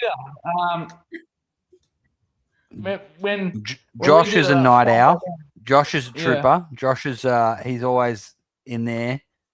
Yeah. Contributing. We should do a giveaway. We'll do a giveaway one night. Just test it out. We'll offer like $500 to anyone who like enters this whatever the code. See who's awake. No, because me, is it Peter or Paul? Whatever his name is, Peter Buckley, Paul. Paul. Yeah, we were up at 5 a.m. doing one, and there were still fucking 20 people listening before we head off. Before we went to bed, 20 people. I'm like, what the fuck? Gee whiz! Listen to us fucking waffle What on we for 5 are, hours. basically, the warble is scientifically proven to be one of the best sleeping aids in science. Like, forget about melatonin, forget about like all of these other hormones, like what's the other good one? Magnesium, scotch. Just put the warble on if you're feeling like you can't get to sleep, and you'll drift off in about 10 minutes. And we are guaranteed 100% results or money back. Yep. Well, couldn't believe that So, when you said there was people listening at 5 a.m. Fuck me. So thanks. Yeah. So let's call it. Thanks everyone who's tuned in, everyone in the chat, and everyone who's joined us in the panel. We do intend to turn this into a opposition fan sort of discussion. It kind of turned out to be that tonight. It's really fun. It'd be good if we could get like maybe Bergs or a Carlton supporter or someone like that. Get at least 4 opposition fans in, and we can chat about non-Collingwood stuff for 5 minutes, and then talk about Collingwood stuff for 5 hours. Then we'll be really balanced. It's been good. We should find someone. We should find like a real like irrational nuffy of another club who's you could have like Jerry Springer style streams fighting with. My co-host would love to do that, but he does fucking that boring 9 to 5 job every week, so he has to be in bed by fucking 9. Because he misses out all the shows. It just occurred to me that guy grew up with who's mad Collingwood supporter, but got drafted to North Melbourne, played in the Premiership in '96. He just popped up on my Facebook because he's the same. We're born like 3 days apart, and just thought he might be good for an Oppo fan to come on before the North game. So I'm going to send him a message tomorrow, see if he wants to jump on. Absolutely. Nice. But thanks Freud and Chris and Ray. Thank you, Ray, as well. You too, guys. Yeah, All right, thanks. I'll see you Thanks. later. Yeah, really, really good stuff, guys. Let's No worries. do it again, and Yeah. probably Yeah. see you guys around on the. Boydoid, if you can just stay, don't jump off when we end the stream. Just want to have a quick chat if that's all right. Yep, no worries. You're not in trouble. Oh, geez, he's probably he's in big All right. trouble. All right, see you guys. Good night. See ya. All right. Good night, all. Go Pies. Go Pies. Boys.